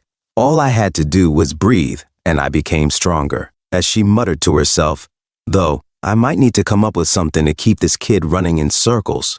He's far too naive to catch on anyway. Master, you said that out loud, Luli pointed out, wide-eyed. Wuyu cleared her throat. That's it. Han Yishao, my big brother, Luli asked. Yes. I just remembered something Han Yishao once said, that to grow stronger, you must utilize every resource around you. Blood Moon City is rich with opportunities. The Hall Master of the Southern Hall possesses a secret technique for enhancing one's physique. It's an ideal foundation. She stretched, arching her back, and said with a satisfied sigh, Based on Big Brother's advice, this must be correct, Luli mused. So I should start with the Southern Hall. Go on then, I believe in you. Wuyu's tone grew serious. But remember, my relationship with the other hall masters is strained. The moment they learn you're my disciple, you'll be in danger. Getting into the Southern Hall will depend entirely on you. Huh? Wuyu narrowed her eyes. What's that exclamation for? Now, you will massage my legs before you leave. She pinched his ear teasingly. Ouch, ouch. All right, master, Luli said, wincing. Later, in the streets of Blood Moon City, Luli walked alone, catching the attention of passing monsters. He recalled Wuyu's words, make sure to wear a disguise. In this world, you're technically dead, he murmured to himself. Everything's happened so fast I need to gather my thoughts. I'm now in Blood Moon City, deep within the monster's domain. I have countless enemies stronger than me and an unreliable master. Yet this place is my only chance. I need to grow strong enough to defeat them all and get back to my big brother. After some time, Luli reached the South Tao Tai Tower, a grand structure overseen by the Southern Hall Master. Wuyu mentioned that the Southern Hall Master manages Blood Moon City's food supply and is the city's greatest gourmet. This tower was built for her to enjoy rare delicacies, so the chances of meeting her here are highest. As he ascended the stairs, a guard blocked his way. You, hold it. What's your business here? I'm here to eat. The guards looked at each other, then burst into laughter. Eat? You think anyone can just walk in here? Another guard sneered, scram, with a flick of his wrist. Luli was thrown back by the sheer force of the guard's voice. Regaining his balance, Luli thought, the guards alone are this strong? Forcing my way in would be a mistake. Remembering Wuyu's words, he hesitated but approached the stairs once more. One guard scowled. Hey, know your place. The other added, take one more step and it won't be as simple as us just throwing you out. Luli looked at the guards confidently. I'm a chef, here to cook for the hall master. The guards fell silent, glancing at each other in surprise. Then, with a respectful bow, one of them opened the door. Ah, a chef. Pardon our earlier behavior. Please enter. Yes, come in quickly, the other guard added, nodding. Thank you for your dedication. Inside, a monster approached Luli, looking him up and down. Are you the chef here to cook for the hallmaster? That's correct, Luli replied. Follow me, the monster said, leading him through the corridors. Along the way, Luli caught snippets of conversation between other monsters. After eating at so many places, Tao Tai Tower's food still reigns supreme, one monster said. Indeed, nothing else compares, his companion agreed. As the rich aroma of spices filled the air, Luli couldn't help but murmur, "What a fragrant smell." The monster guiding him gestured ahead. The kitchen is just through there. In the kitchen, multiple chefs were hard at work, each focused on their dishes. The monster informed Luli, 4 chefs have already begun cooking. They're in the final stages, so please wait a moment. Just then, a bell chimed. Ding! The judge's voice rang out. The staff will now collect the dishes. One of the chefs exhaled deeply. Phew, I was so nervous my hands were shaking. Another scoffed, what's there to be nervous about? The taste of our food is flawless. Be gentle, a third muttered. Don't mess up my presentation. The meals that had been prepared were as follows. 1. Stir-fried sea worms with bamboo shoots. 2. Southern-style fried rice. 3. Braised lamb and thick blood demi-glace. 4. Fragrant spicy beef steak. The judge addressed the chefs. Each dish will be taken behind the screen to be tasted by the hallmaster, who will make the final decision. Watching the judges carry away the dishes, Luli thought to himself, so the hallmaster is here. My luck's not bad. Is this some sort of cooking competition? The chefs seemed incredibly nervous. The chefs waited anxiously for the verdict. Moments later, the judge returned. The hallmaster has tasted each dish. Here are the critiques. Contestant number 1, the bamboo shoots were cut too thickly, resulting in an uneven texture. Contestant number 2, the fried rice was overly oily. Contestant number 3, the limb was underseasoned. Contestant number 4, the steak was overcooked. The contestants reacted in shock. No, no, no, wailed contestant 1. Hallmaster, please give me another chance. Contestant 4 shook his head in disbelief. Impossible. Contestant 2 sighed, muttering, it's over. Everything's over. Contestant 3 simply covered his face in shame. The judge concluded, thank you all for your dedication. Thank you for your dedication, echoed the assistants in a chilling chorus. Without warning, each chef's head was severed with a swift, clean slash, their bodies collapsing in silence. Luli froze, horrified, as he watched them fall. A hand suddenly rested on his shoulder. He turned to see a lady monster smiling calmly. Mr. Chef, she said softly, it's now your turn. Thank you so much for watching. That's all for now. If you enjoyed this video, please give it a thumbs up and consider subscribing to help me grow my channel. Your support means the world to me.